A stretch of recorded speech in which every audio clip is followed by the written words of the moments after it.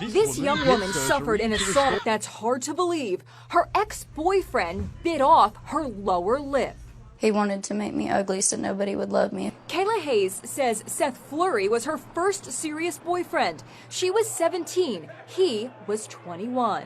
He made me believe that he loved me. But Kayla says he became too controlling. Every time she tried to break up with him, he showered her with cards begging forgiveness. This one says, "I love you, baby." I believed him 100%. Finally, after 11 months of dating, Kayla broke up with Seth for good. Kayla agreed to meet Seth one last time to return some personal items. She was in her car when he suddenly leaned in to kiss her, but it was no gentle farewell kiss goodbye. He got about right here and he tried to kiss me. And I leaned back against the seat and he just latched onto me. He bit down on her lip with a ferocity that left her stunned. At Bonnie Blue, the internet figure often called the world's most hated content creator, was arrested on the spot in Bali after driving her infamous bus into Southeast Asia to continue filming adult content with strangers. She believed Bali was just another filming stop. But before a single camera rolled, police were already waiting. Indonesian authorities tipped off about her activities, tracked her movements, and moved in with precision. Within seconds of stepping off the bus, she was pinned against it and detained. This time, the Bonnie Blue bus wasn't a filming set. It was a crime scene. What had operated in legal gray areas across parts of Europe and the US came to a hard stop in Indonesia. The country enforces strict zero-tolerance laws against the production and distribution of explicit content. No loopholes, no negotiations, no warnings. Now, instead of viral views and shock marketing, Bonnie faces criminal charges, heavy fines, possible prison time, and even the risk of being placed on international travel blacklists. Her global content tour may have just ended, and this arrest could mark the beginning of the end of her online empire. A Somali immigrant employee at a Wendy's burger restaurant was fired after a customer complained that she was working barefoot. The incident happened earlier this week at a Wendy's location in the Midwest. A customer said he walked up to the counter to place an order and immediately noticed the female server had no shoes and no socks on. According to him, she was moving between the kitchen area and the register while completely barefoot. He said it made him lose his appetite, so he recorded a short clip and sent a complaint to Wendy's customer service. Management reacted quickly. Several employees said the woman was taken into the office the same day and was told she could not continue working without shoes. When she explained that her feet were swollen from a possible pregnancy and regular shoes caused pain, managers still decided to remove her from her shift. By the next morning, she was officially terminated. Some people online defended her, saying she looked uncomfortable and needed support, not punishment. They said she was doing her job and not touching food with her feet, so the customer overreacted. Others insisted Wendy's followed company rules. They pointed out that bare feet in a fast food kitchen violate safety standards, risk injuries, and could create legal issues. The debate continues. What do you think about this situation? Breaking news, a DoorDash delivery driver sprayed pepper spray into food. After being unhappy with the tip, the customer was rushed to the hospital after eating the food. Mark Hardin and his wife said they ordered dinner through DoorDash and added a $5 tip in the app. According to Mark, the driver seemed dissatisfied with the amount and decided to take revenge by spraying pepper spray into the food before dropping it off. Mark's wife ate part of the meal and immediately began coughing uncontrollably. Her throat and chest started to burn, and she struggled to breathe. Mark said she was rushed to the hospital and that she almost lost her life from the reaction. Mark contacted law enforcement, and the sheriff's office confirmed they are actively investigating. A spokesperson said the possible charge is consumer product tampering, which is a level 6 felony. DoorDash has not yet released further details, but the driver has reportedly been removed from the platform during the investigation. The case has sparked debate about tipping standards and whether customers should feel pressured to leave higher tips out of fear of retaliation. How much of a tip do you think is enough to avoid situations like this?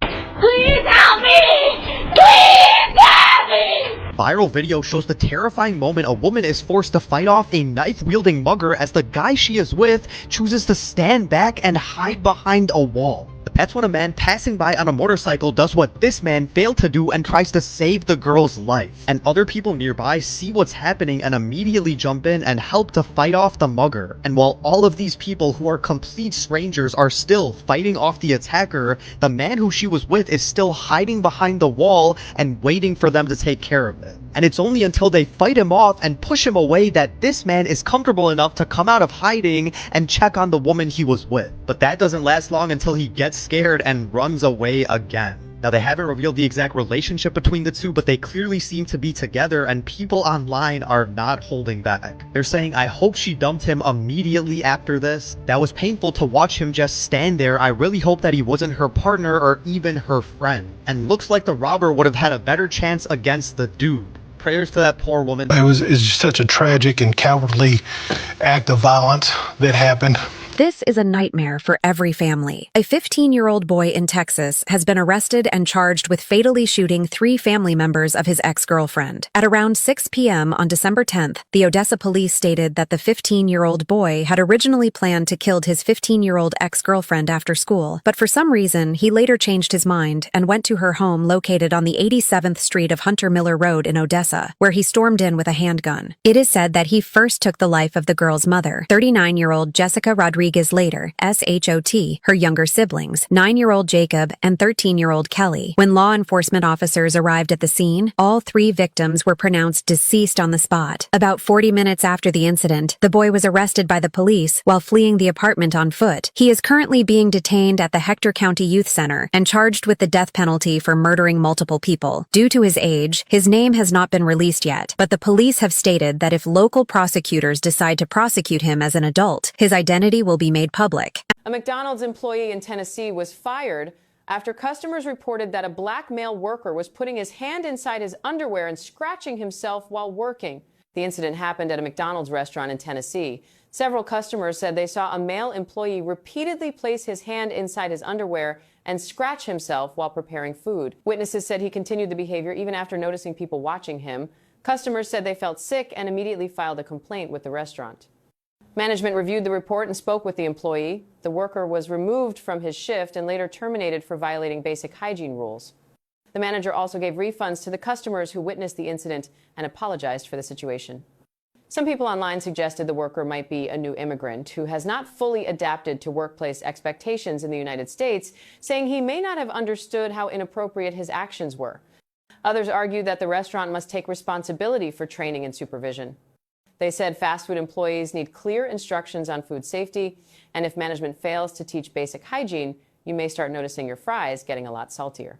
Heroic dad fights off coyote to save his dog in wild showdown. A shocking moment unfolded in Mount Pleasant, South Carolina, when Timothy Snipes found himself in a life-or-death battle to protect his chihuahua, Roxy, from a vicious coyote. It all started when Roxy spotted the wild animal in their yard and charged straight at it. Fearing the worst, Snipes, dressed only in his bathrobe and slippers, knew he had to act fast or risk losing his beloved dog. The coyote bit Snipes several times as it fought back, but the determined dad wasn't backing down. In a desperate move, Snipes grabbed the coyote by its tail, dragged it to a nearby garbage bin, and managed to trap it inside. As the coyote struggled inside the bin, Snipes made sure Roxy was safe. Animal control soon arrived to take the wild animal away. Snipes, shaken but relieved, has vowed to never let this happen again. To protect Roxy, she'll now wear a spiky harness, which will make any future coyote think twice. You son of a... An airport employee was beaten by the manager while attempting to retrieve personal belongings. After being fired, video shows Shakoria Ellie attempted to enter the counter, but was stopped by the manager wearing a red polo shirt. Ellie immediately pushed him away and attempted to enter again, but was pushed back by the manager wearing a green shirt for a distance. Ellie lifted a chair and attempted to attack the man in green clothes, but the chair was taken away. Ellie didn't intend to give up yet, so she rushed towards the manager in the red polo shirt again. The manager threw her out, and Ellie immediately got up and beat him. The man in green tried to stop him, but was slapped by Ellie. Shortly after turning around and leaving, Ellie jumped over the counter. The 2 managers immediately subdued her, and then Ellie left with her belongings. The manager called the emergency number after Ellie left. After the police arrived at the scene and saw that she was black, they immediately arrested her without questioning the reason, according to the investigation. Ellie wanted to retrieve her personal belongings after being fired due to a dispute with a colleague over the temperature of her espresso. The report shows that officials have not made any charges against her. Who do you think is at fault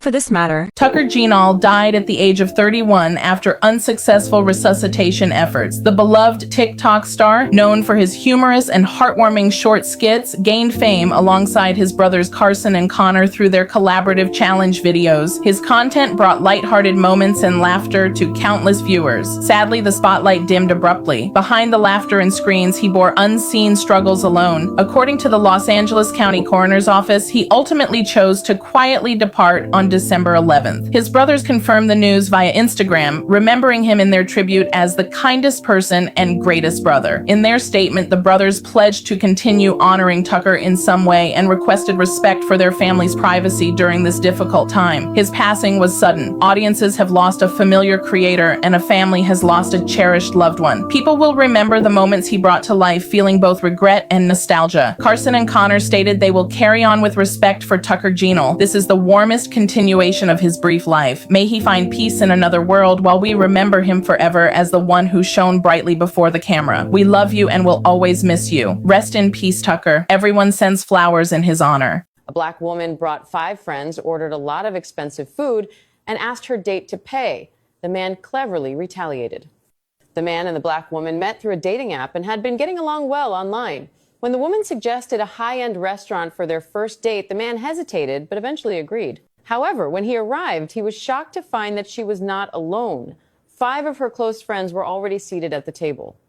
As dinner continued, the man watched the group order high-priced items, including steak, lobster, and several bottles of red wine. Feeling uncomfortable with the situation, he told the waiter that he was not feeling well and ordered only a salad. When the bill arrived, totaling around $2,000, the man made his position clear. He told the server he would only pay for the salad he ate, stating that he did not touch any of the other dishes. His date and her friends reacted angrily, accusing him of lacking manners and saying a real gentleman would have paid for everyone at the table.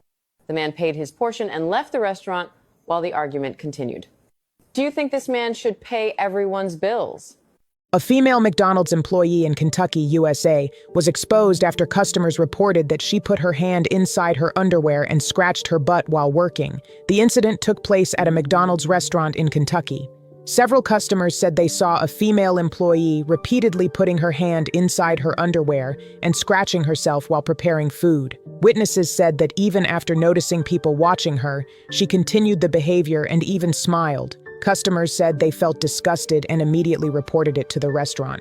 Management reviewed the complaints and spoke with the employee. It was later revealed that the worker is an immigrant from Mexico. The manager refunded the customers who witnessed the incident and apologized, but did not specify whether the employee was fired. Online, some people joked that the employee was just trying to add a unique flavor.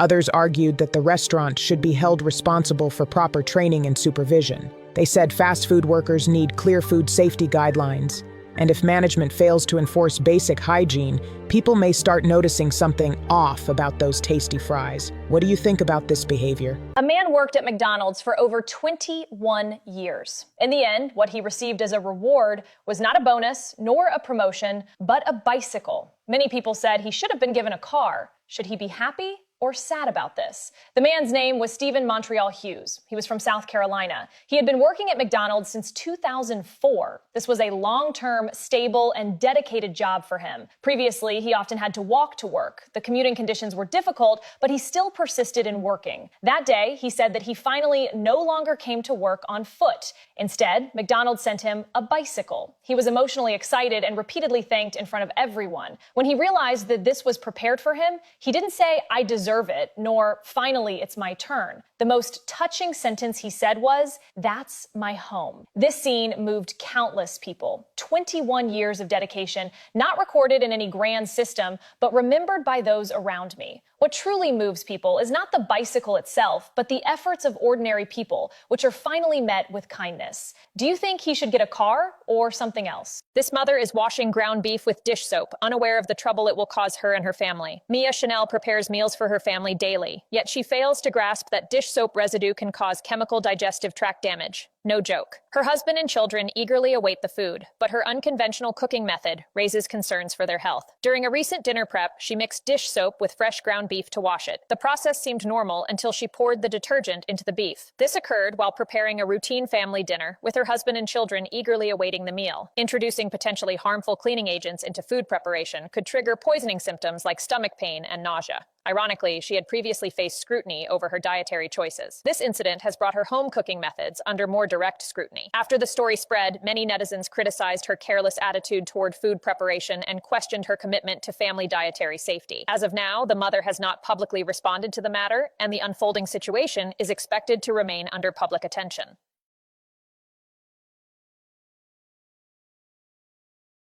A restaurant manager withheld a $4,000 tip, citing broken tableware. The waitress who refused was fired. Emily, a 5-year-old single mother, had worked hard at the restaurant for 3 years. On Thanksgiving night, she served a table of entrepreneurs who had just signed a multi-million-dollar contract. As they were leaving, a guest handed her an envelope containing $4,000 in cash. He told her, "I was once a waiter too when I was young. This is what you deserve." Just before closing that night, the manager informed Emily he claimed her customers had broken 4 crystal glasses, each worth $1,000. He demanded Emily hand over the tip immediately. However, surveillance footage showed the expensive glasses were not damaged at all. Emily refused to surrender the tip, calling the demand robbery. Ultimately, Emily was fired and never got the tip back. The video of the incident went viral on social networks. Netizens discovered the restaurant's rating plummeted to 1.5 stars overnight. Legal experts pointed out that federal law states tips designated for a specific server belong to that individual.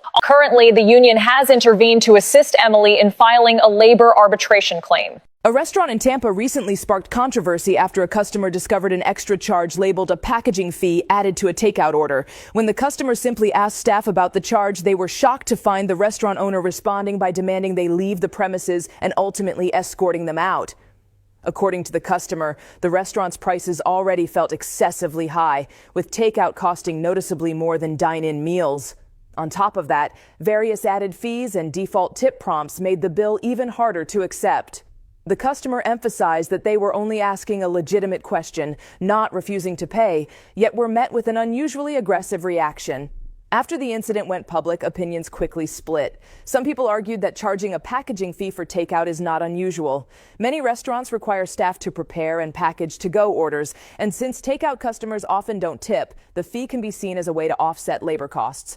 Others strongly disagreed, saying the real issue isn't whether a packaging fee exists, but how it's handled. Critics pointed out that if such a fee is a standard cost, it should be clearly listed on the menu rather than appearing unexpectedly at checkout. More importantly, kicking a customer out simply for asking about a charge was widely viewed as unprofessional. Leah Palmella died after falling inside an abandoned building in Atlanta.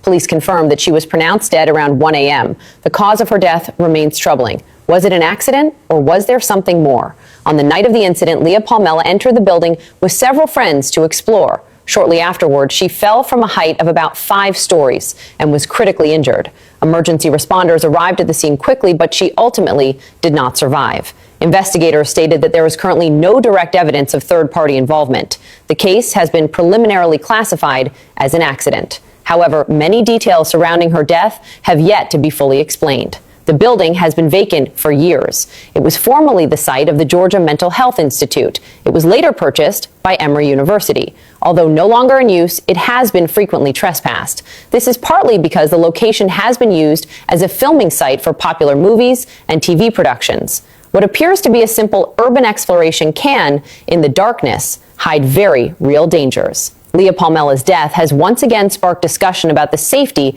of abandoned locations. Do you think this was really just an accident? A McDonald's restaurant closed after receiving complaints about a pajama day for its employees during the holiday season.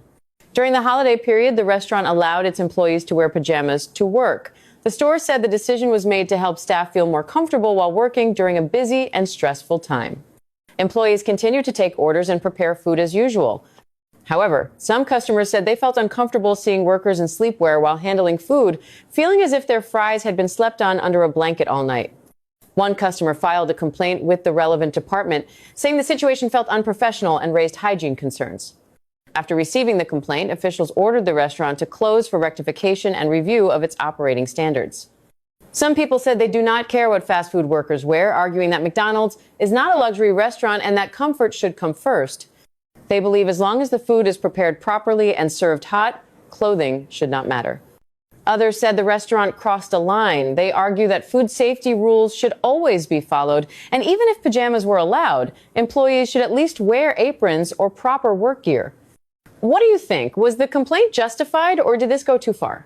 You can't let your dog touch the food. This is a health code violation. He's just tasting. He's cleaner than half the people. A woman was sued by a restaurant for $10,000 in compensation after allowing her dog to eat from public tableware. A woman named Isabella Clark brought her dog into this pet-friendly restaurant. According to eyewitness accounts, during her meal, Miss Isabella let her dog lick food directly from the restaurant-provided plates and silverware. She even later used the restaurant's linen napkin to wipe the dog's mouth. Another customer, feeling uncomfortable after witnessing this, complained to the manager. Citing California health and safety codes, the manager asked Miss Clark to stop the behavior, but she stated her dog was family and refused to acknowledge any problem. The restaurant management then took action. They decided to file a civil lawsuit against Miss Clark. They accused her of intentionally contaminating tableware and causing damage to the restaurant's reputation and commercial interests, demanding she pay $10,000 to cover costs for replacing utensils, deep cleaning, and brand damage. Miss Clark was shocked and felt wronged. She explained she simply viewed her pet as family.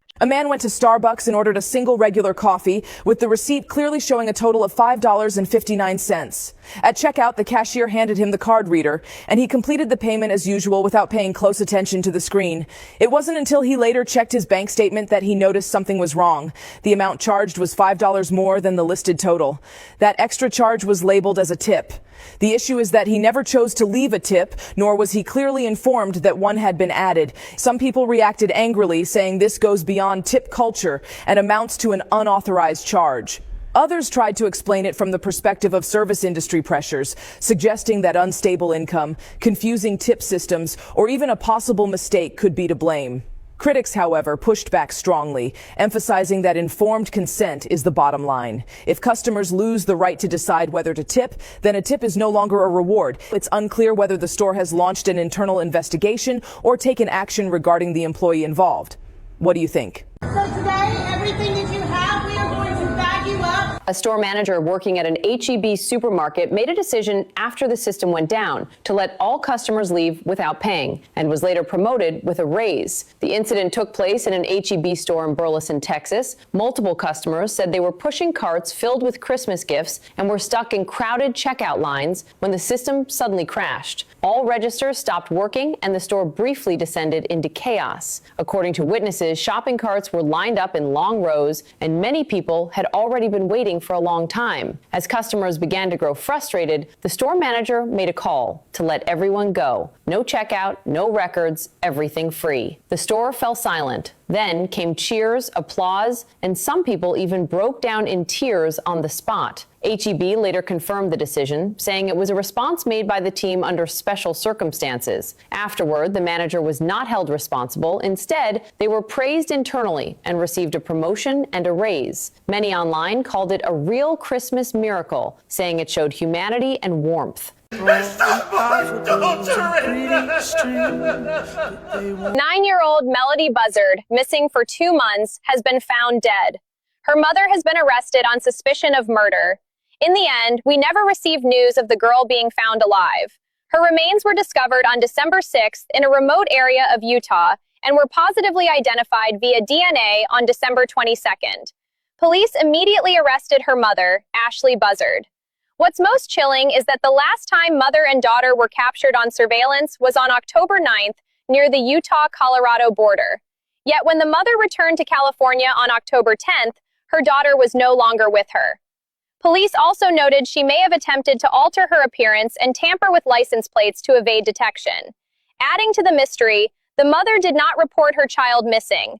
It wasn't until October 14th, after the girl failed to attend school for multiple days, that authorities launched a full investigation following the school's report.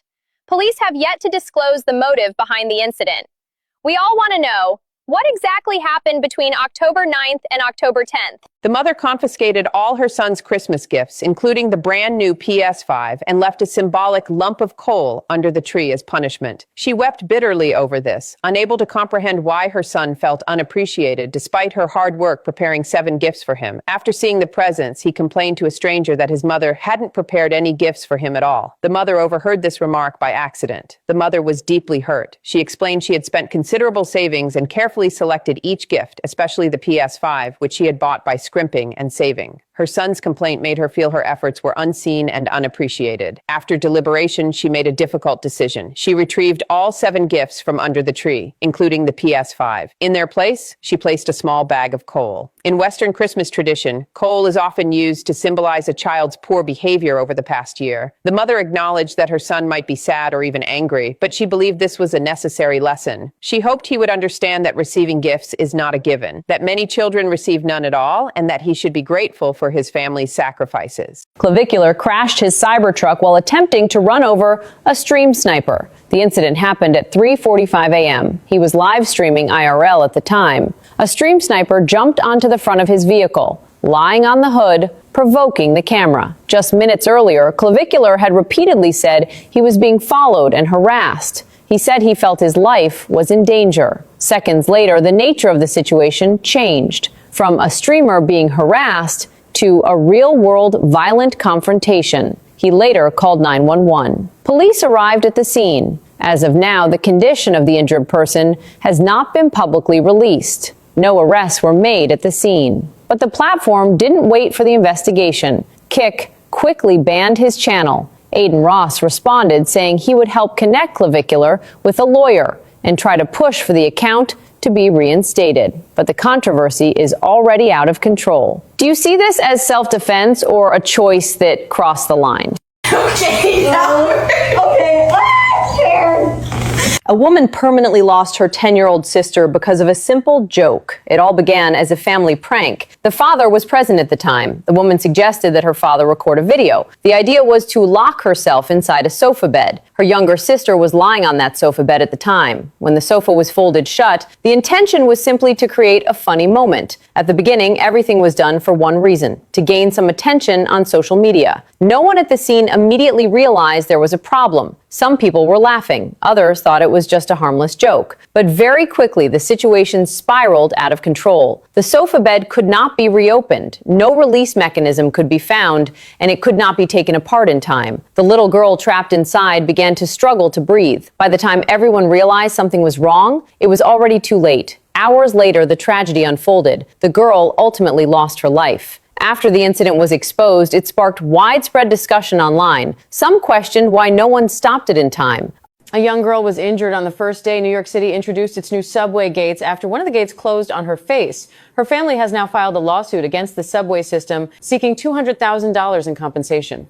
The girl and her father were taking their usual subway trip when they noticed the station had installed new ticket gates. The gates are designed to stop fare evasion. If the system detects someone closely following another passenger, the doors shut quickly. Both the father and daughter paid for their rides and attempted to pass through the gate together. Because they were unfamiliar with the new system, they stood too close to each other. Before the girl had fully passed through, the gate suddenly closed and struck her face. Her face quickly became swollen. The father said he was shocked and angry. He claimed on-duty staff did not offer medical help and only told them to step back. The father later decided to file a lawsuit against the subway authority, arguing the system is unsafe. Some people say parents should not be expected to leave their child standing alone while a gate opens, calling the design dangerous. Others worry about what could happen to parents pushing strollers. However, some writers say the new gates finally stop people who try to sneak through without paying and believe the system is necessary.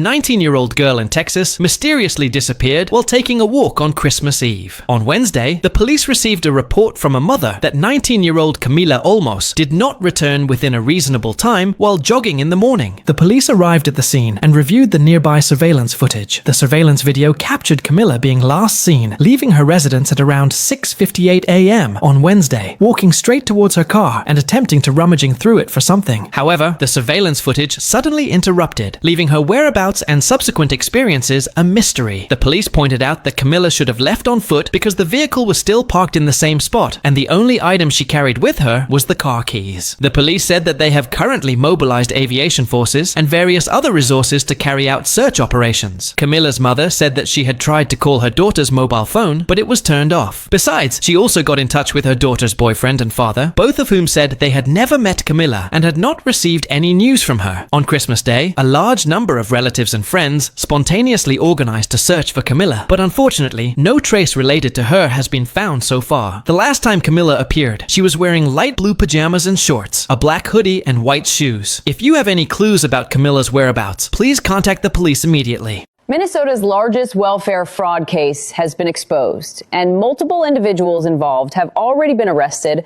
and are now cooperating with investigators. One daycare facility couldn't even spell the word learning correctly, yet still received $4 million in public funding. Independent journalist Nick Shirley attempted to enroll his son in several taxpayer-funded daycare centers across Minnesota. Every location he visited was completely empty. He then exposed what was really happening. Videos show that some of the listed daycare addresses had no children at all. Some locations were vacant buildings or private residences, yet they had been collecting government subsidies for years. Nick Shirley and his team conducted on-site investigations, knocking on doors one by one. In front of the camera, some refused to answer, some shut the door immediately, and others suddenly changed their story, denying everything. One daycare facility specifically named in the investigation reportedly received around $1.9 million in public funds in 2025. Yet during filming and site visits, the location was completely vacant. State authorities and law enforcement have now launched formal investigations. Major breaking news, Anthony Joshua has just been involved in a serious car crash in Nigeria. Local reports say that 2 people are dead and AJ has been sent to the hospital. He is alive and has apparently suffered minor injuries. Authorities said he was traveling in the back of a vehicle that had a tire burst while on the highway, and the driver of the car lost control as a result before crashing into a stationary vehicle. Witnesses said that there were 2 vehicles traveling together from Joshua's party and that the boxer security team was in the vehicle behind them before the crash. And the person in the passenger seat and the person who sat right next to Joshua both died on the spot. Local authorities said it's still sketchy for us here. We're trying to establish all the facts from the first responders, and that is the most we can say. We will be giving details as we have updates. But they did say the vehicle conveying Mr. Joshua was involved in the accident under circumstances that are currently being investigated. Joshua, seated in the rear of the vehicle, sustained minor injuries and is receiving medical attention with another injured person. And his team said, we are trying to contact Anthony, and in the meantime, we don't want to speculate on how he is, but thankfully he appears okay from what I have seen in the images. Prayers to Anthony Joshua. Get off! Get off! Case out of San Antonio, Texas. A press conference was just held, and the sheriff did say that a body was found during their search for her today. He said that the body was found in a field very close to Camilla's home, that the body is a female, and that the body physically does resemble Camilla and was found in an area that they believe that she was traveling in. A medical examiner will need to perform an autopsy and do DNA analysis to confirm the identity of this deceased person. However, they are saying that they do believe that this is her. The sheriff is saying that they do not believe that foul play is involved in her death at this specific moment. They said that there was a GUN found near her body and her wound appears to have been self-inflicted. Again, all of this stuff needs to be confirmed by the medical examiner. The sheriff did say that they are going to try to expedite that process so that they can have answers within a day or two. My thoughts and prayers are with Camilla's family and friends at this time, and as soon as we have any new information or updates, I'll be sure to share with you guys. Costco's return counter is already piled up. More and more consumers after Christmas are returning fully used Christmas trees, sofas, and other furniture to Costco, taking advantage of the company's generous return policy to use them for free for the entire holiday season. These items clearly aren't defective. Boxes are torn apart, branches bent over and over again. Costco's return policy was originally built on trust that customers wouldn't treat consumer protection as a loophole. In the end, the ones who pay the price are never Costco, but ordinary customers who follow the rules. Costs go up, prices rise. As long as the rules don't explicitly say you can't do this, some people feel justified in abusing them. Christmas trees stop being products and turn into holiday rentals. Use them, return them. No guilt, no hesitation. This isn't fraud, but it's slowly killing good policies. So the question is, are these behaviors exactly why we're losing consumer-friendly systems altogether? You fucking New York authorities have arrested the individual responsible for fraudulently selling a fake 14-karat gold bracelet, an incident that triggered a dramatic public confrontation between luxury jewelry brand Trax NYC and AK Diamonds. The confrontation began when Maksuda Gajani, the owner of Trax NYC, accused AK Diamonds of misleading a customer into buying what they believed was a 14-karat white gold bracelet. However, after independent testing, it was revealed the bracelet was only 10-karat gold, resulting in significant financial loss. According to Gajani's allegations, AK Diamonds employees falsely claimed an affiliation with his brand in order to gain the customer's trust. In a tense exchange, Gajani entered the AK Diamonds store with cameras rolling, presented the fraudulent receipt, and accused the staff of tarnishing his brand's reputation and misleading customers. The confrontation, captured on video, quickly went viral, igniting public outrage. Following the investigation, authorities have arrested the individual behind the fraudulent sale, highlighting the risks posed by such deceptive practices. The body of missing 4-year-old Jonathan Everett Bully has been found. Authorities said reports indicate he was located about 2 miles away from his father's residence from where he was last seen. The cause of death has not been determined and the investigation is ongoing. His dog Buck, who was also missing, was found alive near him. Jonathan's father has been arrested. Officials have not stated a connection to the child's disappearance and death at this time. Through court records, we have also learned that an additional charge has been filed against Jonathan's father, James Bully. He was previously arrested and taken into custody for the unlawful manufacturing of a destructive device. He now faces a new charge of chemical endangerment of a child. This means authorities have probable cause to believe he knowingly or recklessly caused or allowed a child to be exposed to a controlled substance identified in documents as methamphetamine. According to the court filing, these offenses occurred on January 1st, 2025, on or near Highway 95, the same day and general area where Jonathan Bully was last seen. My heart breaks for Jonathan's family. As more information becomes clear, I will be sure to share it with you all, so make sure you're following for updates. A black woman went on a first date with a man and ordered 3 to-go meals for her 3 children. She didn't pay for them herself. She directly told the man to cover the bill. According to the man afterward, they met on a dating app, and this was their first time meeting in person. He thought it would just be a normal date. But not long after they sat down, the woman started ordering food, not for herself. She ordered 3 separate takeout meals, each for one of her children. What surprised him even more was that after placing the order, she turned to the server and said, "He'll pay." He didn't lose his temper on the spot. Instead, he went along with it and said, "Why don't you order a bit more? That way you won't have to cook tomorrow." The woman was pleased. She kept adding items, ordering more expensive dishes with larger portions each time. While they were waiting for the food, the man stood up and said he was going to the restroom. He left the table. He left the restaurant, got in his car, and drove away. After the video went viral, some people said the man walking out was classless. Others argued that asking a stranger on a first date to pay for meals for 3 children crossed a line. If you were him, would you have stayed and paid the bill?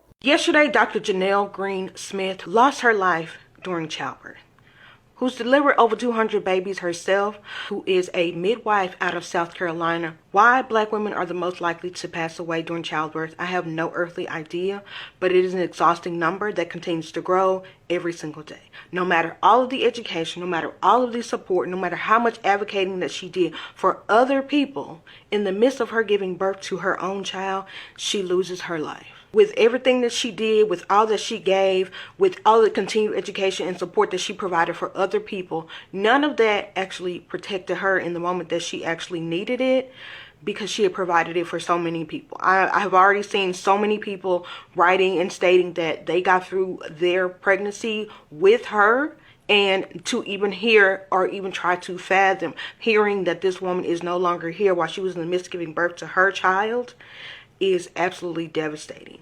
Now, the baby did survive. The baby. Breaking news. A delivery worker was struck and dragged 1.6 kilometers to his death. The driver, identified as a nurse, has sparked widespread public outrage online. The victim has been identified as Roberto Hedzes. He was on his way home from work to pick up his partner, but he never made it.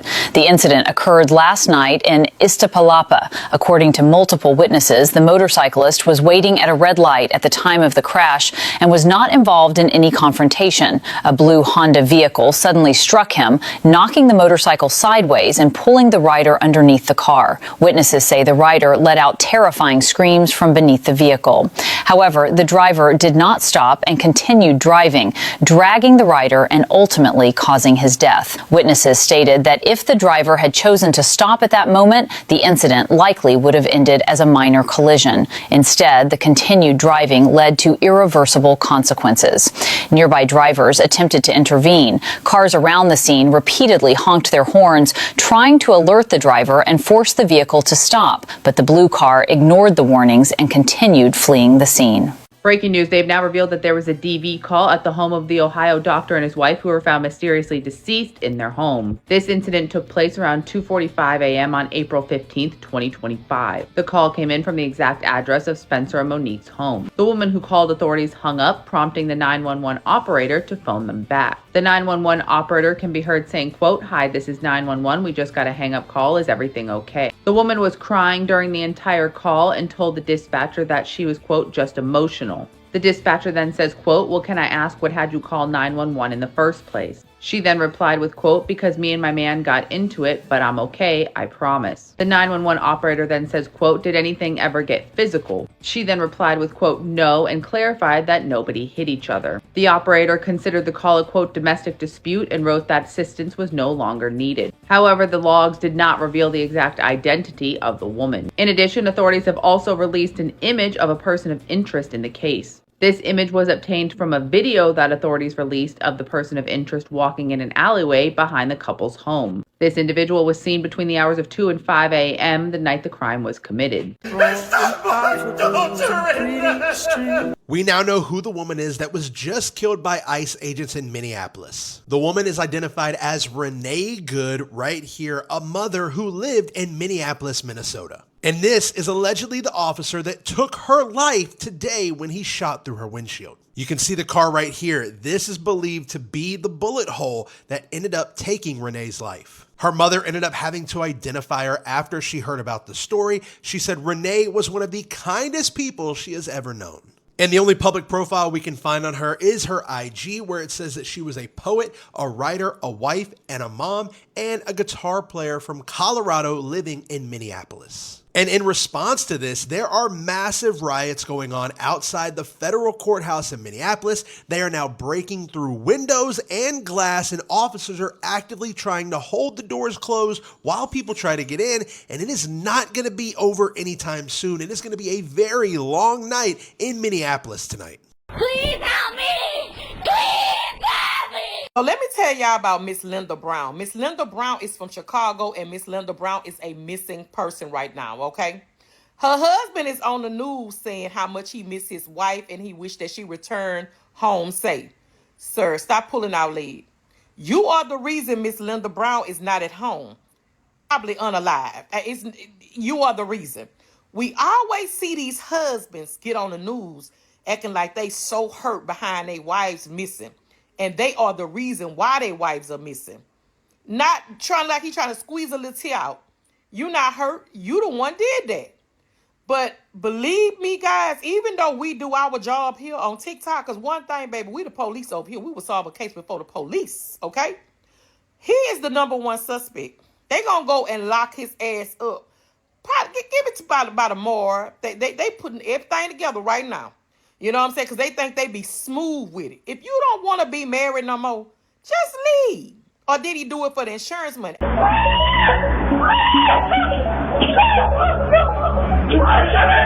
It's Wednesday, January 7th, and there has been a big break in the case of 53-year-old Linda Brown, who you see here. Now, she is the Chicago area special education teacher who went missing on Saturday when she was a no-show for an acupuncture appointment. Linda's has been shared with reporters this afternoon that her car, which they had been looking for, which was a blue Honda Civic, has been located. But at the moment, Chicago police are not giving any further information on where it was found because they say they're still actively searching the area. So if you've been following this case, this next part is where all of the speculation kind of enters the picture, and you'll see why when I tell you more details. So Brown's husband, Antoine, says the last time he saw his wife was on Friday night. He says that night the two watched a movie together in their Bronzeville home and that nothing seemed out of the ordinary with Linda. He says Linda went to bed early that night, and then when he woke up the following morning, she was gone. And he says his wife never showed up for a scheduled acupuncture appointment.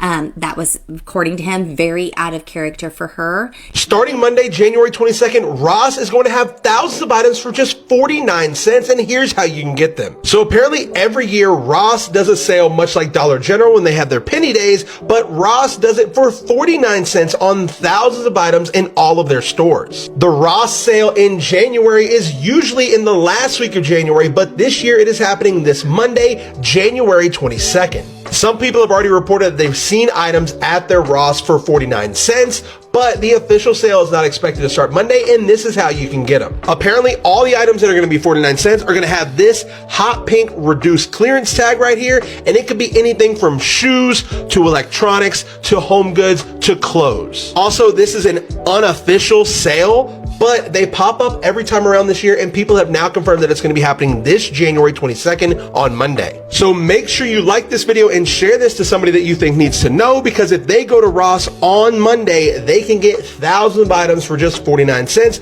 And let me know in the comments if you guys get anything on Monday. A mother is accusing a hospital of trying to remove her son from life support without her consent, just to obtain his organs. This is not a story. This is real footage filmed by a patient's mother at Overland Park Regional Medical Center in Kansas. According to the mother, while her son Avery was still on life support, the hospital had already begun preparing to withdraw it and harvest his organs, pushing forward with what they called an honor walk. The family insists their child was still alive. They argue that paperwork signed when he was a minor does not represent his wishes today.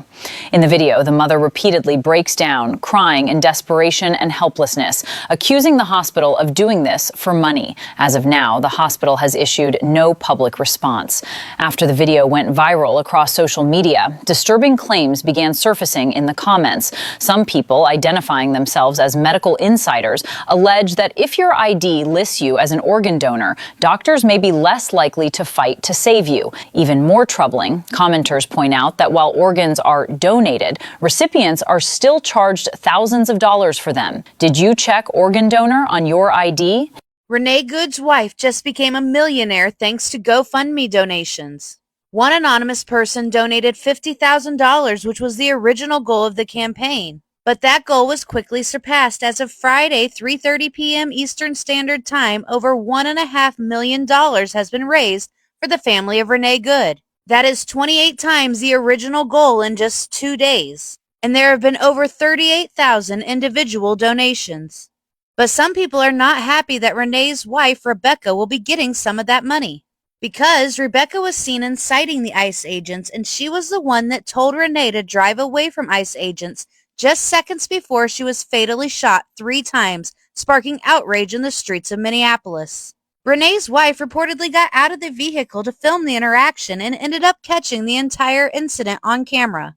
There are also reports that say that the wife has said that she feels that it is her fault because she called her wife down there to get involved in the situation. Are you fucking kidding me? I'm Native American. Get the fuck off my yard until she comes that way. A DoorDash driver ran into a woman's home to escape ICE, and the homeowner refused to let agents inside without a warrant. That homeowner is TikToker StormyBaby27, and the moment exploded online. Stormy was live when the driver rushed in asking for help, with U.S. Immigration and Customs Enforcement agents outside. With a baby in the house, she repeatedly told them they were not coming in without a judge-signed warrant, period. On camera, Stormy stood her ground, identified herself as Native American, and demanded the agents leave her property unless they had legal authority. The clip went viral instantly. Viewers praised her calm, clarity, and refusal to be intimidated in a high-pressure moment. The symbolism didn't go unnoticed. Out of all the homes the driver could have fled to, she ended up at the house of someone who openly talks about Indigenous history and who chose to act. Stormy's following jumped from about 11,000 to nearly 30,000 overnight. night. The driver's current whereabouts haven't been confirmed, but many hope she's safe and has legal support. Missing Chicago CPS teacher Linda Brown was confirmed to have drowned in a lake. Her husband, Antoine Brown, stated that on the evening of January 2nd, they were watching a movie at home and everything seemed normal. But by 8:35 the next morning, Linda was gone. Family members indicated that Linda had an acupuncture appointment scheduled for that day, but never showed up. Antoine reported her missing immediately and urged the media to issue a public alert. Unexpectedly, public opinion shifted fast. Many began to suspect Antoine as a possible suspect, simply because his voice was hoarse during interviews, and he didn't cry. It wasn't until surveillance footage from the 3rd showed Linda driving alone to the lake, parking, then walking toward the pedestrian bridge leading to the shoreline, never to return to her car, that the narrative began to shift. Police expanded their search area based on this evidence. Linda's family hired professional search and salvage teams. As more evidence surfaced, accusations against Antoine began to fade, but questions still remain. Why was she at the lake in the middle of the night? What are we missing? A gruesome discovery inside a Pennsylvania man's home. Police find the remains of more than 100 skeletons. 34-year-old Jonathan Garlick is facing more than 500 charges of being held and being held in $1 million bail. Investigators say since Halloween, he has broken into dozens of freestanding burial chambers and gravesites, and some of these remains were 200 years old. Others newer, including remains with a pacemaker attached. Well, Jason, police think that Jonathan Gerlach was selling at least some of those human remains online. Investigators say he had collected a trove of human skulls, skeletons, and bones, including full corpses hanging from his basement ceiling. I never thought I would see this in my life. According to newly released affidavits, police say Gerlach used crowbars and screwdrivers to break into dozens of mausoleums and underground burial vaults on both the Yeadon and Philadelphia sides of the historic Mount Moriah Cemetery. You can actually see where some of the stones were moved and vaults burglarized. 2 corpses stolen from this grave, 7 sets of remains stolen from this family plot. All of the remains were from those who died many years ago, but some as young as infants. Descendants of family members buried here are sickened. A former NFL player, Sam Beal, has been missing since last July, leaving his family and friends desperately searching for answers. Beal, who once played as a defensive back for the New York Giants, disappeared after a phone call with his girlfriend. The 29-year-old hadn't played professionally since 2021, due to ongoing shoulder injuries. On the day of his disappearance, Beal drove his girlfriend's car, intending to go to work, but instead, he drove over 13 hours to Virginia Beach. The next day, he called his girlfriend, saying he was in Virginia Beach and would return home the following day. He left with only the clothes on his back and a pair of flip-flops, but did take his wallet, containing his ID and cards. His girlfriend's car was later found in Virginia Beach by a family member. Inside, they found Beal's shoes, socks, and a trail of sand clues that have left more questions than answers. Sam's sister shared a heartfelt message, marking 7 months since anyone has heard from him, urging the public to come forward with any information. She asks anyone with details to contact Kentwood or Virginia Beach Police. For now, the search continues, as his family desperately seeks. The caregiver who kissed the elderly man, Alicia,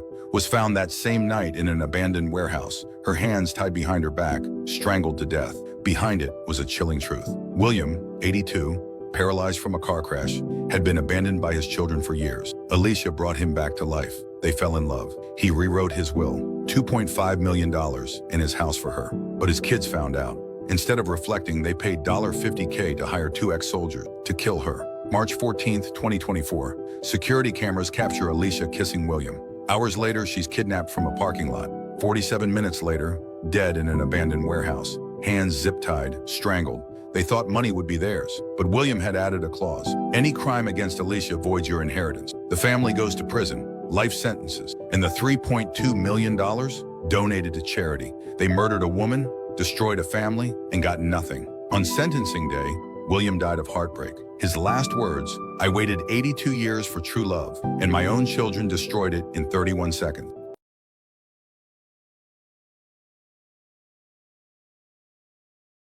This customer falsely claims she found hair in her food and has now been arrested. In Texas, a woman placed her own hair into her plate to avoid paying for her meal. Video footage shows the customer secretly taking hair from her own head, putting it onto the plate, and then telling staff she had found hair in her food. The employee explained that there were no female workers in the kitchen and no employees with light-colored hair. The woman immediately argued back, claiming that she didn't have long hair, saying her hair was simply tied up. She then began yelling and verbally abusing the staff. After reviewing surveillance footage, police confirmed that the hair had been deliberately taken from her own head and placed onto the plate. She was taken away by police on the spot and charged with fraud. Some people are asking, if there had been no cameras, would the restaurant have been forced to apologize and compensate her? If the staff hadn't noticed the inconsistency, would the scam have worked? What do you think?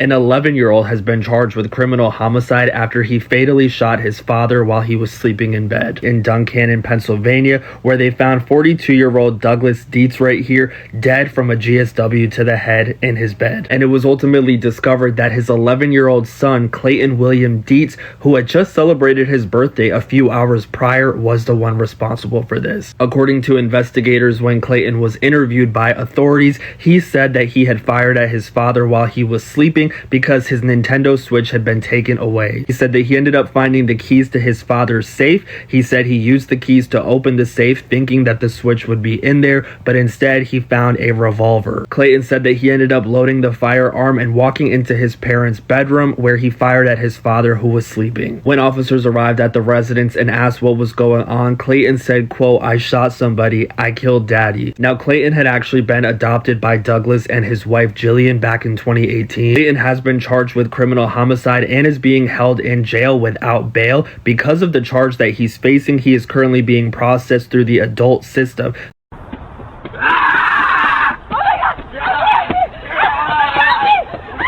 Breaking news. Authorities have made a major development in the case of missing 21-year-old Isabella. They've tracked her phone to a recycling plant in Phoenix, Arizona, and have identified a person of interest, a 39-year-old male from Phoenix, who is currently considered her boyfriend. While no charges have been filed against him at this time, he remains a key figure in the investigation. Detectives also confirmed that Isabella's phone was traced to one of the recycling facilities in Phoenix. As you can see on the map, the two facilities farthest from where she went missing are about 36 to 45 minutes away. Authorities have now labeled her disappearance as suspicious. Isabella was last seen on Sunday, January 11th, around 3 p.m., leaving a friend's home in this area. Later that day, she was spotted at a nearby gas station, where surveillance footage shows her wearing a t-shirt. It's unclear whether she was alone at the gas station or where she went afterward. The following day, Isabella was reported missing.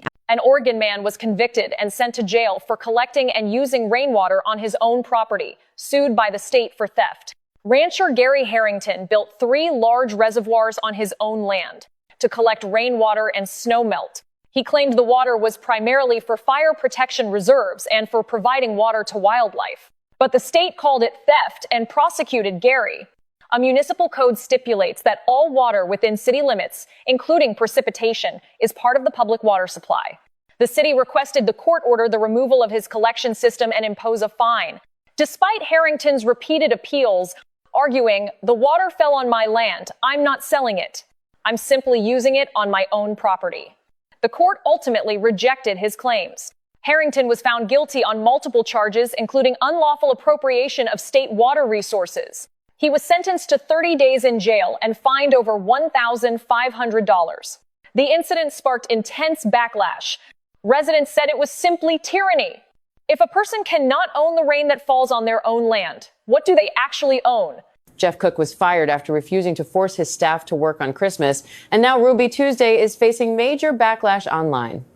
Cook worked at Ruby Tuesday for 19 years. He started as a server and worked his way up to become a general manager. Even as the company closed about 80% of its locations over the past 20 years, he stayed loyal and never planned to leave. On Christmas Day, the company decided to stay open. Employees were not offered holiday pay or overtime. Many workers had already made plans to be with their families. Cook did not want to pressure them. In the end, only 3 employees agreed to stay and help him. Their restaurant became the only one open in town that day. Orders poured in. They worked nonstop from 4 p.m. to 9 p.m. Because the staff was exhausted, Cook chose to close the store 1 hour early. The next day, company leaders told him he failed to make enough people work and fired him. Cook later shared his story on TikTok. The video spread fast. Many people praised him for protecting his workers. Some offered him new jobs. Others said he should sue. At the same time, Ruby Tuesday's comment sections filled with angry messages. Many customers said the company treated a loyal worker unfairly. Some said they will stop eating there. Cook said he is thankful for the support and is still thinking about what to do next. Please help me! Please help me! 17-year-old Haley Busby from Fishers, Indiana, has been missing since January 5, 2026. She was last seen at her home around 10 p.m. in the Enclave Vermilion neighborhood, while police are treating it as a runaway case. Her family believes Haley was lured out by someone she met online, possibly an adult. They think she coordinated her departure with someone who provided a vehicle she didn't have access to. Haley is 5 feet 3 inches, about 120 pounds, with brown eyes and curly brown hair in braids. She was last seen wearing a white blouse, gray jeans, a black puffer jacket, and carrying a pink Vera Bradley duffel bag. A large search effort is underway, involving the Fishers Police, the National Center for Missing and Exploited Children, and the United Cassian Navy. Billboards and vehicle wraps are spreading the word, and a GoFundMe has raised over $15,000 for the family. Authorities are reviewing social media and surveillance footage to track down who Haley may have gone with. If you have any information, please contact the Fishers Police Department. Oh, shit! No! No! Former Nickelodeon child star Kiana Underwood, known from All That and Little Bill, has been killed in a Brooklyn hit-and-run at just 33, and fans are reeling. Police say Kiana was crossing the street in the Brownsville neighborhood around 6:50 a.m. when a dark SUV hit her and kept going, dragging her down the road before speeding off. She suffered severe head and body trauma and was pronounced dead at the scene. As of now, no arrests have been made, and the NYPD's collision unit is still investigating. Kiana grew up in New York and broke out on Nickelodeon in the mid-2000s, joining season 10 of All That and voicing Fuskia Glover on the animated series Little Bill, along with roles in projects like The 24-Hour Woman and the national tour of Hairspray. Tributes are pouring in from nostalgic 90s, 2000s kids, and former co-stars, mourning a performer many remember from their childhood. If you're in New York and know anything about the driver involved, police are asking people to contact Crime Stoppers. If you see any hooded figures walking silently through your street, take this as a warning. Parents, protect your children. Over the past few nights, hooded individuals have been seen walking through residential neighborhoods. Men dressed entirely in black cloaks, moving slowly in complete silence, like a funeral. A procession of death. Surveillance cameras have already captured this disturbing pattern. They move in groups, stop outside houses for several minutes, and then vanish without a trace. Shortly after these sightings, children have been abducted, taken quietly, without force, without witnesses, no alarms, no explanations. Authorities refuse to comment, but leaked internal documents confirm the truth. These movements are coordinated, organized, planned. This is not coincidence. It's a silent operation, spreading further every night, growing without control. Locking your doors won't be enough. These figures don't stop at gates. They watch, they wait, and they choose. This Monday night, January 19th, at exactly 10 p.m., activity is expected to intensify. Just take it! Go! Leave him alone! A wild camping moment is going viral after a man camping deep in the mountains had an unexpected visitor. When a baby deer suddenly ran straight into his tent. The man jumped in shock, thinking it was just a random animal wandering by. But as he leaned in to check on the terrified fawn, he looked outside and froze because a wolf was standing right there, watching them. Panicking but thinking fast, the man grabbed a steak from his bag, tossed it toward the wolf, and shouted, "Take the meat and get out of here." The distraction worked, and the wolf backed off. Once it was safe, the man turned his attention back to the shaking fawn, gently checking on it and feeding it a carrot to calm it down. After making sure the deer was okay, the man decided it was time to leave and head home. But the fawn didn't want to let him go. It followed him all the way to his car, standing in front like it was begging to stay. Seeing how attached it had gotten, the man made a surprising decision and brought the little deer home. Now the fawn has a new life in. It's even become best friends with the family dog. A mother in Ohio is now being sued simply because she prepared breakfast for her son's classmate. It began when Maria Duran noticed her son leaving home each morning with an extra plate of food. When she finally asked why, he told her, "Mom, there's a boy in my class who never eats breakfast. He comes to school hungry every day." Hearing this, Maria started preparing 2 breakfasts every morning, one for her son and one for the quiet boy who often sat alone. The child accepted the meals gratefully, and for weeks, nothing seemed wrong. Until the day his parents found out. Instead of thanking Maria, they filed a complaint against her, accusing her of feeding their child without consent, and even claiming she might have been trying to harm their son with food they didn't approve of.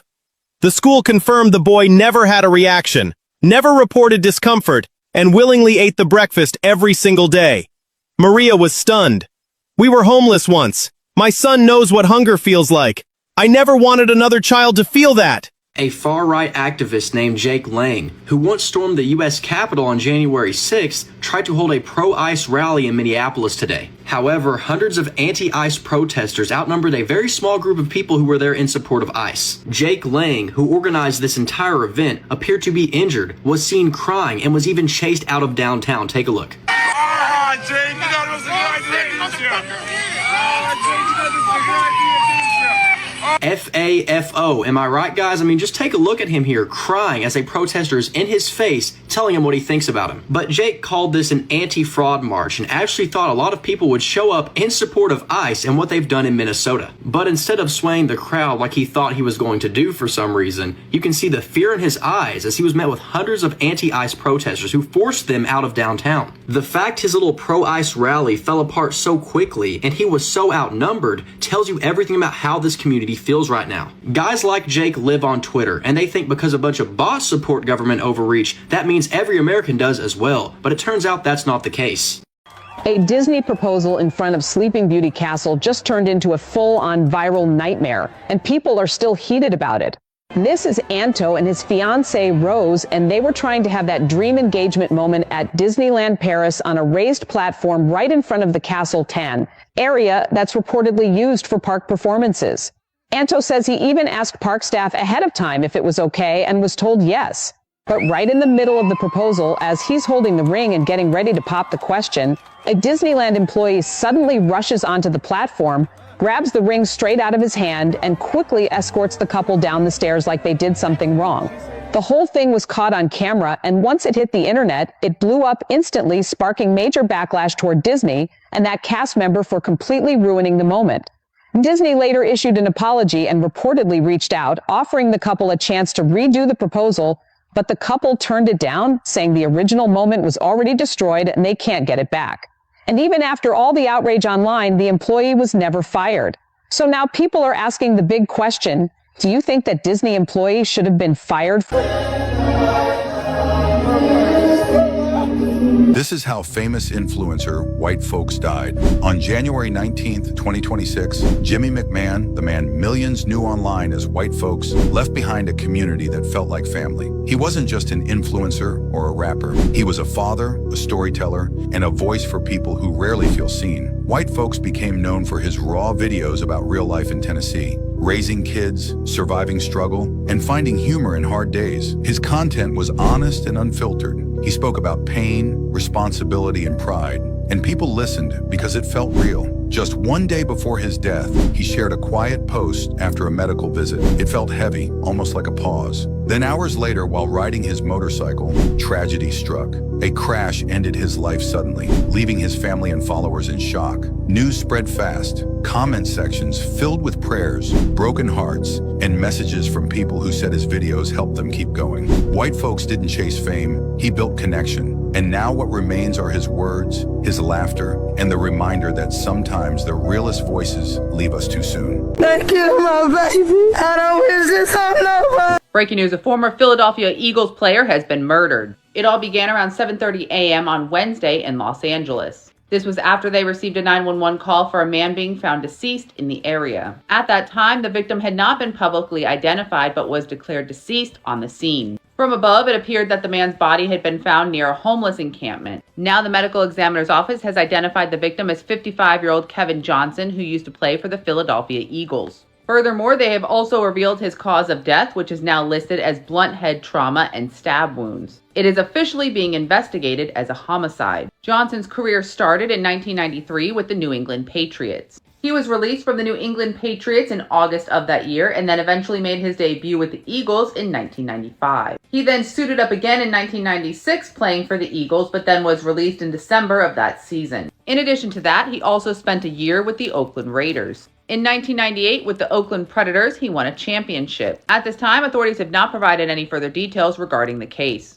I said, you buy the car, then you take me out on a date. All right.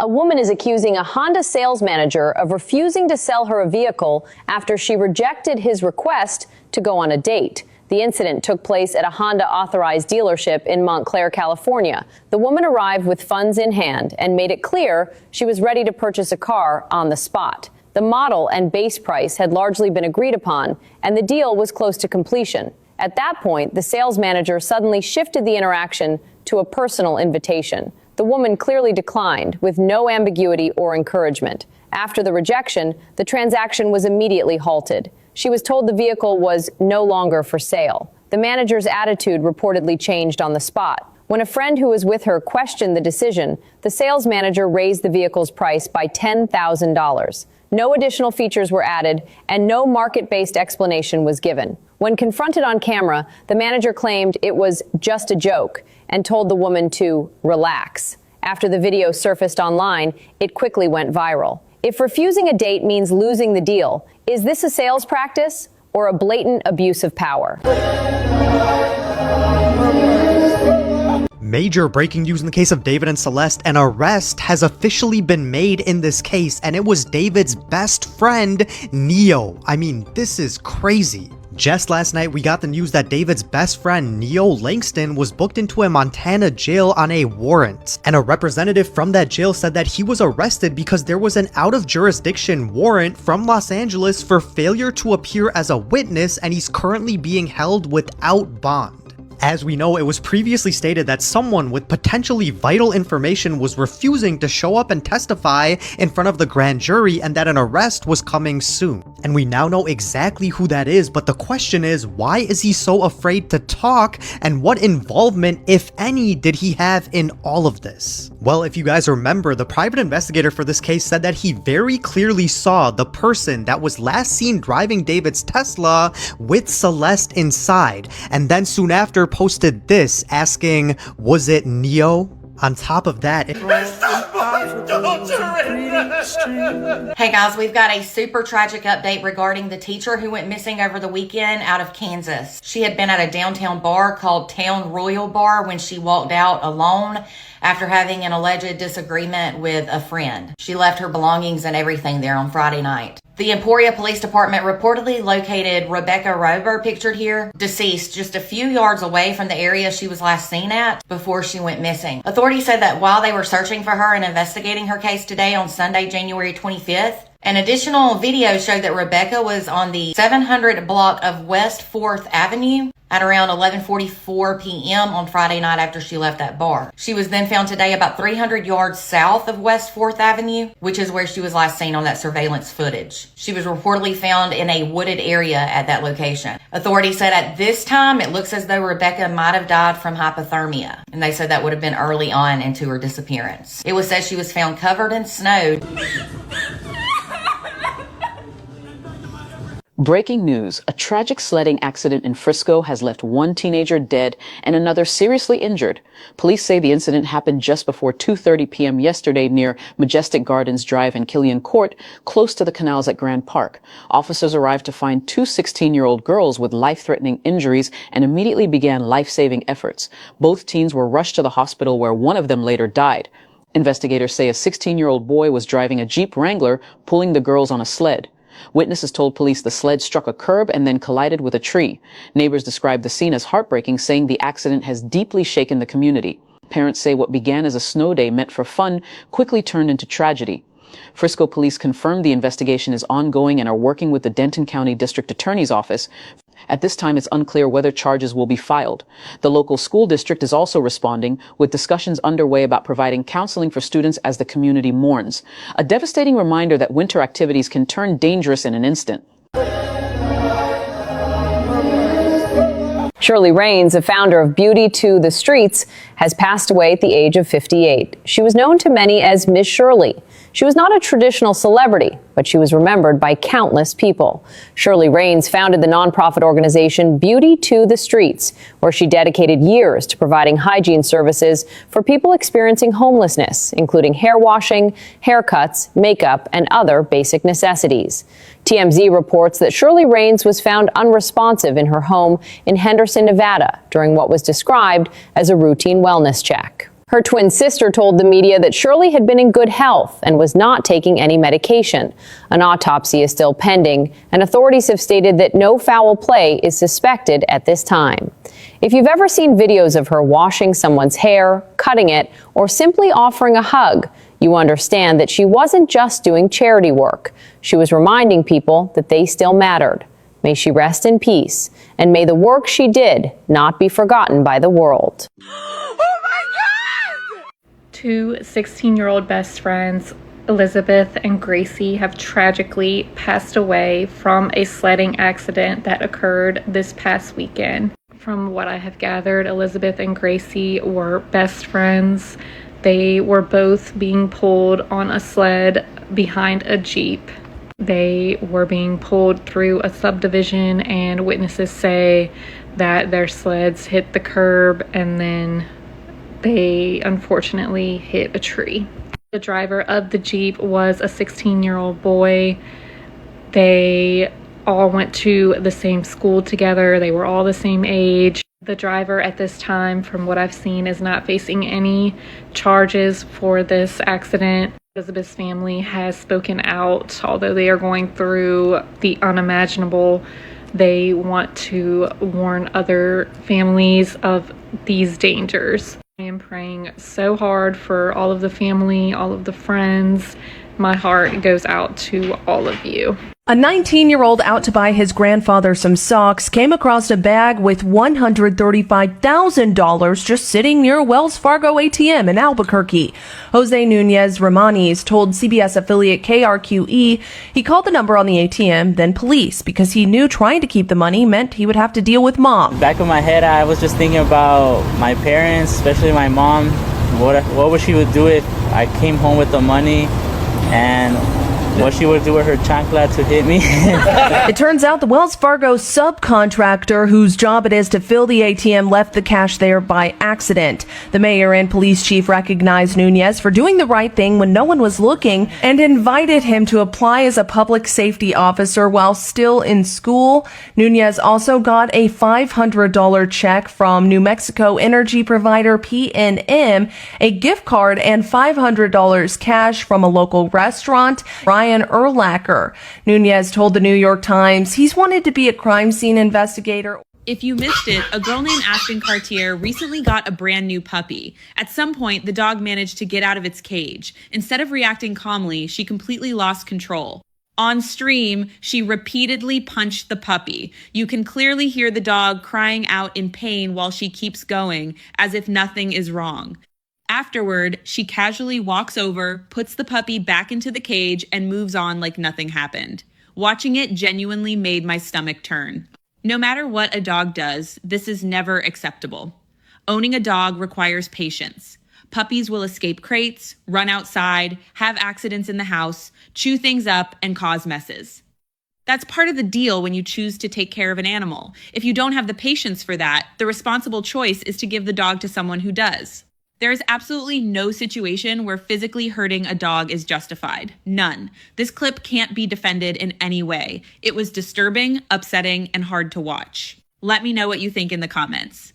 The man is facing serious allegations for clearing snow near vehicles parked along the street and could potentially lose his job. The incident took place in Philadelphia, which had just experienced a major winter storm with more than 9 inches of snowfall. A sanitation department driver was traveling through Philadelphia's Kensington neighborhood when his snowplow pushed snow onto parked vehicles. The video is accompanied by profane shouting from bystanders. The person filming accused the driver of intentionally pushing snow toward vehicles and pedestrians. The footage quickly sparked widespread public anger. Some online users called for criminal charges against the driver. Philadelphia city officials later confirmed that the driver is an employee of the city's sanitation department. City officials stated that they do not tolerate any behavior that deliberately creates dangerous conditions. At the same time, authorities emphasized that the incident is still under investigation. Officials noted that illegally parked vehicles can severely interfere with snow removal operations. Breaking news, Catherine O'Hara, the mom from Home Alone and countless other movies, has sadly passed away. Catherine's manager confirmed on Friday, January 30th, that she had sadly passed away at the age of 71. The Los Angeles County Fire Department said they responded to a call at her home at 4:48 a.m. local time. She was then transported to the hospital in, quote, serious condition. This comes after January 11th when she skipped the Golden Globe Awards. It was there that she was nominated for Best Supporting Performance in a Female Actor. However, it is unknown why she skipped the event. She was last seen in September of 2025 on the red carpet with her husband, Beau. This was at a get-together for the Emmys. As you may know, her career spanned more than 50 years in TV, movies, and other things. She was best known for her role in Home Alone as Kevin's mom. She was also the voice of Sally and appeared in Beetlejuice, in addition to countless other wonderful films and TV shows. She was originally born in Toronto, Canada. She is currently survived by her 2 children and her husband, Beau. At this time, they have not provided any further details on her passing. Stay up to date on this case. The search for 21-year-old Lupita Ontiveros is still ongoing in Merced, California. On Tuesday, Lupita, along with 3 other friends, went out driving on dune buggies. The driver, Alexandro Miranda, was driving but got disoriented and flipped into the county canal. The driver, along with 2 of the passengers, were able to swim back. Now, they were transported to the hospital. He fled the scene. Unfortunately, Lupita was not found. She didn't make it out, and they're still trying to locate her. Lupita's mother, along with a lot of her family, have been walking around the canal searching for her. And as of right now, there hasn't been any update. Now, the only way to stop the canal, because, the water's flowing, it only can happen when there's an emergency. Unfortunately, it's not considered one. So they have to wait until the water calms down. And like I mentioned, the driver fled the scene, but he has been arrested and is booked in a Merced County jail right now. They also have released that the seatbelts were unattached to the dune buggy, which means they were riding without being secure. That's unfortunately why Lupita was fled into the canal and currently missing. Listen, do not f***ing touch me again. Listen, don't f***ing touch me again. Hey, don't touch me again. Don't you? You're done. Now up north, I did not know y'all took y'all parking spaces so seriously. I then stumbled upon Pigsburg. Parking lot wars are parking spot wars. And this lady then stole another woman's parking spot, her son's parking spot, to be specific. They took 2 hours to shovel this parking spot for her son. So when he came home from work, he would have somewhere to park in front of their house. The neighbor across the street who lives in an apartment building, the owner of her building did not have the parking lot shoveled. So she took it upon herself to park, and they cleared out parking spot, and they was not having it. They was not having it with her ass.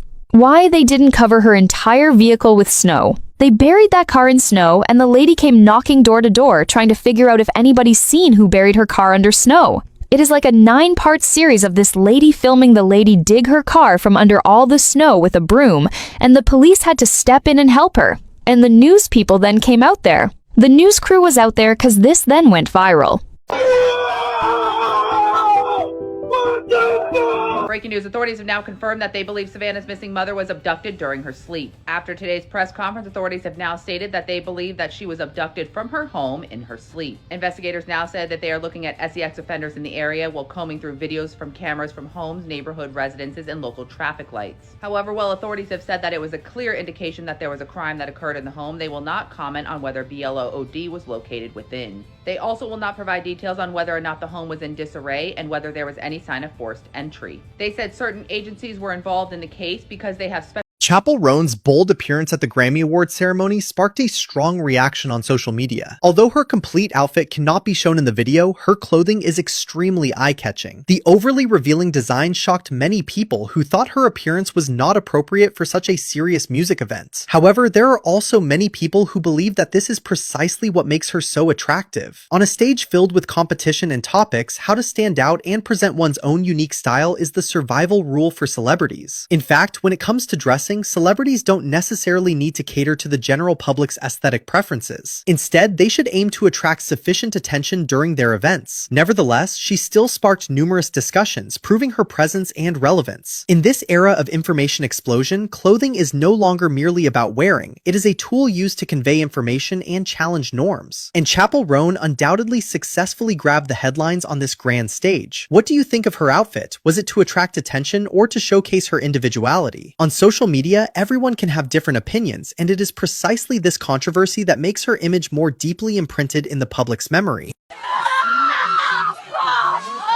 Breaking news, authorities have now confirmed that blood was found outside of the home of Savannah Guthrie's missing mother. News Nation recently posted a video that showed a BLOOD trail outside of her Arizona home. As you can see the splatter on the brown tiles leading up to her front door. However, it is unknown if this is Nancy's or the person who took her. In addition to that, another video that they shared pointed out that Nancy's Ring door camera was missing from its slot. Today at the press conference, when the sheriff was asked about the Ring doorbell camera, they said that they did not know if it was taken and that they were reviewing all footage from the home. As you may recall, they also reported today that they found BLOOD inside of Nancy's home. Again, it is unknown whose it is. In addition to all that, today they also received a ransom note at TMZ. They said that they were demanding millions of Bitcoin dollars. And after further researching, they were able to determine that the Bitcoin address was in fact real. Within that note, they also gave information that only the person on the scene may have knowledge of, such as what Nancy was wearing and damage to inside of the home. A girl in Philadelphia woke up to her car completely covered in inches of ice after a water main broke nearby. This must have been an awful experience, and now she is asking for a GoFundMe, and people are saying for what the car is still good. Now, just in order to get the car out of the ice, they have to slowly break apart the ice so that the tow truck can get its winch underneath the vehicle and pull it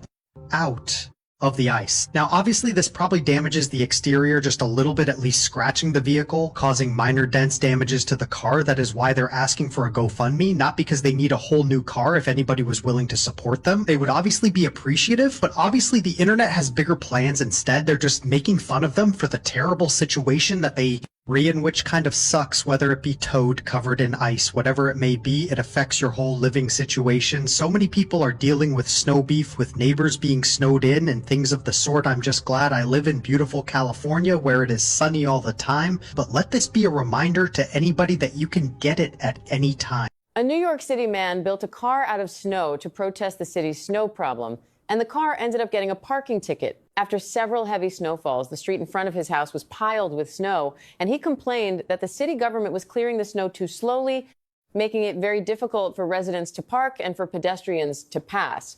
Frustrated, the man used the snow to build a full-size car on the side of the road. He shaped the body, mirrors, and even the windshield so it looked like a real vehicle buried in snow. From a distance, it was easy to mistake it for a parked car.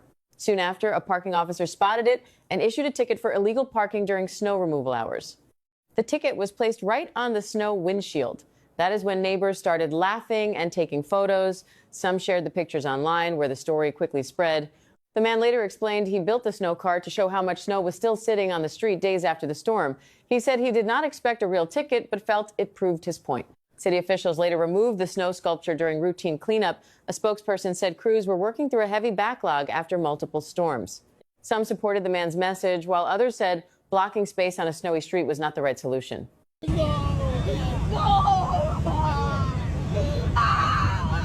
Breaking news. Milton, Georgia, DJ Young Slade, the son of renowned rapper Lil Jon, born Jonathan Smith, was reported missing this Tuesday. According to authorities, he was last seen around 6 a.m. on Tuesday, February 3rd, in the area of Mayfield Road near Baldwin Drive in Milton. Police stated that DJ Young Slade ran out of his home and has not been seen since. He left on foot without a phone. Officials indicated he may be disoriented and in need of assistance, adding that he might not be wearing clothes and may have no belongings with him, details that have raised concerns about a possible mental health episode. Search efforts are currently focused on Mayfield Lake along Baldwin Drive. Authorities are unsure whether the lake is connected to his disappearance, but have included the area in the intensive search. Little John, widely known for his early 2000s hit songs and signature production style, has drawn community-wide attention following his son's sudden disappearance. Police are urging residents in the area to remain alert and assist in the search. We stand with Little John and his family, praying for the safe return of DJ Young Slade.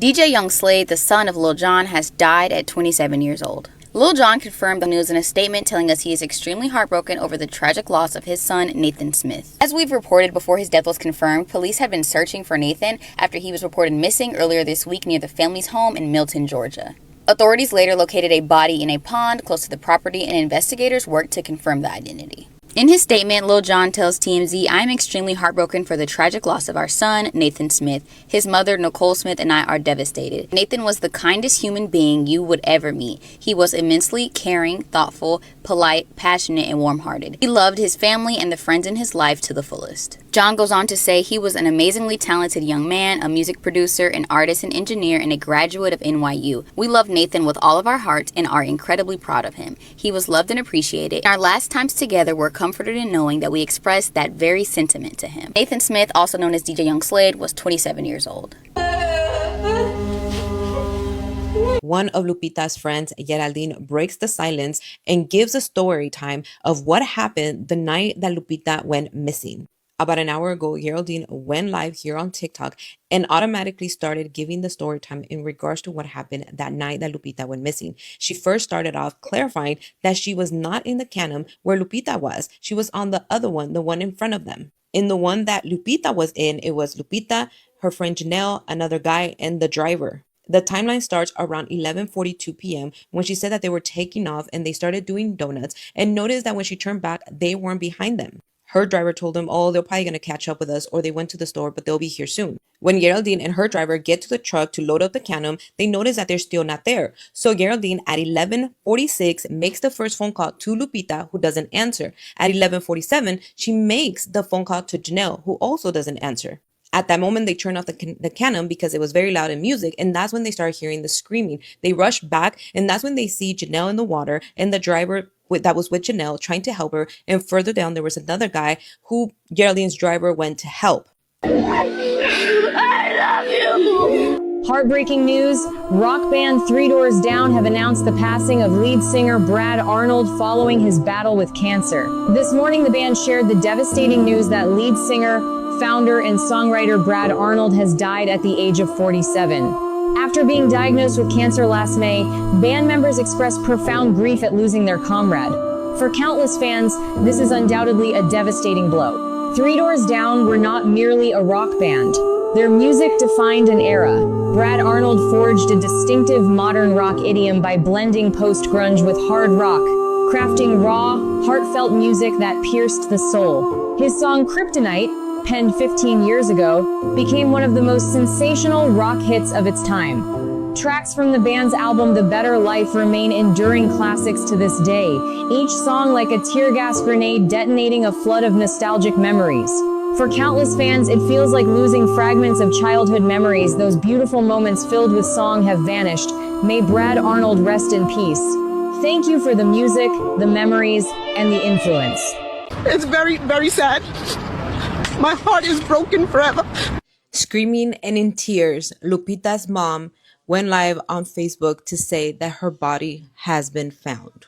Earlier today, about an hour ago, people were live stating that they had found a body, and we were waiting for confirmation from the family, and her mother has confirmed the body has been found.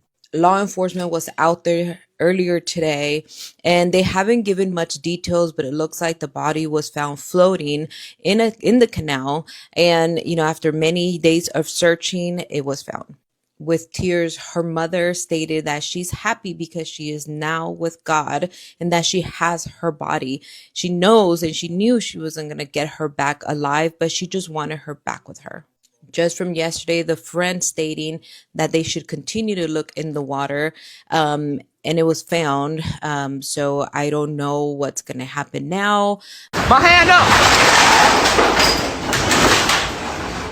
Rapper iHeartMemphis was arrested by SWAT after live streaming a standoff with police on social media. Reports say he had a multi-hour standoff with police at his home. Faced with multiple charges, including threats and resisting arrest, he chose to broadcast his actions via Instagram Live, during which he claimed to be God and refused to cooperate with authorities. The footage shows him repeatedly saying, "I don't have a gun," and "I don't want to die," but still refusing police intervention. Viewers in the live stream witnessed his emotional roller coaster as he shouted, "I don't have a gun," and "I don't want to die," while continuing to reject police cooperation. The situation escalated until SWAT arrived and ultimately arrested him. After the incident, social media discussions sparked polarized reactions. Some users expressed concern for iHeartMemphis's mental state, suggesting that the immense pressure from the entertainment industry might have overwhelmed him. On the other hand, many felt his actions were disrespectful to both the authorities and others, with concerns about the potential safety risks posed to innocent bystanders. I hate really sharing news like this, but apparently James Van Der Peak passed away this morning and he was only 48 years old. Cause of death was not disclosed, but we know that he was battling stage 3 colorectal cancer, which was announced in 2024. In September of 2025, there was a Dawson's Creek reunion and he was supposed to be there, but he had to cancel because of a stomach virus and ended up making a virtual appearance. During that time, he said, "I have been looking forward to this night for months and months, ever since my angel, Michelle Williams, said she was putting it together. Can't believe I'm not there. I can't believe I don't get to see my castmates, my beautiful cast, in person." The openness with his health struggles and his resilience has resonated with many people, and it's just really sad to find out that he's not with us today at such a young age. This was posted on his Instagram just 12 minutes ago. Our beloved James David Van Der Beek passed peacefully this morning. He met his final days with courage, faith, and grace. There's much to share regarding his wishes, love for humanity, and the sacredness of time. Those days will come. For now, we ask for peaceful privacy as we grieve our loving husband, father, son, brother, and friend. Obviously, we know he achieved so much professionally, but in his personal life, he leaves behind his wife and 6 children, and my heart goes out to them. A young woman is being called the subway queen online after a video showed how she handled a tense conflict on a subway train. According to the widely shared clip, the woman got into a verbal clash with several other girls on a subway car. The group insulted and pushed her, and because they outnumbered her, she did not fight back. When the train reached a stop, she stepped off the car early and waited on the platform while the others stayed inside and continued to mock her. Just as the train doors were about to close, the girls shouted the N-word to the girls in the carriage. The girls inside the car became very angry, hitting and pulling at the doors as they tried to reach her. The woman then walked away and even waved as the train left. The video spread quickly on social media. Some viewers praised her timing and called her clever for avoiding a physical fight. They gave her the nickname Subway Queen. Others criticized her for using a racial slur and said it was offensive and harmful. The woman later responded online saying she does not hate anyone and that her word choice was about the conflict, not race. She added that she had dated a black boyfriend in high school. The debate continues, with many asking whether her actions were smart, self-defense, or crossed a line. The airline has sued a couple who attempted to extract a higher compensation payment by claiming damage to their luggage. According to the couple, they discovered significant cracks and structural deformation in their suitcases upon retrieving their checked baggage after arrival. The airline subsequently offered a $600 settlement, which the couple found unsatisfactory. The couple maintained the compensation fell short of covering their losses and continued demanding an increased payout. Court documents allege the couple persistently pressured the airline during the claims process, attempting to coerce a higher settlement through public pressure and complaints, actions constituting improper claims bordering on extortion. Internal documents state, the suitcase's current value may be less than $300, representing a significant discrepancy from the couple's $1,000 claim. The airline therefore contends that the claim amount deviates from actual damages and constitutes an attempt to obtain excessive benefits. What are your thoughts? A school cafeteria worker admits she did wrong, and she understands why she was fired. For 14 years, Debbie Salzman worked as a beloved lunch lady here at Denver Place Elementary School in Wilmington. She says she would upgrade the lunch of a child who didn't have enough money or give them extra food if they said they were still hungry. If they didn't have enough money on their account, They would get a cheese sandwich instead. When they got a free lunch, that would come back and say, Miss Debbie, I'm still hungry. Didn't you get your belly full for supper last night? And you don't know how many times they heard they didn't have supper that night. Saltzman says she kept Post-it note IOUs and paid out of her own pocket for kids, but the district suspended and terminated her this February for, quote, not keeping track of her register and providing food to her grandchildren without payment, end quote. Saltzman admits to giving her grandchildren extra food too, but says it wasn't just them. I broke the rule. I'm the one that broke the rule.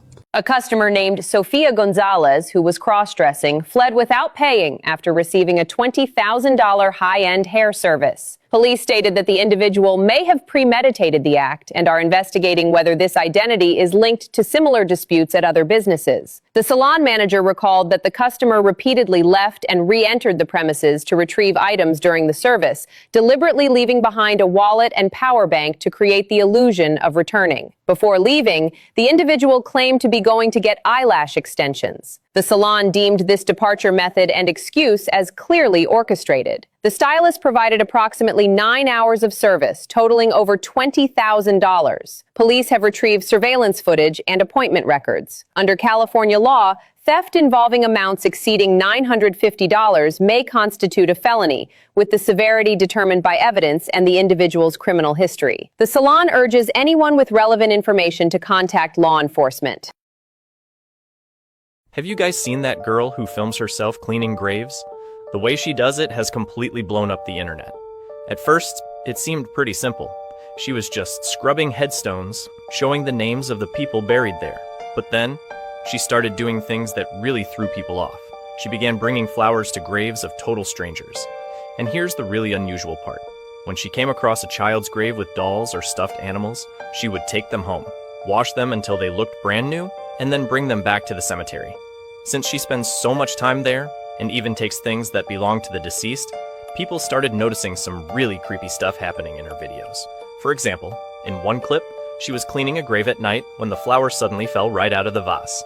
In another, she left her shovel on the ground, and it moved on its own. Her followers are freaking out, telling her to stop before something bad happens. This mystery. They're worried it's getting way too dangerous. So what do you guys think about what she's doing? Drop your thoughts in the comments. 12 hours before Rondell Moore passed away, he sent heartbreaking messages to 3 people. Number 3, J.J. Watt. In the message, Moore recalled the days they trained together, although they were only teammates for a short time. When Moore later got injured, Watt was the first to show concern. Having experienced serious injuries and comebacks in his own career, Watt offered Moore encouragement and recovery advice. Moore expressed his gratitude for Watt's support at that difficult time.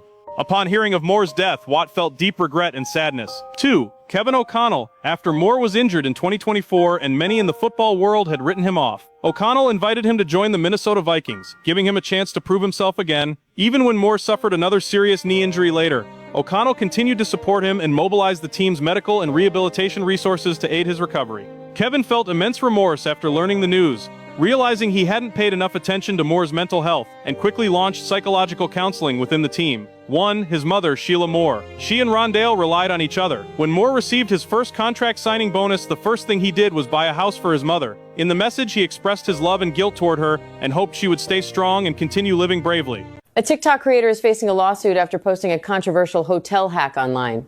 Tara Woodcox, who describes herself as a health and nutrition blogger, shared a video showing people how to wash underwear using a hotel coffee maker while traveling.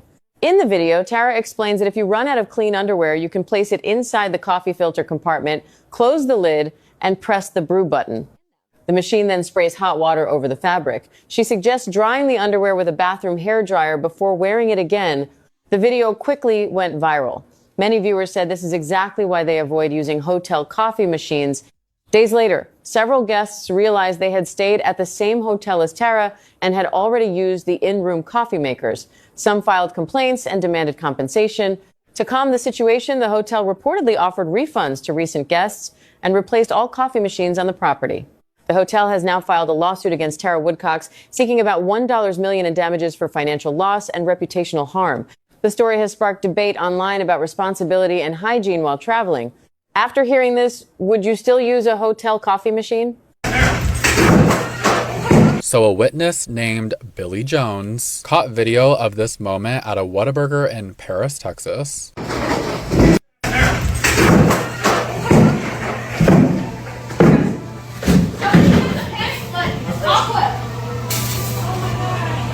Jones reported that he was eating at Whataburger, and as he was eating, a man dressed in all black allegedly started attacking the Whataburger worker. According to Jones, this is not where the whooping started. Jones said that another employee struck the suspect with a wire fry basket, which ultimately knocked him to the ground. And after that, Jones started recording, and that's when he caught this viral moment. The suspect eventually fled the building as workers were calling 911, and police later arrested a man named Anthony Nuhes. He was charged with public intoxication and assault causing bodily injury according to jail records. People are currently very upset at Pedro Pascal after it appears he now has a boyfriend. Yes, that is correct. For those that have not seen, Pedro Pascal has been going viral because he's been seen a numerous amount of times with this man, Rafael Olera, and now their relationship has not been 100% confirmed, but anytime the both of them are seen with each other, it just really seems like they are much more than friends. So this has just really upset many people because many people genuinely thought that they had a chance at dating Pedro Pascal, and now seeing that he is in a potential relationship, that means that people really have no chance at all anymore. Now, I definitely can see where people are coming from, but at the end of the day, I don't think many people actually had a chance with Pedro Pascal in the first place. And also, like I said, this relationship isn't 100% confirmed, so maybe it actually isn't over for many people that thought they had a chance with Pedro Pascal. But nonetheless, definitely a very interesting situation, that is for sure. And I'm just definitely really curious to know your thoughts about all of this.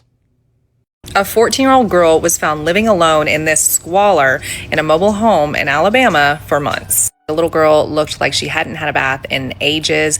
Her hair was matted. She had dog hair all over her. She smelled bad. She said that she just knew she needed some kind of help. So she called emergency services, and they went and looked into the situation, and all of these pictures is what they found. After questioning the 14-year-old even more, they found out that her parents were just never there. And this was for months. Mind you, the 14-year-old was also taking care of animals that were left there in her care. As you can tell from the pictures, the house was in deplorable condition. And while they were investigating, they even found a handwritten note that the 14-year-old had written that was labeled, "How many times my mom tells me she can't pick me up?"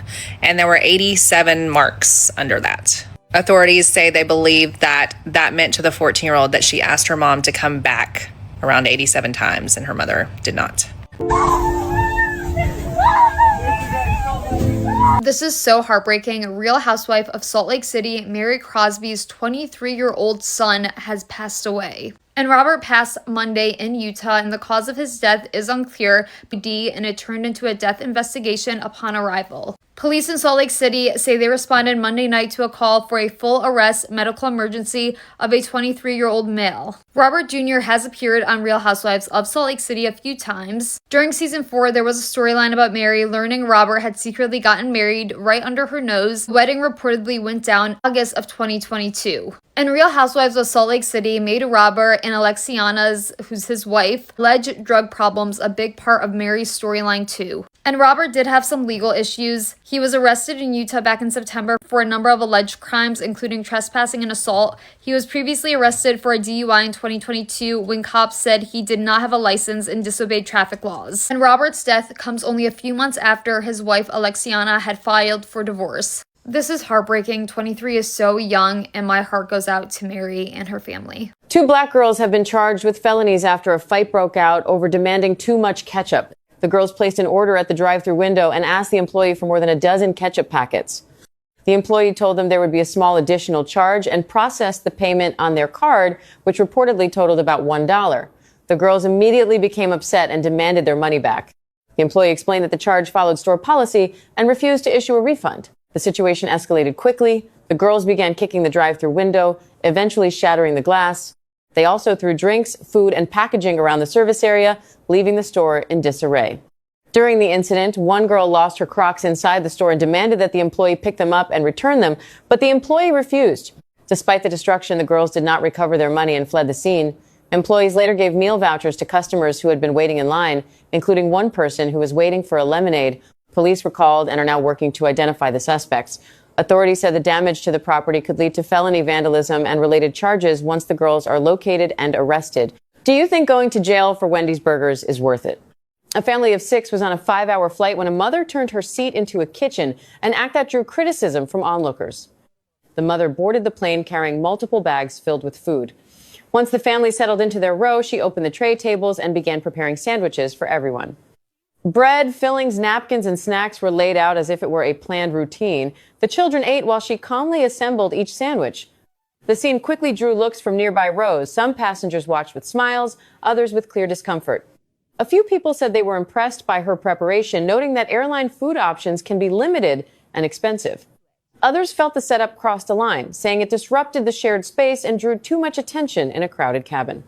The mother appeared unfazed by the reaction. Witnesses said she seemed pleased, focused on making sure her family was fed and comfortable for the long flight.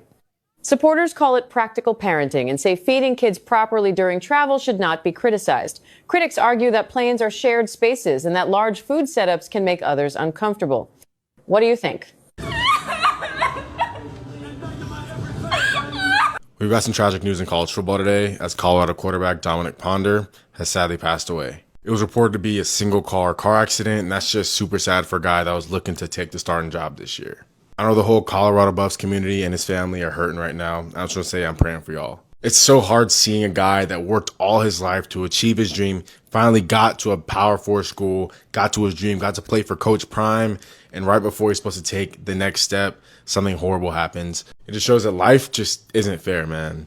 Hold your loved ones close. Cherish your teammates. Things happen all the time. Tomorrow is never guaranteed. Now, I never met Dominic, but the fact that he accomplished what he did, getting to a really good Power 4 school, shows the kind of person he is. He persevered. He was gritty. He was courageous. He was tough. From what I could see from what his teammates posted about him, everybody loved him. He just lit up a room.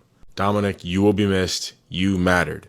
Everyone out there that sees this, just please be careful. Especially in cars, you never know what can happen. A tire could blow out. Someone could slam their brakes in front of you. There's so many variables.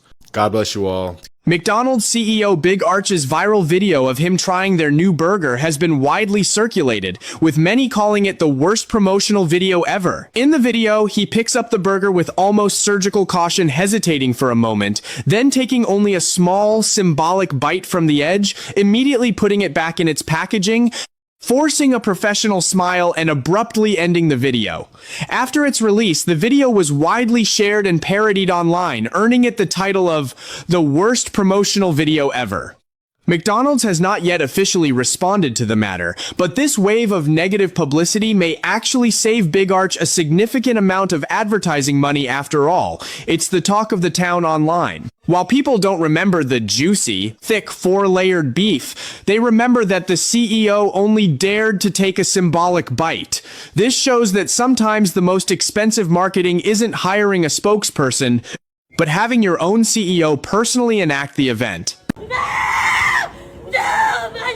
A husband boarded his flight and left his wife at the airport, even though he'd already told her they were out of time and she still insisted on going to Starbucks. In a Reddit post, the man explained that just a few minutes before their next flight, his wife insisted on getting a coffee. He offered to grab one from a shop right by their gate, but she insisted on going to a Starbucks that was far from the gate. He clearly warned her there wasn't enough time, but she went anyway. When boarding started, he called her 4 times to check where she was. She finally picked up on the 4th call, saying she was heading back to the gate, but the line at Starbucks was unusually long. After the gate agent said they couldn't delay the flight any longer, the husband decided to get on the plane. He literally left his wife behind. Reddit users expressed serious concern for the woman. Many emphasized that a wife is a partner and equal, not a doormat or a servant, and encouraged her to make a plan to leave the relationship. Later, she posted an update saying she had started arranging to separate. She deserves better and shouldn't have to put up with her husband's disrespect. Los Angeles. The death of 12-year-old Kimberly Avaletta is being investigated as a homicide after she suffered a fatal brain injury when another student allegedly struck her with a metal water bottle at school. According to family, the incident occurred at Arletta High School when a classmate described as a bully confronted Kimberly and threw the bottle, hitting her in the head. Her mother took her to a hospital where she was treated and sent home. But days later, Kimberly developed severe symptoms and was rushed back. Doctors discovered a brain hemorrhage. She died shortly after. LAPD detectives are investigating whether the injury directly resulted from the school altercation. Autopsy results are pending. Surveillance footage is being reviewed, and students and staff are being interviewed. No arrests have been made. The suspect is also 12, so any charges would likely be handled in juvenile court. A GoFundMe page describes Kimberly as the baby of our family who brought a special light and joy into our lives. The Los Angeles Unified School District expressed condolences and said it is cooperating with law enforcement. The tragedy has renewed calls for stronger anti-bullying measures in schools.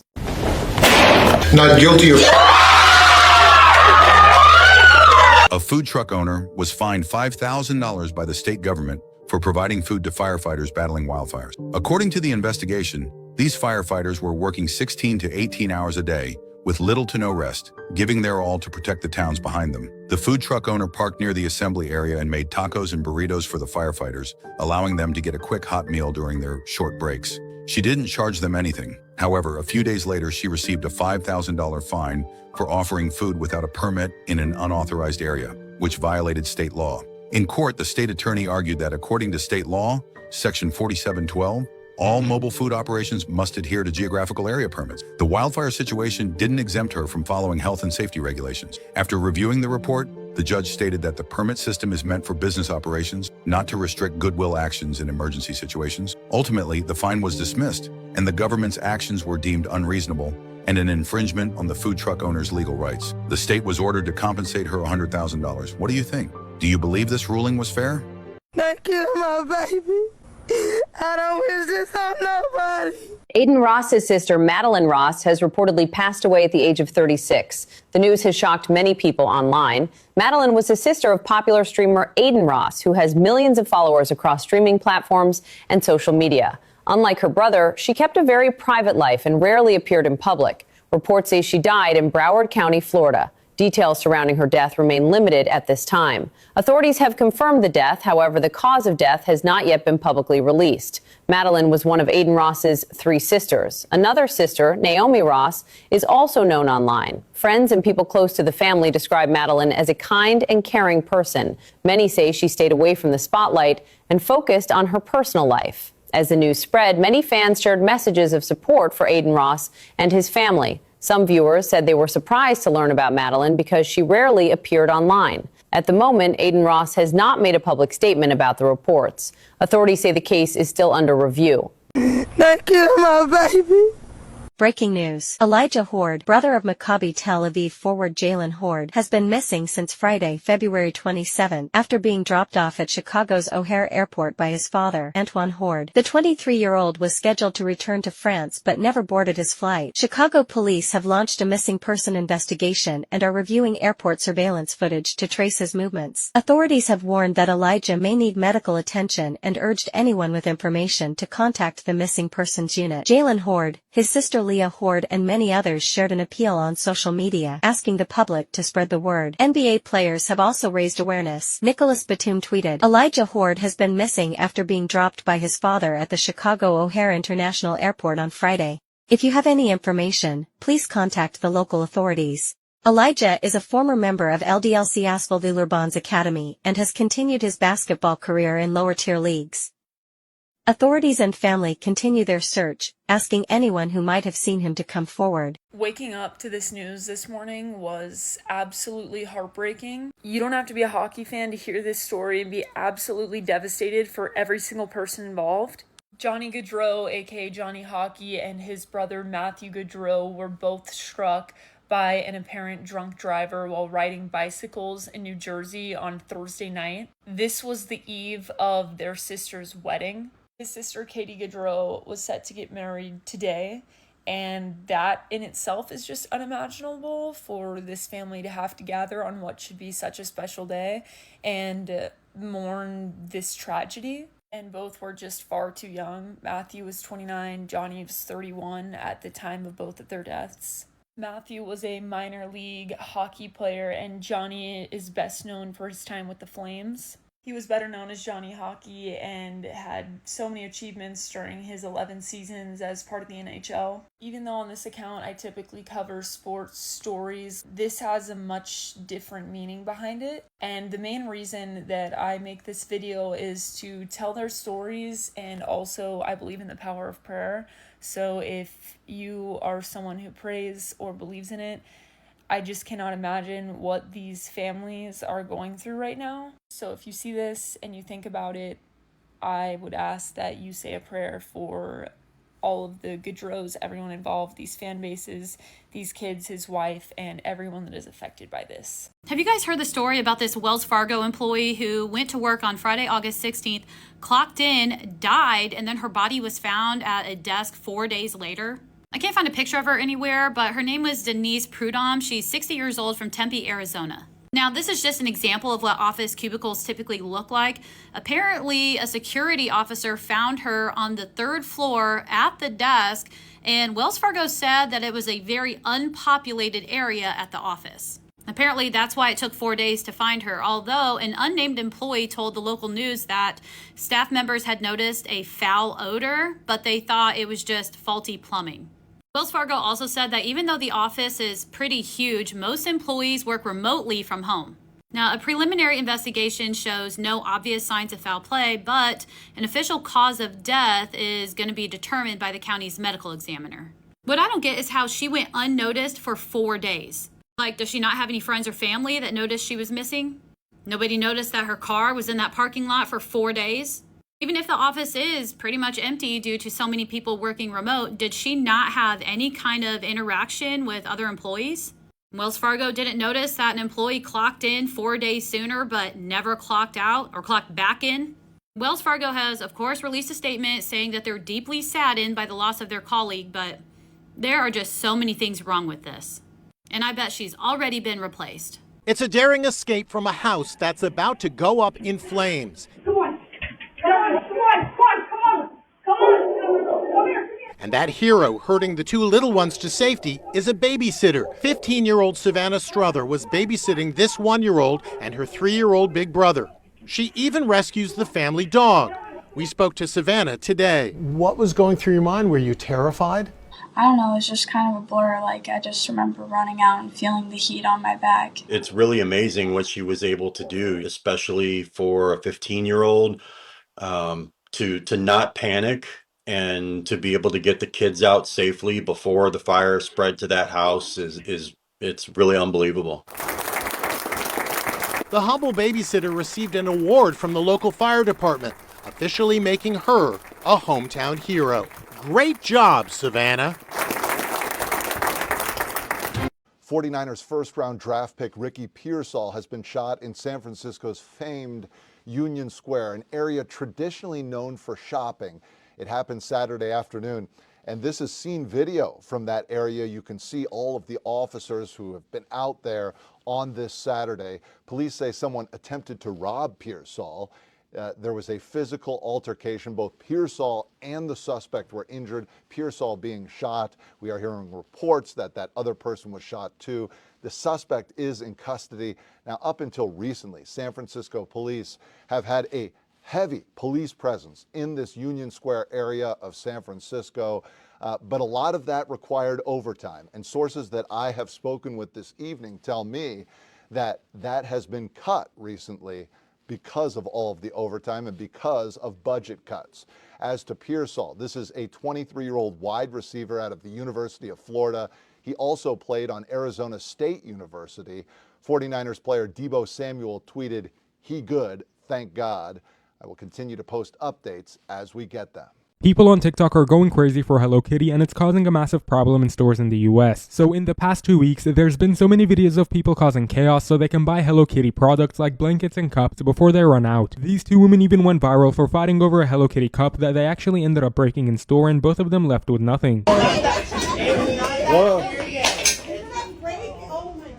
This has gone way out of hand to the point where any Hello Kitty product seems to be in high demand all of a sudden, and people are going crazy. Now no one gets it. Oh my gosh. Especially with Halloween around the corner, Hello Kitty blankets, decorations, and more are going viral, and it's gone so bad to the point where stores are actually hiding them. See what you put in there. I told you.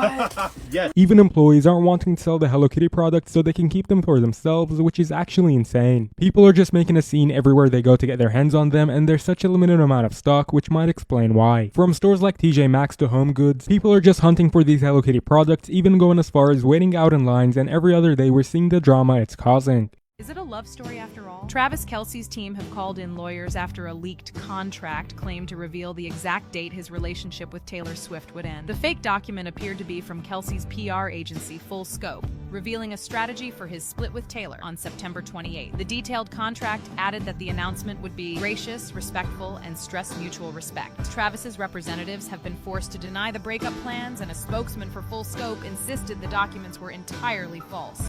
Okay, major breaking news. We are just hearing that there has been a deadly mass shooting at Appalachia High School in Georgia. Now, this is very early on, but here is what we know so far. There is confirmed to be 4 people that are dead and more than 30 have been injured. Now, we don't know if these casualties are students or adults yet, or if that number will rise or not. A suspect who, according to reports, is of student age, is now in custody, but it's unclear if they attended that high school or not. Visuals from the school right now show students crowding at the football field while FBI agents and law enforcement are entering the building. All of the schools in the district were placed in lockdown, and some of the critically injured were airlifted to hospital, which sources say they suffered gunshot wounds. Authorities are reunifying students with their parents as we speak, and the county sheriff said that what you see behind us today is an evil thing. Now, that's pretty much all we know right now, but of course, I'll make an update in a few hours and let you know more. In the past couple weeks, Ice Spice has become the most unfollowed person all across social media, and people are starting to stop supporting her. Now, I am not kidding. In the past 12 or so days, Ice Spice has lost over 500,000 followers and counting all across her social media platforms. And there's a few reasons as to why this is happening. And a big reason is because of her recent weight loss. A lot of people think she's taking Ozempic, and some people just don't like the way she looks anymore, so they are unfollowing her because of that. On top of that, recently, Ice Spice's likely now former friend Cleo, who is also an artist, posted a 6-part series on her TikTok page. And in all those videos, she was describing how Ice Spice is a very horrible person and a fake friend. She went in depth in all these videos, but pretty much she was invited to Ice Spice's tour, which lasted around 30 days. And during those 30 days, Cleo was treated very poorly by Ice Spice and her entire team. It also seems like people in general are just really over Ice Spice now, so this is exactly why she's losing like hundreds of thousands of followers every single day across social media. And I'm definitely really curious to know your thoughts about all this. She raped my son. I intentionally killed her. How did you do that? I punched her. I have put a bag over her head till she lost consciousness. I threw hot water on her, scalding hot water. I put a bag over her head. She would take her pad, her menstrual pad, and squeeze her blood out in his mouth. You meant to kill her? I definitely meant to kill her. Wasn't an accident? No, not at all. If I had a chance to do it again, I would. And I do not feel any remorse for what I did to Stoney, because she had no remorse for what she did to my son. It's not only raped him, she gang raped him with Steven. I don't claim him as my son now, and I do not claim Stoney as my daughter. I have 2 children, that's it. Steven and Stoney are demons, period. You understand that if I accept a guilty plea, you'll be subject to a mandatory sentence of life in the Michigan Department of Corrections without the possibility of parole for both cases. I understand. You understand Michigan does not have the death penalty. I do now. The social media model accused of causing a deadly crash was back in court today. This after prosecutors charged her with new counts of DUI manslaughter. Our crime specialist Bridget Matter has the judge's ruling. To police and noted a variety of drugs were in her. We learned today that 12 hours after the crash, the driver, Macy Lathers, had no recollection of what happened after being given Narcan. She will remain behind bars as she awaits trial. Macy Lathers will stay in jail as she awaits trial after a judge called her extremely dangerous. She appeared in court this morning visibly distraught with her head in her hands. The social media model is accused of killing 2 people after police say she crashed her car at almost 80 miles per hour in the city of Miami last month. Investigators say she was high on pink cocaine at the time of the crash and should not have been behind the wheel because she had a suspended license. Lathers, according to investigators, blew a red light speeding south on North Miami Avenue when she slammed slammed into an SUV. Both cars collided with a sedan with 3 people inside, killing 2. Today, a Miami police officer who responded to the scene took to the stand and said several witnesses believe Lathers was under the influence of something. Investigators say Lathers told them she was under the influence of Tusi and she was from the future with a crystal ball. Lathers is facing DUI manslaughter charges among other felony charges. A trial for this case will likely take place in November. Lathers is being held behind bars on no bond. In Miami, Bridget Matter, Local 10 News. Raw emotion in court as a nurse whose tragic error caused the death of a 75-year-old patient avoids prison. This was a terrible, terrible mistake, and there have been consequences to the defendant. Redonda Vaught bowed her head and wept with relief as she was sentenced to 3 years probation. Hundreds of nurses outside the court celebrated when they heard she would not be going to prison. I'm sure there was relief, but she's certainly not doing cartwheels or anything like that. She faced a possible 6 years behind bars, but in a stunning twist, the victim's family asked the judge to show mercy. We forgive her. My mother-in-law would want her to be forgiven. And jail time is not an option to me. I mean, it's sad all the way around for everybody. I mean, not only my family, but hers also. The 38-year-old nurse from Nashville wept openly as she heard those words of compassion and forgiveness. Then she turned to address the family and apologized for the first time in the 4 years since the tragedy. Saying I'm sorry doesn't seem like enough, but you deserve to hear that, and you deserve to know that I am very sorry for what happened. Vaught was supposed to give her patient, Shailene Murphy, a mild sedative before a routine procedure. Instead, she administered a lethal dose of the paralyzing agent vecuronium, which comes with this clear warning label. She was found guilty of criminally negligent homicide in a case that ignited fury among nurses across America. The Innocence Project has confirmed that just in the last hour, Marcellus Williams was executed by the state of Missouri for his conviction in a 1998 murder that he insisted he did not commit. It comes despite strong opposition, including from a top St. Louis prosecutor, as well as the family of the woman Willis was accused of killing, who said he should serve a life sentence instead of the death penalty. And as several questions still surround the case that brought his conviction. Williams' attorneys claim that the prosecution mishandled the murder weapon and had improperly struck prospective jurors because they were black.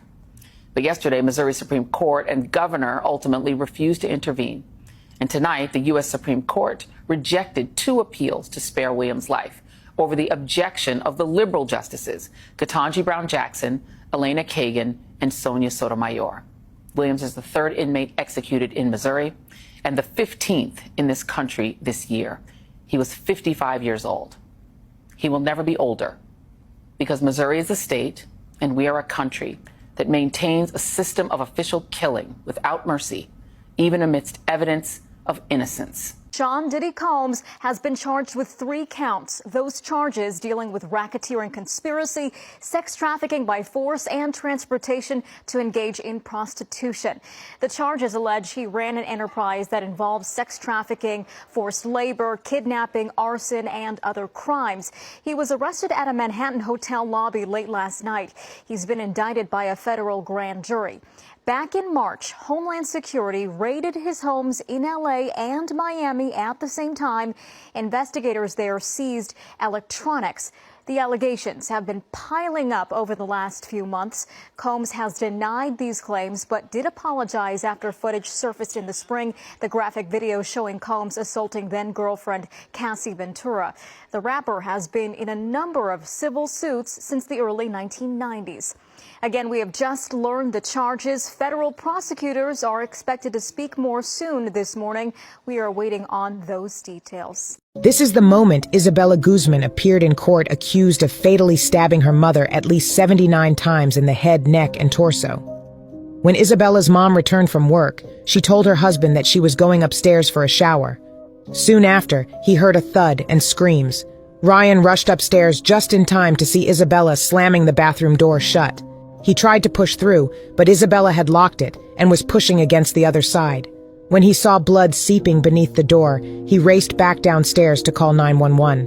When Ryan returned upstairs, he saw Guzman open the door and walk out with a bloody knife. She walked past him without saying anything. He dashed to the bathroom, where he found his naked wife with stab wounds on the floor. He attempted to resuscitate her, but it was too late, as she had died. In court, Isabella Guzman pleaded not guilty by reason of insanity. A medical professional testified that she had been suffering from schizophrenia and experiencing delusions for several years. Her not guilty plea was accepted, and she was subsequently sent to the Colorado Mental Health Institute. A tunnel has been discovered in the mansion of the famous rapper P. Diddy, which connects to the basement of a house that once belonged to Michael Jackson. FBI agents rushed to the scene after receiving an anonymous tip from a neighbor, and during the search, they found a tunnel under a carpet in a bedroom. Despite pleas from the family not to enter, the officers eventually decided to explore, and the walls of the tunnel appeared to be new, with wet earth on the walls and litter strewn around, as if abandoned in a hurry. As they got deeper into the tunnel, the officers found some children's clothing on the ground, and with each step the atmosphere grew heavier, and the officers began to sense a terrible sense of foreboding from the end of the tunnel, where the narrow space gradually opened up to reveal 6 locked rooms, one of which was connected to the infamous Playboy Mansion. What do you think of the fact that there were other tunnels leading to the homes of several Hollywood celebrities before the FBI called in reinforcements and quickly surrounded the house? Follow me, follow up as you continue to report. I really don't think y'all understand how bad it is in the Southeast right now. We have towns that don't exist anymore. Chimney Rock is gone. The city of Asheville is cut off from the world. This is not an exaggeration. All the bridges leading into the city have been washed away. They have no food, no power, no water, no internet, no cell service. They don't even have radio. It's a complete dead zone. No one knows what's going on in there. I don't think I'm being dramatic when I say that this is a Hurricane Katrina level event. There was a woman in my town who called for an ambulance, and the ambulance got stranded. And they were stranded for 24 hours, and to my knowledge, the patient didn't make it. People are dying. They're still dying. I've been running the generator for the last 3 days, and we're starting to run out of gas. And this is on Highway 123 heading from Easley to Greenville. And this was a 1 mile long line to get gas because they were the only people we knew around that had gas left. We got all the way to the end and they were out. They had no gas. We checked every gas station in Pickens and Easley and Liberty, nothing. And I don't know what I'm going to do when I run out of gas, I tell you that much. Try to steal some from my car maybe to keep my food cold, but even then, I don't know. This is the I-40 bridge, from Tennessee to North Carolina. It's gone. It don't exist no more either. We have people dying out here. Man, we need help. We need help.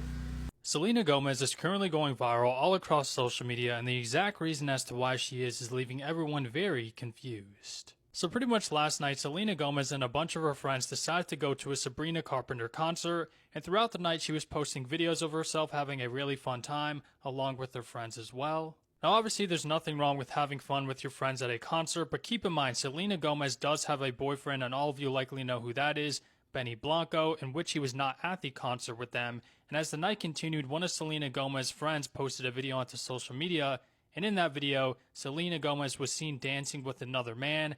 As you could see behind me, he was literally behind her dancing. The both of them were probably dancing with each other for around 10 seconds or so, but still, as this video started to be spread across social media, a lot of people are just very confused because, like I said, this is not Selena Gomez's boyfriend, and people feel like you should not be dancing with another man while you're in a relationship, especially like the way they were. He's literally behind her. So this is definitely an interesting situation to say the least, and I'm really curious to know your thoughts about all this. Mississippi teenager Carly Gregg sobbed in court as she was convicted of taking her mother's life and wounding her stepfather.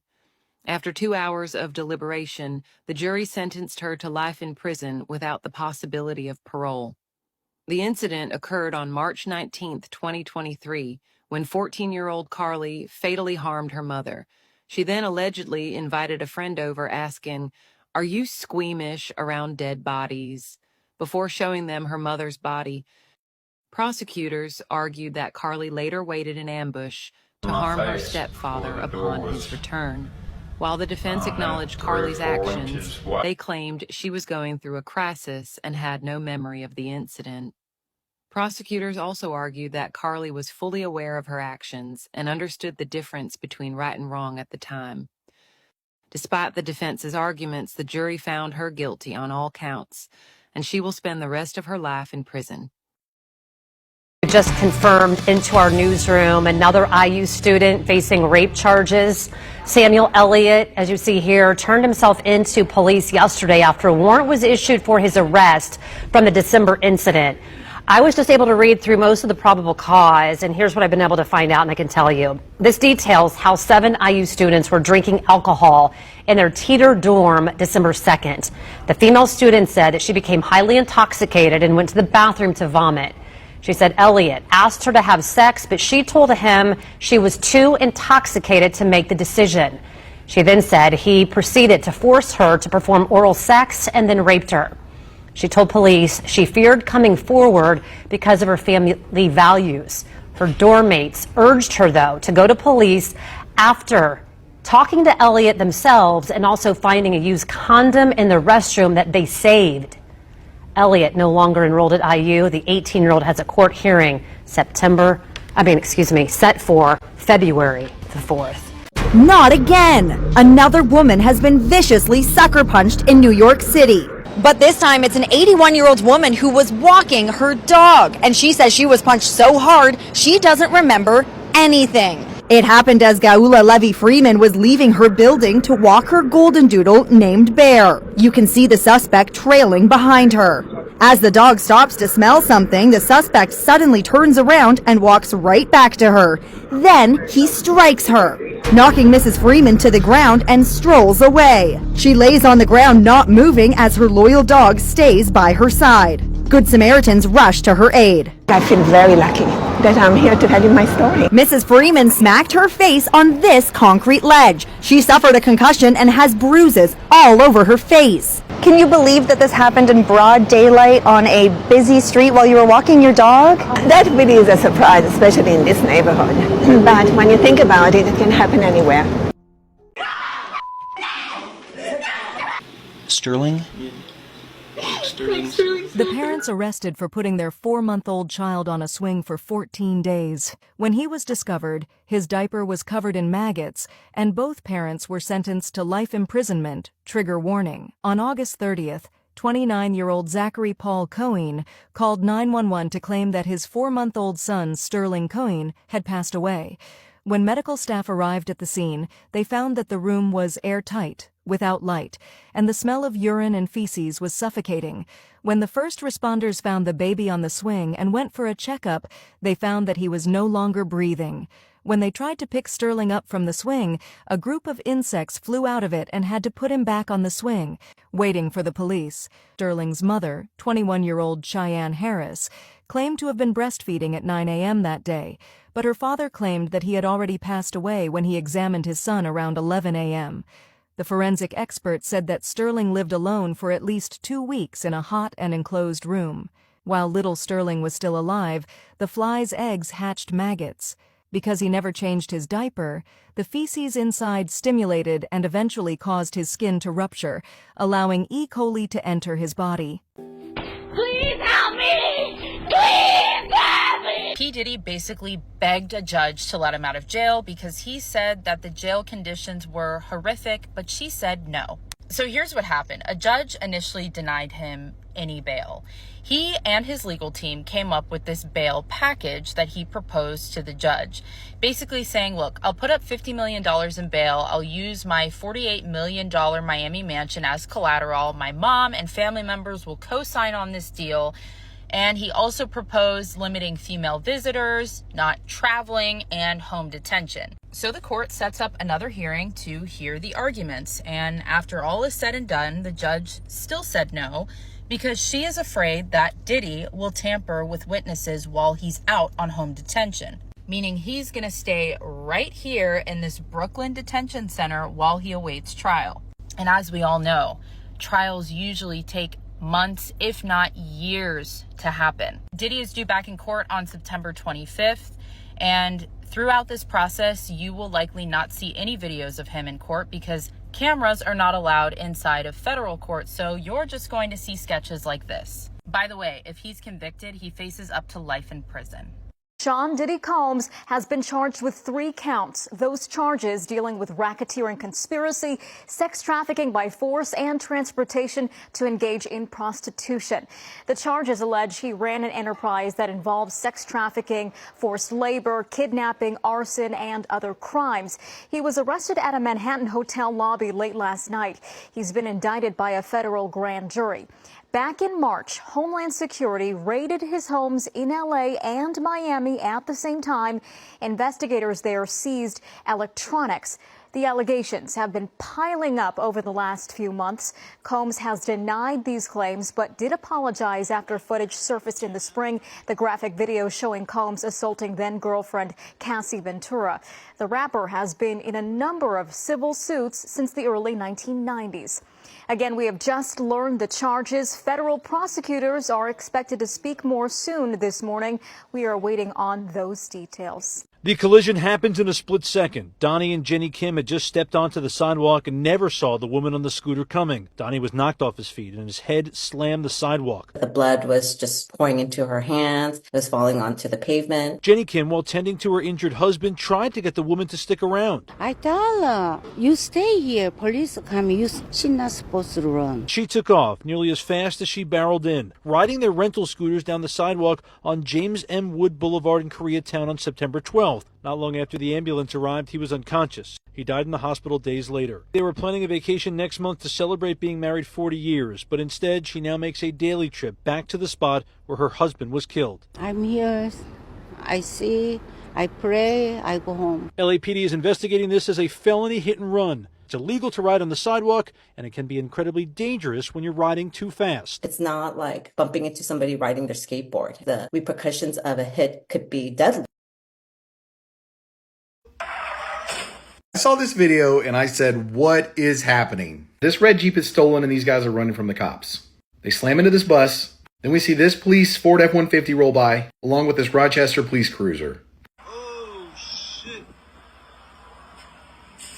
God damn. In this view, the guys that stole the Jeep are trying to run this direction, but the police have now gotten out of their cars and they're starting to chase the guys this way.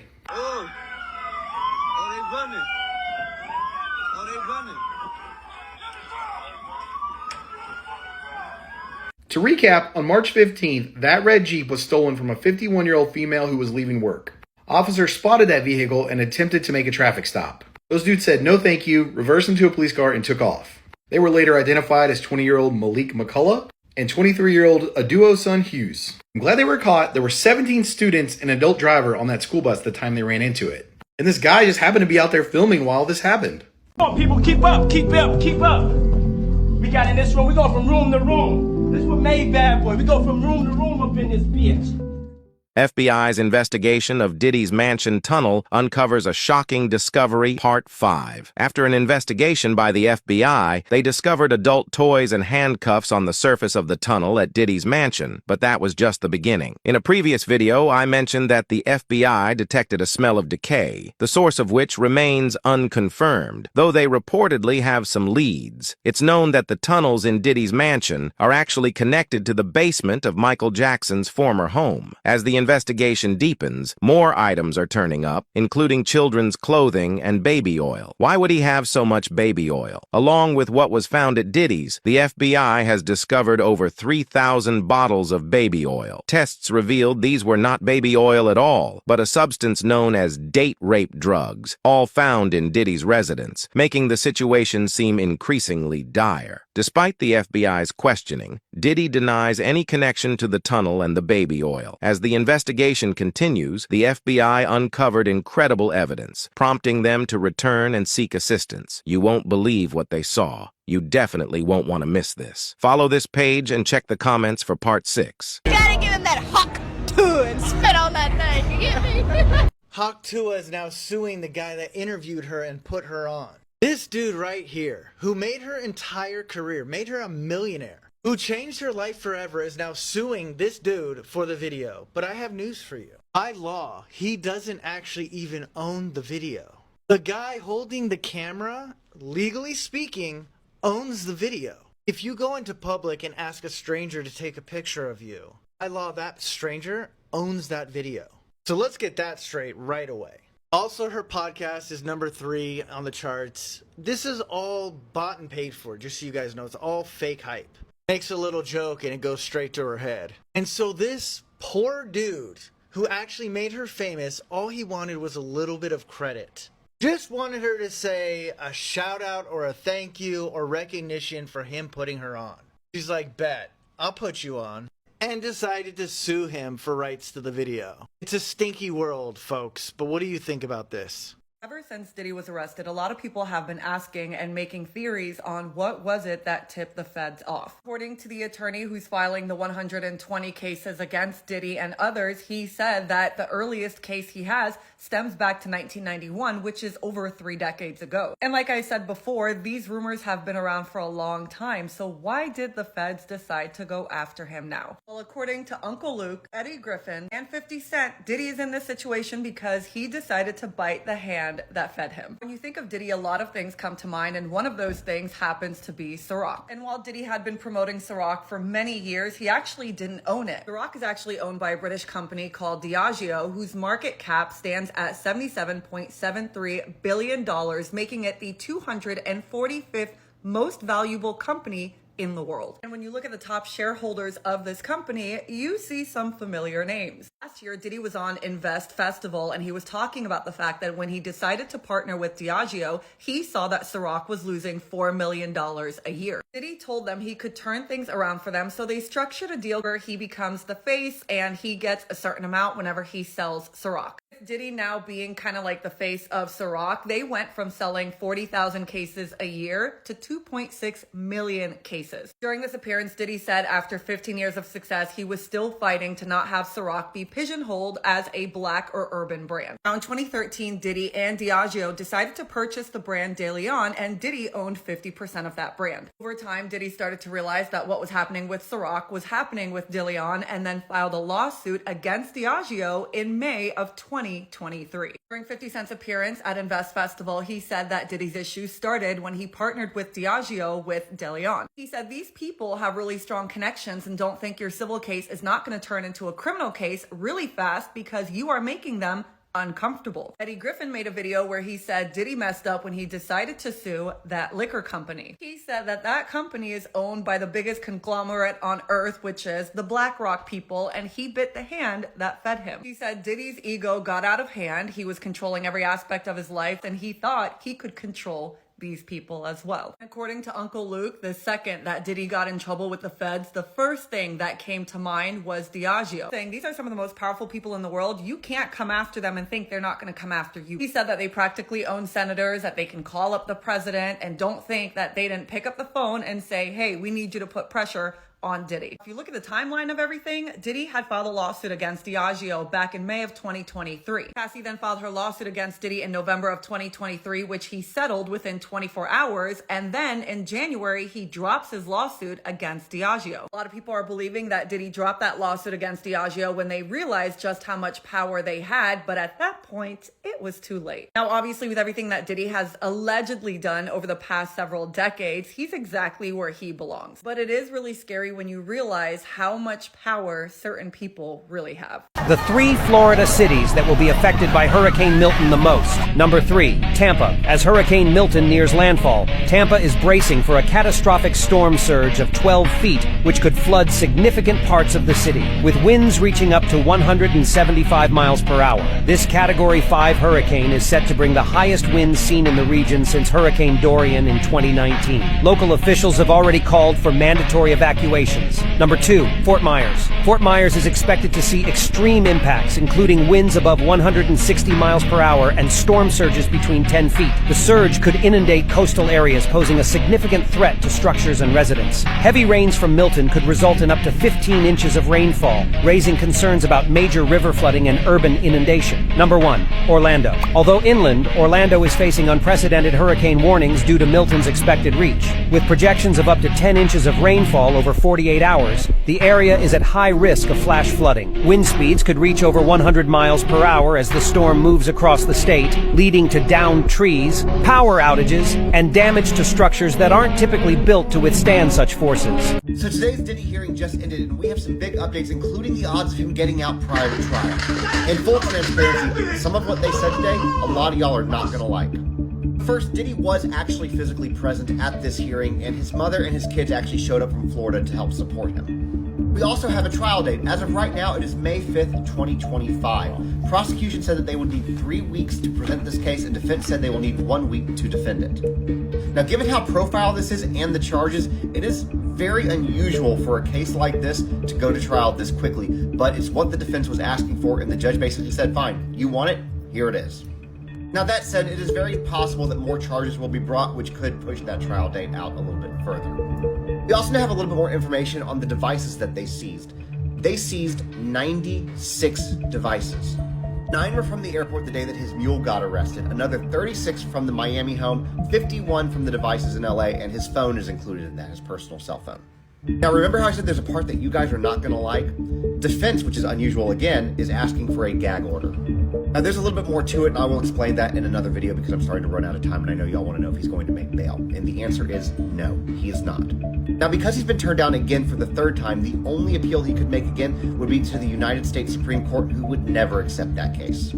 I'm out of time, so there will be a part 2 for this, but if you see that I'm live, come on in, it means that we're talking about it. And don't forget to hit that follow button. Keep my wife's name out your fucking mouth! Will Smith's son recently made a jaw-dropping revelation. In his statement, he claimed that his father had treated him like a product throughout his entire childhood, using him for his own gain and exposing him to disturbing experiences. One of the most shocking claims he made was about being sent to an artist party hosted by Diddy when he was just 4 years old. According to him, that night was a turning point. He described falling into a deep sleep for 3 days afterward, with little to no memory of what had happened during that time. The only fragment he can recall is waking up to excruciating pain, finding himself unable to walk for an entire week due to the severe injuries he suffered. He went on to allege that his father, Will Smith, worked closely with Diddy to facilitate these abuses, offering access to other children in exchange for certain favors. Both Will Smith's and Justin Bieber's sons reportedly endured this living nightmare during their early years, completely unaware of the true horror of the situation they were being forced into. As they grew up and began to understand the depth of what they had gone through, their bond and mutual support for each other became stronger. Now, a pain that only they can fully understand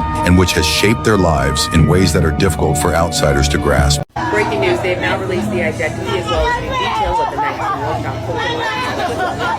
found. The family of the 19-year-old has started a GF and provided details. They said she was 19 years old, a beautiful girl who came to Canada with big dreams. On October 19th, the fateful Saturday night, she was found burned to death in the walk-in oven at Walmart Bakery situated at Mumford Road in Halifax.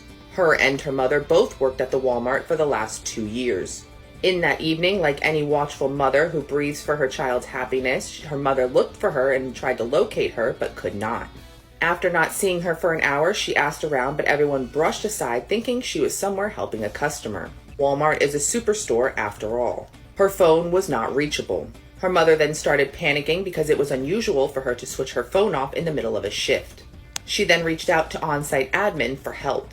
Then imagine the horror that the mother experienced, who herself opened the oven to find her daughter inside. They did so after someone pointed out, quote, leakage from it.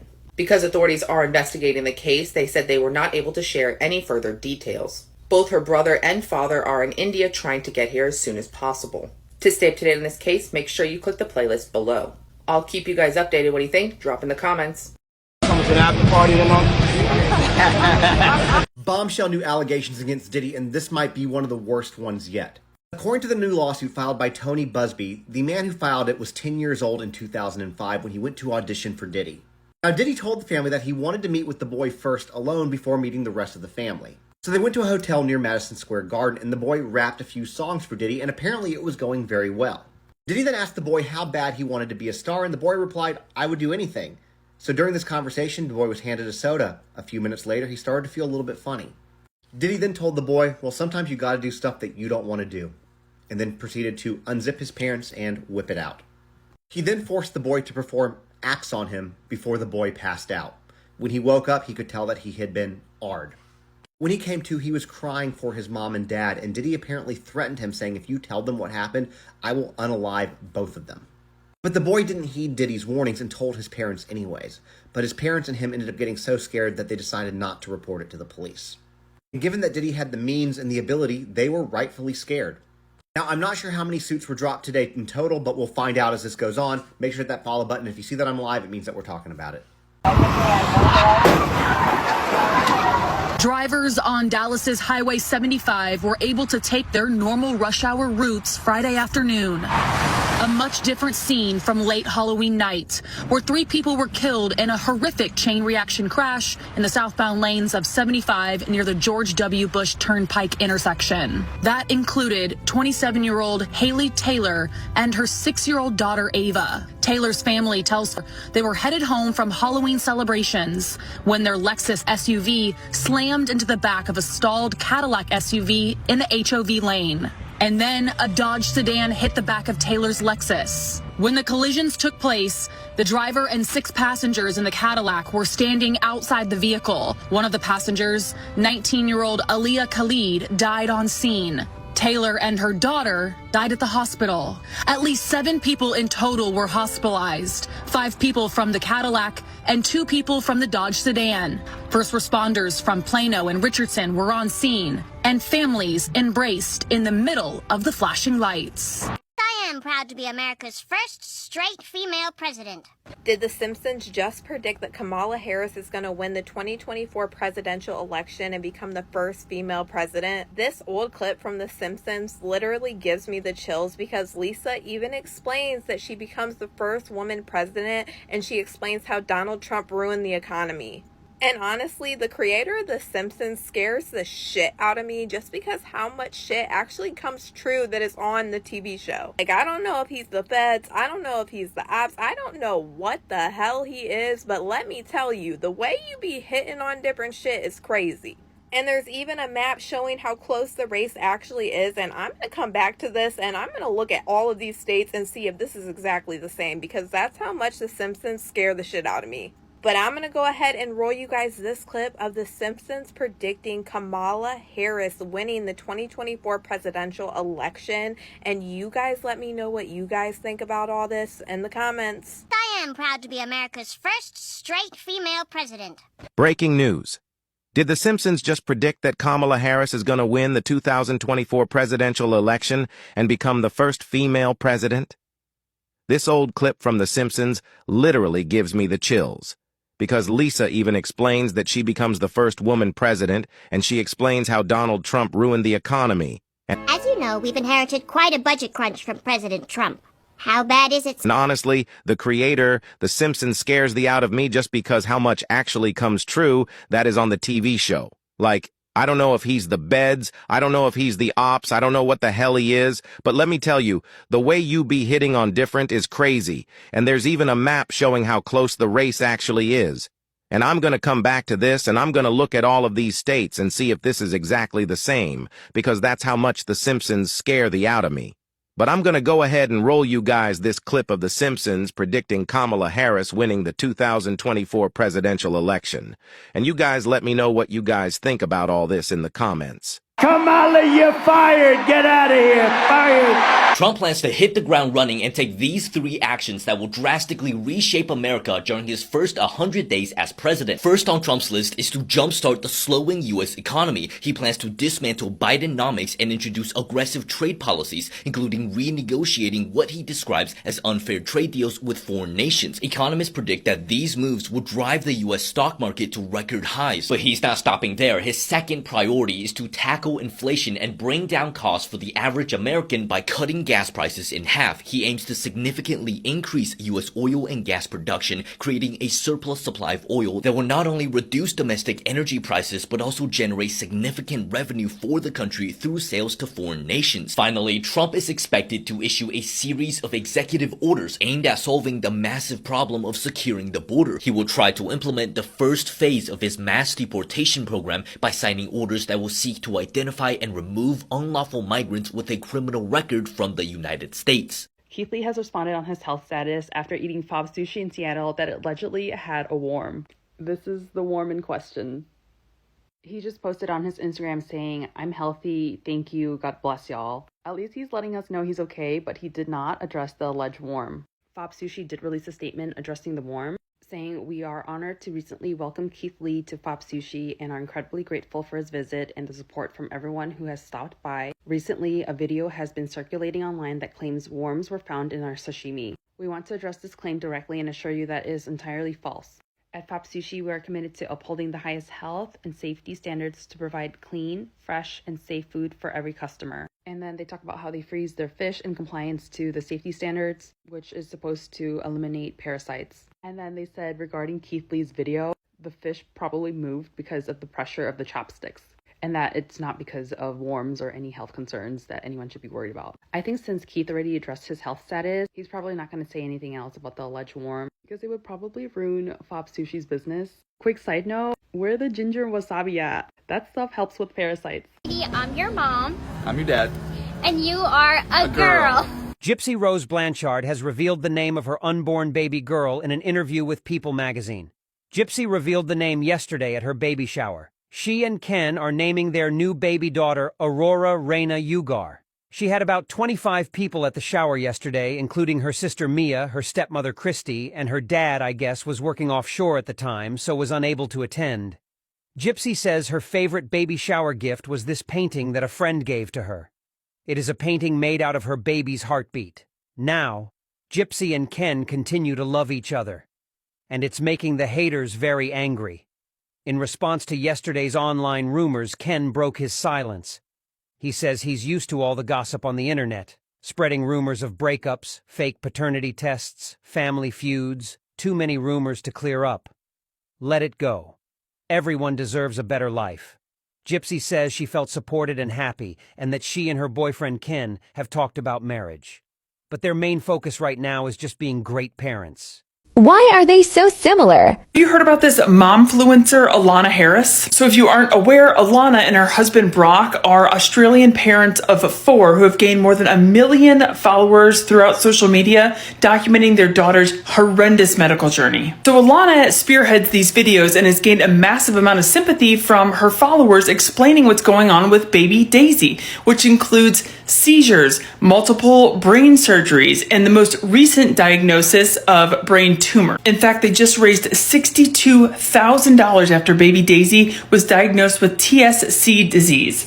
They said, quote, "Daisy has been in a comatose state for over 100 hours, had 2 brain surgeries, and doctors are still no close to finding answers." Well, now Australian police have removed Daisy and the other 3 children from Alana and Brock's care because they believe Alana has been poisoning baby Daisy this entire time. They're running toxicology reports now, but said it could be weeks before they had definitive answers. Well, then today, Brock releases this statement on Snapchat, pretty much blaming everything on Alana and claiming he had no knowledge of what she was doing.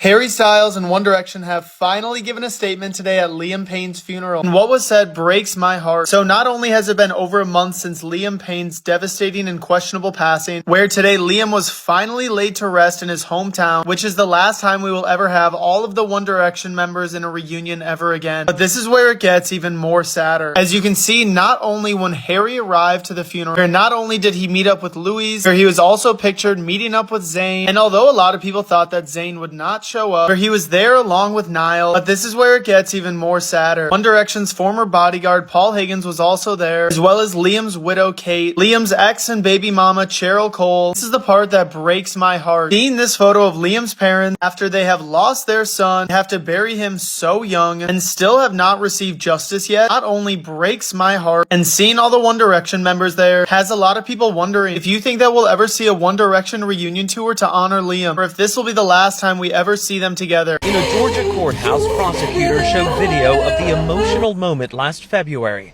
when Laken Riley's family was told she was dead. Those sobs echoed Wednesday as the judge found Jose Ibarra guilty on all 10 counts against him, including malice and felony murder, citing DNA evidence against Ibarra. I find the defendant guilty. After the verdict, tearful family and friends remembered the 22-year-old and asked the judge for justice. On that horrific day, my precious daughter was attacked, beaten, and shown no mercy. This monster took away our chances to see Lakin graduate from nursing school, and he took my best friend. I've been lost ever since she was senselessly stripped from our lives by Jose Antonio Ibarra. I now have this hole in my heart and in my life that I know will never be filled.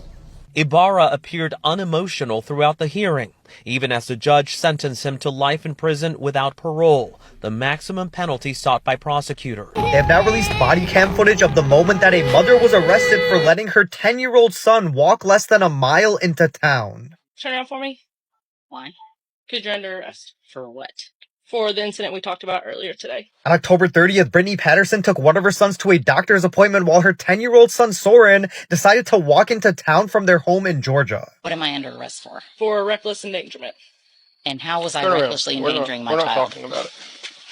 But while she was out, she got a call from police saying that her son was walking outside alone, but she says she wasn't concerned because she grew up walking outside and exploring on her own, and she was raising her children the same way. Soren, call mommy and tell them they're taking me to jail because you decided to walk down the street. That's not his fault. Yeah, call mommy. You're the mother. That's your responsibility to Yeah, keep I up need your you child. to not talk to me, please. Patterson was arrested and booked on reckless conduct where they say she willingly and knowingly endangered the welfare of her son and she could face up to a year in prison. She said signing that would be admitting she was wrong and that she's not raising her kids right, so she plans to fight the charges. Let me know what you guys think about all of this, and as always, I'll keep you guys updated. So, you saw the video of a person that got kicked out of the movie theaters for wearing green face paint to the Wicked premiere. Well, here's the absolutely horrific story of why that rule is in place. On July 20th, 2012, 24-year-old James Egan Holmes went to the midnight screening of Dark Knight Rises in Aurora, Colorado. After about 30 minutes into the movie, he would leave the theaters, go out to his car, dress up in tactical gear, and bring tear gas and a rifle into the theater. This resulted in the death of 12 innocent people just trying to watch a movie, and 70 others were injured. Holmes took medication pills prior to this so that in case he got shot, it, quote, would not hurt him. He was arrested shortly after, however, he knew that the police would raid his home and he rigged the entire house with explosives. Thankfully, those explosives were defused. In court, he attempted to plead insanity, however, that did not work. He was charged with 24 counts of first-degree murder and received 12 consecutive life sentences without parole. He also received an additional 3,318 years for attempted murder and possession of explosives. This incident led to heightened security throughout theaters nationwide. His youngest victim was 6-year-old Veronica Moser Sullivan, and she would have been 18 years old today. A farmer pushed too far. Robert Hooper says this was his last resort to protect himself and his home. One of the car's passengers tries to stop him. But Mr. Hooper had had enough, forcing the car off his drive, left there as the owner and his friends drank in the sun. The jury today decided this was reasonable force, used to defend his property, after hearing that moments before this footage, he was punched when he asked the driver to move it himself. As the fourth-generation farmer and his wife left court, a moment of relief. Mr. Hooper was found not guilty of dangerous driving or causing criminal damage. Instead, his friends say he dealt with a growing issue of people mistreating the countryside. It gives people a picture that, what life can be like when, you live in quite a remote place. And please come and enjoy it. We want you to enjoy it, but with a bit of respect. It just shows that these people can't just come and cause trouble in the area and get away with it. So what? The father of a missing woman from Hawaii found dead near LAX from an apparent suicide. This is a tragic update to a story we've been covering for more than a week. As the search continues for the missing woman from Maui, LAPD confirmed that her father died after jumping from a building. We'll find you, Hannah. We'll find you. We'll bring you home. Ryan Kobayashi making a promise to find his missing daughter, Hannah Kobayashi. He spoke to NBC4 on Thursday near the Crypto.com arena, while volunteers helped the family pass out flyers for 30-year-old Hannah. Been missing for a week now. We're just trying to get our boots on the ground to find out what happened. Ryan had recently flown in from Hawaii to meet family and friends in Los Angeles to help with the search. Hannah landed at LAX from Maui on November 8th. She missed her connecting flight to New York and spent the weekend waiting for another flight. Her family says during that time, she left the airport to visit the Grove and walk around LA. According to her family, she was last seen on surveillance footage exiting the metro at the Pico station near the Crypto.com arena on November 11th. Breaking news, new security footage has now confirmed that Liam Payne was trying to escape his hotel room from his balcony when he tragically died in Buenos Aires. This is according to the police report, the 911 call, and the new surveillance video, and they're saying the hotel knew Liam was trying to use the balcony as a means of escape, but chose to leave him there by himself. The surveillance video shows that when the hotel employees got Liam to his room, he was struggling with them outside, clearly not wanting to go in. But instead of addressing this, the employees used a master key to enter the room, put Liam inside, and reportedly removed a mirror from the wall directly outside of his room so he wouldn't damage it. I mean, they cared more about the property than someone's life. And it was obvious that Liam told them that he was going to use the balcony as a means to escape when minutes later the employees called 911 saying, I don't know whether his life may be in danger, he's in a room with a balcony, and well, we're a little afraid. The other reason they believe he was trying to escape was because after he fell, his body was found with a hat and a bag that he didn't have on before he entered the hotel room. This means when inside his hotel room, he put on his belongings and was trying to get from the 3rd floor to the 2nd floor and jump a short distance to the ground. A 19-year-old out to buy his grandfather some socks came across a bag with $135,000 just sitting near a Wells Fargo ATM in Albuquerque.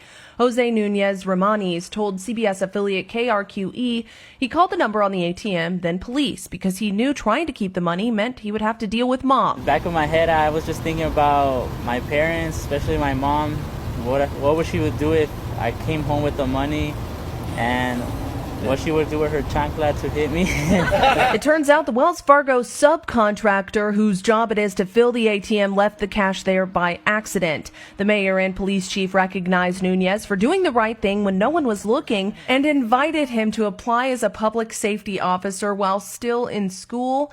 Nunez also got a $500 check from New Mexico energy provider PNM, a gift card, and $500 cash from a local restaurant. Ryan Erlacher. Nunez told the New York Times he's wanted to be a crime scene investigator.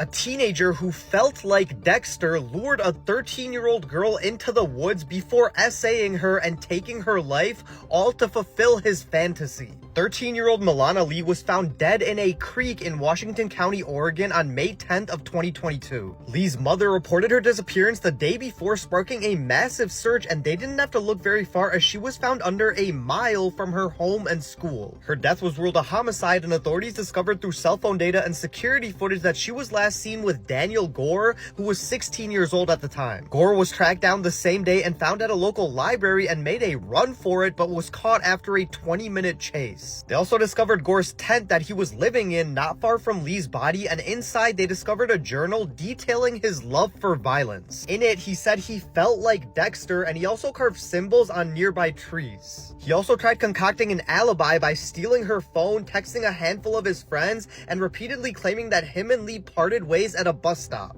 But surveillance video from the bus stop showed the two walked off together towards Gore's hideout in the woods. They also found photos of violent essay on Gore's phone and realized that he essayed her and then took her life. Gore, who is now 18 years old, was tried as an adult and was convicted in less than 90 minutes. A woman allegedly kept her baby hidden from everyone by hiding her under a drawer under her bed from the time she was born till she was 3 years old when someone found her. This is so heartbreaking. This poor child could not even crawl at 3 years old, and she was so severely underdeveloped. And this is how the baby was discovered. Apparently, a partner of the mother's who was not allowed upstairs in the house had came back to the house to use the bathroom. I'm assuming no one was in the house at the time, but when he went inside the house, he heard a sound coming from upstairs that sounded like a baby crying. So he followed the noise and it led him to a bedroom, and the noise was coming from underneath of the bed. He pulled out this drawer and inside was a 3-year-old child, and immediately the police were called. Social workers and police arrived on the scene, and according to a social worker, she said it was one of the saddest things that she had ever seen. She was in shock. She said that she went up to the bedroom with the mother of the baby. She said, "Is this where you keep the baby?" And the mother replied, yes, that she was in an abusive relationship. A medical examiner examined the child and found that the child could not crawl, could not walk, and Her mother allegedly was feeding her through a syringe. November 26th, the mother was sentenced to 7 years and 6 months in prison. That's a 2-year-old girl peering out from her daycare center. It's dark and it's locked. She's all alone. The toddler had been left behind when the daycare closed up for the night. Her mom, Stephanie Martinez, understandably freaked out. She was just 15 minutes late picking up her daughter, Ani. She managed to push a chair next to the door to stand on it and call for my name. And that was the only reason I was able to see her, is because she's shorter than the door. Ani, I'm coming, okay? Mom called 911. The operator couldn't believe it. She's inside by herself? Yeah, she's crying. She's inside by herself. Okay, honey. How old is your child? She's 2. She's only 2. Gosh. I'm coming, baby. Okay? I'm coming. When firefighters got there, they broke down the door. In a statement, poor little kid, the daycare center says all of their staff will now be retrained on proper child supervision. You can't think of your baby and what could happen and the things you don't know that could happen. Just your mind just starts to race. Vanessa, a pregnant mother, is in tears as she talks about what happened to her 3-year-old girl yesterday afternoon after a bite of a burger at Wendy's. She bit into her burger. We were eating inside, and she started to crunch, this super loud crunch that was not normal. She says she panicked for a moment watching her daughter cry in pain. And was telling her, don't swallow, honey. Then quickly got on her knees and tried to get the food out of her daughter's mouth. As I was pulling her food out, I was pulling food out and blood out, and I saw that I had particles of glass on my fingers. She says she called police right away and then rushed her daughter to the hospital. This is a picture of her daughter on a hospital bed, and this is a picture of her mouth. If you look closely, you can see cuts inside. My only concern was for my daughter and how much glass she had ingested. And went and cut Peanut's head off, so I couldn't even get back my animal. New York's getting sued. The owner of Peanut the squirrel and Fred the raccoon have now filed paperwork to officially say they're coming after New York for what they did. Mark and Daniela were the owners of Peanut and Fred, and they're alleging unlawful search and seizure, violation of freedom of speech, and other due process violations. They're saying the whole situation is a result of negligence, carelessness, and recklessness on the part of the state. Another point they're bringing up is they're now saying that Peanut and Fred were not wild animals, they were companion animals under the law, and this actually wasn't brought up in court before the raid. They're maintaining that Fred and Peanut were not euthanized because they weren't sick, so this was nothing but an execution. The couple says they're suing for emotional distress, pain and suffering, as well as violations to their constitutional rights. They're also going after lost wages because Peanut's videos help supplement their income. There was a criminal judge in my county that signed off on a search warrant to come and take Peanut and Fred and kill them. Marlena Velez is in jail again. She is the TikToker accused of stealing merchandise from Target. Police say that she was using cheaper barcodes to steal about $500 worth of merchandise from a Florida Target. And if you know anything about Target security, you know that it's crazy and you're not going to get away with it. Investigators say she then posted the items to a TikTok haul, and that is actually what helped lead them to arresting her. I went to the Lee County Clerk of Court website. I didn't find the most recent arrest report, but what I did find is an arrest report from 2023 of a woman with the same name and same birth date. That report claims that Marlena Lynn Velez stole about $63 worth of merchandise. And the merchandise is listed on the report as a dinner bowl, drinkware, a shaker, a 5-pack of shots, which I'm assuming it's like shot cups. It says that she would scan one item but place 2 items in a bag. As far as the most recent arrest, I would think that in the next few days, the police report will be uploaded into the system and we will learn more about what she was arrested for this time. Oh my God! For the rest of my life, I'm going to hate you. And when I arrive in hell and you're there, I'll open the door for you. Those were the words Samantha Hutchinson's father used to describe the feelings towards the woman that took his daughter's life. Jamie Lee Komrosky was just sentenced to 25 years in prison after pleading guilty to felony DUI causing great bodily injury, and 1 count of reckless homicide. If you aren't aware of what happened, it's April 2023 in Folly Beach, South Carolina. 34-year-old Samantha Hutchinson had just married her now husband, Eric Hutchinson, hours before, and they were celebrating at their wedding reception. Wrapping up this most amazing night, they jumped into the back of something similar to a golf cart and headed towards their Airbnb, which was just down the road. At the exact same time, then 25-year-old Jamie Lee Komrosky was wrapping up a day filled of binge drinking and had just left the third bar of the evening. Jamie, who was driving 65 miles an hour in a 25 mile an hour zone, plowed into the cart that had Sam, her husband Eric, and 2 other family members. Sam died at the scene, and the other 3 were critically injured. Today, more than a year and a half after the accident, Jamie Lee pled guilty to all charges and will spend the next 25 years in prison. December is Drunk Driver Awareness Month. Do not drink and drive.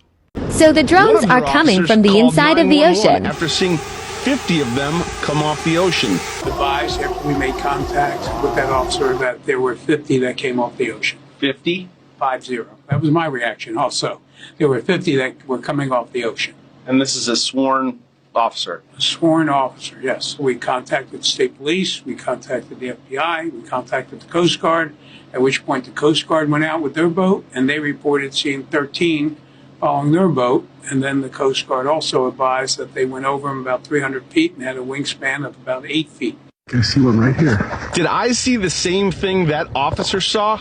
I'm still not sure. What I can show you is this video. What I can tell you is I've never seen anything like it before. Wow. In more than a month since these reports started, the federal government doesn't know what they are either. What's your message to the White House? My message, come to the Jersey Shore.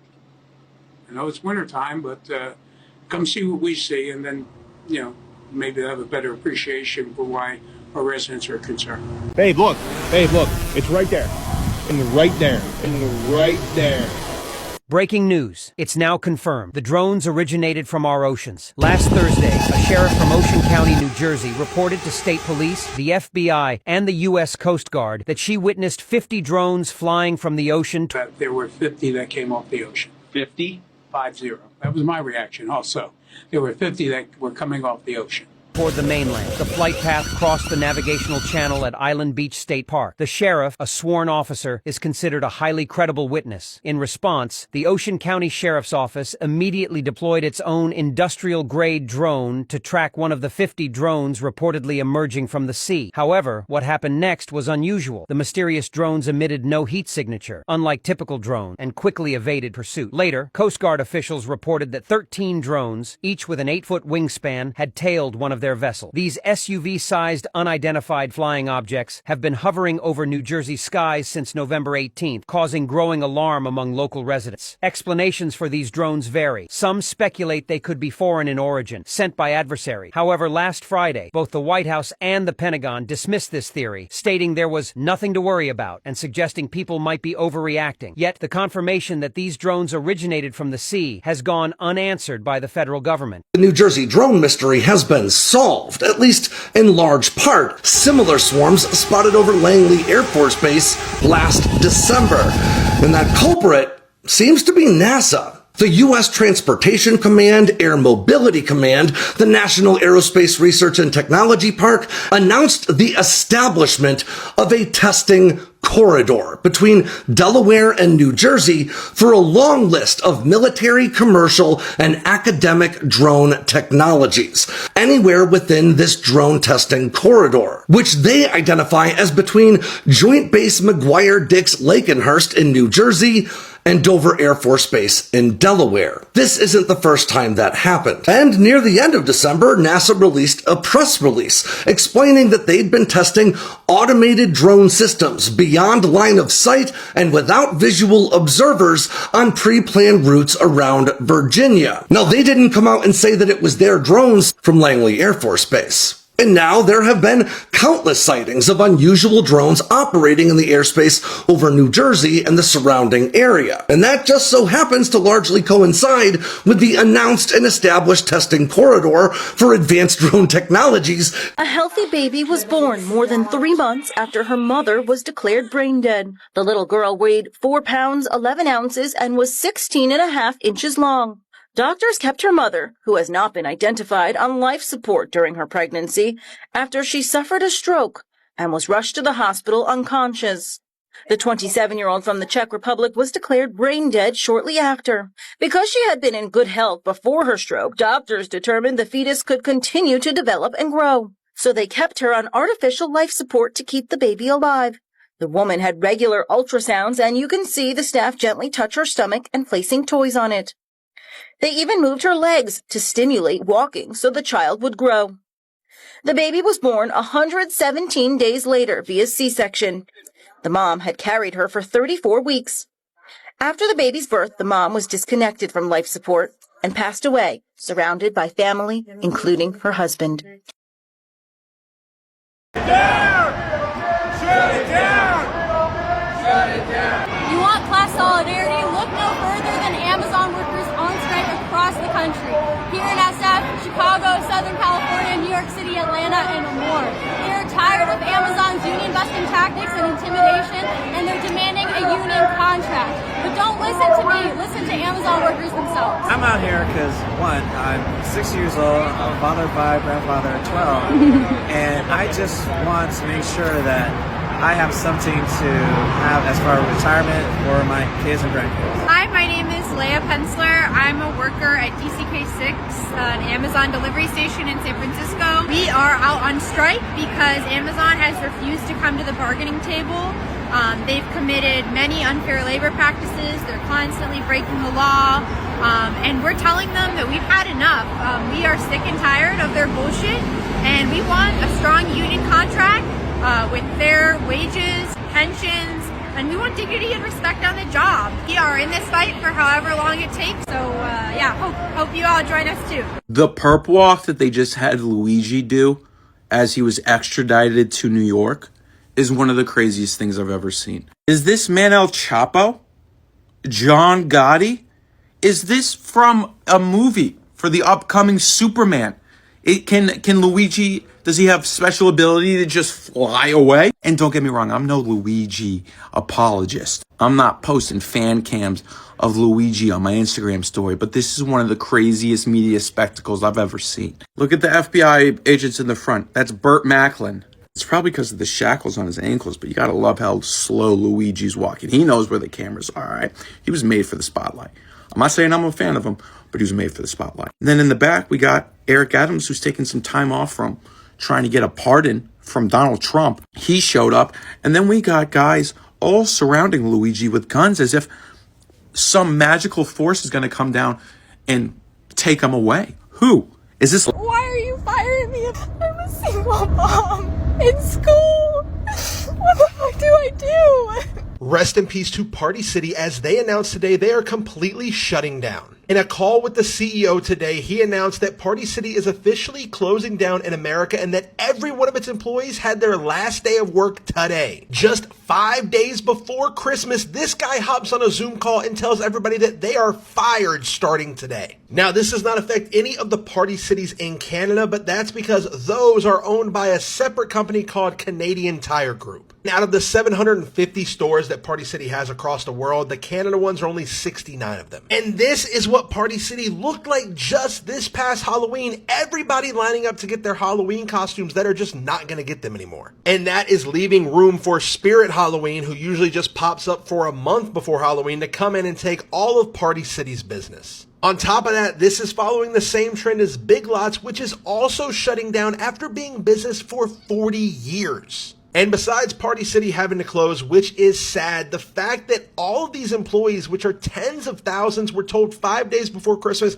all of a sudden that today is their last day, is absolutely heartbreaking. This TikToker just got arrested after posting a video of him spraying bug spray on people's fruits and vegetables. So if you've been on TikTok, you may have seen this person, Wolfie Coletti. He makes these videos where he's just doing absolutely diabolical things in public. He's taking people's clothes out of dryers and throwing raw food in there. He's going into the back of kitchens and fast food restaurants and just throwing stuff around. He's doing terrible things to these people. And he's gained over 300,000 followers making these types of videos. Well, finally, a video that he posted and then quickly deleted has caught up with him because now he is facing multiple charges after spraying this bug spray on people's food. This is him, by the way, old Charles Smith, no longer Wolfie Coletti, and he was arrested in Mesa, Arizona. A 27-year-old who was arrested just this morning a few hours ago now. Now, he did this in a Walmart, and they said that they have taken all those fruits and vegetables out of the store and cleaned the entire area where he was at. And old Wolfie Coletti is being charged right now for introducing poison, a class 6 felony, criminal damage, a class 1 misdemeanor, endangerment, class 1 misdemeanor, and theft, class 1 misdemeanor. It was a 7-year-old boy who was hit by a drone and rushed to the hospital. But first, the mom of that little boy speaks out. He had to undergo open heart surgery. A night of holiday lights turned into a scare in the sky. No, I don't think they're supposed to be falling. That is video showing the drones falling over Lake Eola Park. One mother tells us she was here when she says a drone came falling from the sky and the unimaginable happened. She says it hit her son. Everyone's natural instinct was to like duck and scatter. And right when we knew it, like my daughter found my son on the floor unconscious. Adriana Edgerton says her 7-year-old son, Alexander, has been in the hospital ever since. Like it ended in nightmares and just feel so bad. A spokesperson from the FAA says several of the small drones collided and fell into the crowd at 6:45 p.m. We have huge breaking news right now. A complete civil war has broken out between MAGA and Elon Musk and Vivek Ramaswamy to the point where Elon Musk is now censoring MAGA influencers on Twitter. Elon Musk went out of his way overnight to strip the verification of a number of top MAGA influencers, including Laura Loomer and others. He also removed all of their subscribers, so they're no longer monetized. They can't make any money. So much for free speech, right? Well, I guess it's only free speech when you don't attack Elon. But MAGA is completely turning on Elon Musk and Ramaswamy because of comments they made about H-1B visas, which are visas that are given out to foreign skilled workers for skilled positions here in the United States for temporary employment. MAGA obviously doesn't want more immigration, but Musk and Ramaswamy note that tech companies rely on H-1B visas. And it's gotten so bad that there is a complete civil war that has broken out right now. And either MAGA influencers are about to be expelled from the party or from the inner circle, or Musk and Ramaswamy are. Comment below your thoughts, spread the word, grab your popcorn, and follow along for all the news you need to know about. This couple splurged on a 5-star resort for their baby moon, but there was something really strange about the place. This was kind of creepy, but we had this whole entire resort to ourselves. At first it started as a joke because I started recording on our first day and not seeing anybody but employees. But you can see as the days progress, it starts to freak us out. Everywhere Cameron and Carly went at the Gran Velas Resort in Cabo San Lucas, Mexico, it was just the two of them. Things started getting a little creepier as we realized the activities were also by ourselves. So this is our room door. Echo! Cuckoo! How is this place paying for all these lights?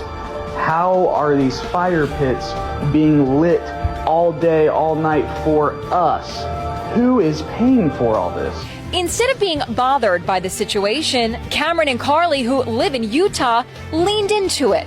This entire kingdom just for us. Only 2 out of 181 people survived the Boeing plane disaster in South Korea, and they may be the key to understanding what went wrong on that flight. A Boeing 737 took off from Thailand headed for South Korea, carrying 181 people. The pilot was an experienced aviator with over 6,800 hours in the air. Everything was going smoothly until the plane reached its destination airport in South Korea. As the plane was approaching its landing runway, air traffic control made an emergency announcement to the pilot, warning him of birds near the runway, which may result in a potential bird strike on the plane. Minutes after the warning, the pilot called in a mayday and aborted his attempted landing. Air traffic control worked with him to give him another attempt, but on that second attempt, as the plane was coming down, onlookers realized that it had no landing gear deployed, causing the plane to skid onto the runway, but it failed to slow down and continued down the entire length of the runway until it made contact with the wall at the end. 2 crew members survived and were taken to the hospital as investigators searched for the plane's black box. We have some major breaking news right now. The suspect responsible for the devastating New Orleans attack overnight has been identified as a 42-year-old man by the name of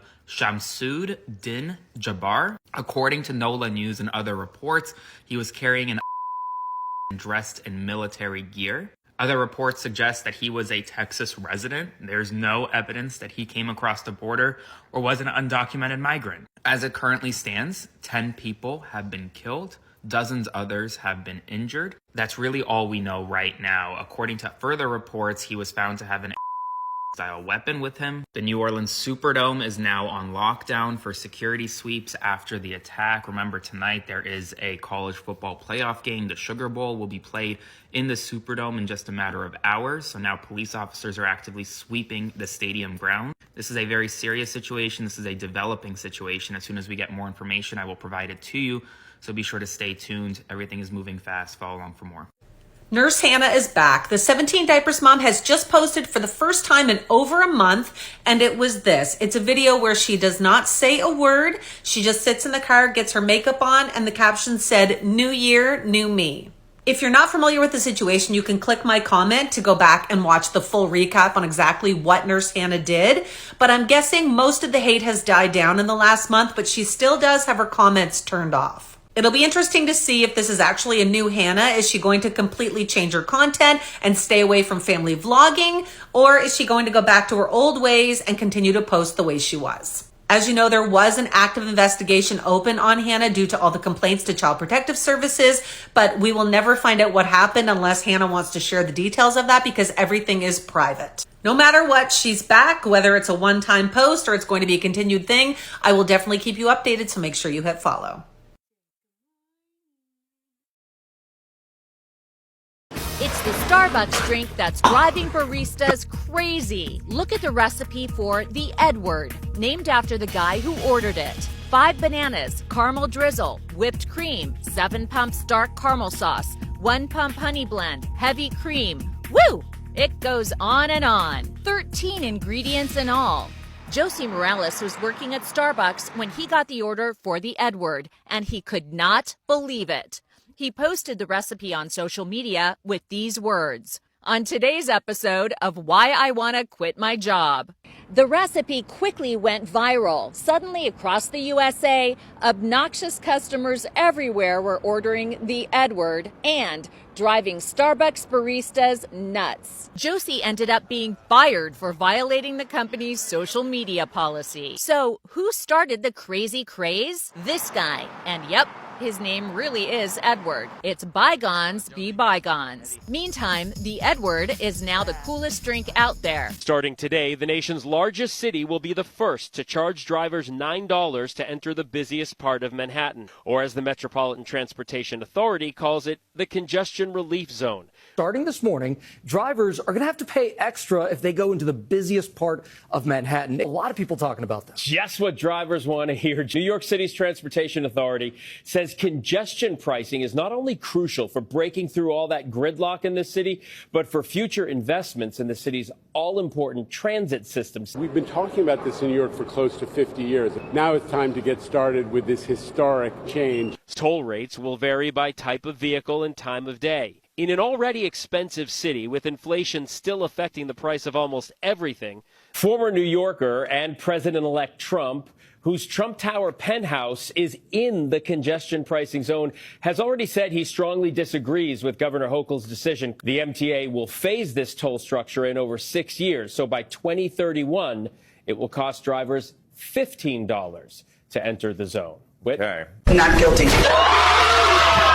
22-year-old James Saltmarsh charged with SA and killed of his 8-month-old daughter, but he hysterically claimed in court that he had never done anything to harm his daughter. On April 20th, James panicked and dialed 911. He fell asleep while holding 8-month-old Janiyah to watch a movie. When he woke up, Janiyah was not breathing. Emergency personnel immediately took Janiyah to the hospital, but she still passed away due to severe injuries. The report given by the doctor shows that Janiyah suffered from SA and abuse, skull fracture, rectal injury, consistent with injury caused by foreign body insertion into the anus. Despite James's unanimous claim of innocence, the police still arrested him on charges of murder and SA. Once the incident was reported, James received overwhelming insults and condemnation. However, 2 months later, the event took a turning point. Forensic experts determined that Janiah's deceased was actually a tragic accident, as the rectal tear was actually just a tiny crack caused by constipation. The cause of death was due to James accidentally suffocating Janiah while he was sleeping, which is consistent with James's testimony that he held her too tightly for fear of her falling off the bed, and no brain damage was found, which is completely inconsistent with the doctor's conclusion in the lawsuit. The prosecutor's office ultimately dropped the charges against James, but the harm he suffered could never be undone.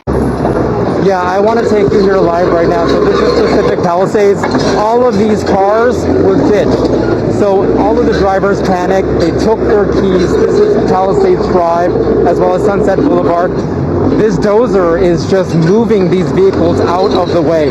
So if this is your car, unfortunately, it's an emergency situation, and this is what they have to do. Yeah, and the good news is that I'm seeing the strip mall standing, but every time I speak with you, within the last hour, there's a different firefight, and now the fire has somehow made its way along Sunset Boulevard as it continues to try and burn towards Gladstone's and the ocean. And you can see that palm tree. It's like I turn my back, there's another part on fire. I thought that this apartment building to the right of us was okay, but now it looks like it's gone around, and there's a house that I see up on that hillside right below. That fire is getting very close to a home, and it has just been, you know, one of those chaotic scenes.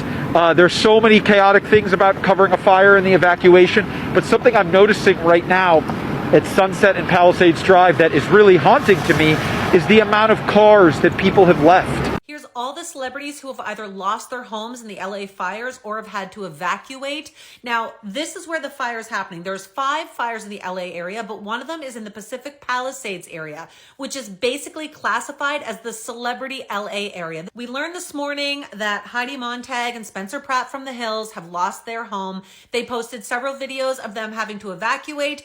It's also been announced that Anna Faris unfortunately lost her home, as did Adam Brody and his wife Leighton Meester. Both of their homes have again been reduced to rubble. This was a shot of Adam and Leighton's home as it was under fire. And this is the end result of Anna Faris and Spencer and Heidi's homes. All My Children star Cameron Matheson also announced that he lost his home as well, and they have lived in this home since 2012. We know Paris Hilton lost her Malibu beach house. Fergie uploaded a photo of her house in flames. Ricki Lake uploaded several pictures of her dream home, which she also lost today. James Wood posted a picture of his house with the deck just catching fire. Jamie Lee Curtis shared a photo and said, "My community and possibly my home is currently on fire, but my family and friends are safe." Jennifer Love Hewitt shared a photo of them evacuating and said, basically everything they love, their whole neighborhood is gone. Unfortunately, most of the fires that are raging right now are not under control, and experts are saying it's probably going to get worse because of the winds currently happening. They're supposed to die down around 6 p.m. LA time tonight. Thousands of volunteer firefighters from Mexico have deployed to California to aid in the Palisades wildfires. A Mexican government has deployed aid and past natural disasters across the United States. These brave firefighters, however, are strictly volunteers who have said that all firefighters are brothers, no matter where they are from. You can follow along their journey on this page. And the president of Mexico has spoken out to say that Mexico nationals are able to receive aid at the Mexican embassies in California. I'm now going to dedicate the rest of the video to sharing some helpful resources, because I realize that many of my followers are located in the Los Angeles area. The organization, The People Struggle, is offering evac rides and transporting supplies. They are also accepting donations via their Venmo, which is pictured above of LA Animal Services, is providing an evacuation center for people with pets. A list of shelters available you can pause to screenshot, animal boarding and free items. Rich kid's cruel act backfires, ends hockey career. A single act of cruelty costs Carson Breer, a D1 hockey player and son of the Philadelphia Flyers GM, his career and reputation, after a viral video exposed him pushing a disabled student's wheelchair down a flight of stairs. At a bar, Carson found an empty wheelchair, played with it briefly, and shoved it down the stairs without a second thought. The wheelchair belonged to Sydney Bennis, a kind-hearted student who lost her legs in a car crash. A security guard had helped her downstairs to use the restroom, leaving her for $1,000 wheelchair unattended. When Sydney discovered her wheelchair destroyed, she was devastated. Carson's indifferent apology made things worse. However, when security footage surfaced online, it quickly went viral, amassing over 100 million views and sparking widespread outrage. Sydney responded with remarkable grace. After a GoFund campaign was started for her, she closed it after replacing her wheelchair and donated the remaining funds to assist other disabled individuals. Carson faced severe repercussions. Already dismissed from a previous hockey team, he was removed from his D1 roster, effectively ending his career. Fare evasion on public transportation is becoming a nationwide issue, with cities losing millions of dollars annually in unpaid fares. In New York City alone, fare evasion resulted in $215 million in lost revenue last year. In subway stations, people hop, duck, or sneak through emergency doors to avoid paying. At Times Square, one of the city's busiest transit hubs, the problem is especially severe. Over a 2-hour period, cameras captured 84 fare evaders, nearly one per minute. Some individuals provided excuses, such as forgetting their Metro card, being in a rush, or lacking the funds to pay. Others displayed indifference, like one woman who openly admitted, "So what? What are you going to do about it?" While fare evasion may seem like a minor offense, it has serious consequences for transit systems already struggling with budget deficits. In New York, those caught skipping fares face fines of up to $100, though enforcement remains inconsistent. The growing issue raises concerns about the sustainability of public transportation and fairness for paying riders. What's your view on fare evasion and its impact? Breaking news, an 18-year-old has mysteriously died while on a Carnival cruise ship. Here's everything you need to know. 18-year-old Anna was on the cruise ship traveling from Miami to the Caribbean when she passed away on Saturday. However, authorities have not released the exact circumstances surrounding her passing. At this time, the FBI is now investigating. It is more than likely the FBI is investigating because it occurred on international waters. The ship then returned to Miami on Saturday. Carnival cruise ship said, quote, "Our focus is on supporting the family of our guest and cooperating with the FBI." At this time, authorities have not confirmed the nature of the investigation nor the cause or date of her passing. However, some inside sources are claiming that it occurred on the 8th floor and that she was wrapped in a sheet and found underneath her bed. There was initial reports that she was 16 years old. However, her family has confirmed that she is in fact 18. They also hope she will be remembered for her generosity and that she was deeply involved in volunteering in her grandparents' 55 and older neighborhood. She also was known for helping out local businesses in her hometown of Titusville, Florida. As previously mentioned, authorities have not yet confirmed how her passing occurred. As people here for the Turning Point USA event gathered here in line, they have just been let in, but as you can see, the protesters are upset, yelling at police who are standing there ready with riot gear. At least one person was hurt, multiple arrested. Attendees and supporters of Turning Point's founder Charlie Kirk not deterred. When you see someone that courageous with their faith, you're like, why am I not that courageous with my faith? I want to be that courageous with my faith. I should be not afraid to wear a shirt that says Jesus on it, even though everyone looked at me today and gave me dirty looks. It's like, that's okay. I want to encourage free ideas expression. I don't want one side to dominate the other. And I think there's valid points on both sides. Speakers, including actor Rob Schneider, questioning free speech here on campus. Even without Kirk, the night and Turning Point USA tour concluded with his signature Prove Me Wrong format. Attendees given time to line up and ask questions or share their points of view. And Dan, there were some ticketing issues which many of the speakers blamed on the university. As for the protesters, they remained outside throughout the entire event. They remained until the attendees were let out, chanting and yelling at the people here at Turning Point USA tonight. Police essentially had to escort many of those attendees out and off campus tonight. This is 17-year-old Rihanna Kemplin, and her story is going to upset you, so trigger warning. Rihanna was only 17 years old when on November 8th of this year at 6:30 a.m., she was SHOT'd and unalived in her apartment while she was still sleeping. Rihanna was passionate about many things, one being makeup and music, and planned to attend cosmetology school after graduation and even dreamed of playing in the band at Arizona State University. But unfortunately, because of this incident, that will never happen. So far, police have offered a limited amount of information, and the circumstances around this unaliving have not yet been determined. Police say it is unclear whether a dispute in her home led to the SHOT or who else was home at this time. There has been one person that has been questioned and they are detained, but they are detained for other circumstances. And the worst part is, still to this day, on November 12th, police do not have a suspect named or in custody at this time. Her mother has created a GoFundMe to help with her expenses. It's also given a little information about what happened, but as soon as we have an update or someone is in custody, I'll be sure to let you know. Apparently, that nurse from Dallas Regional Medical Hospital is a menace.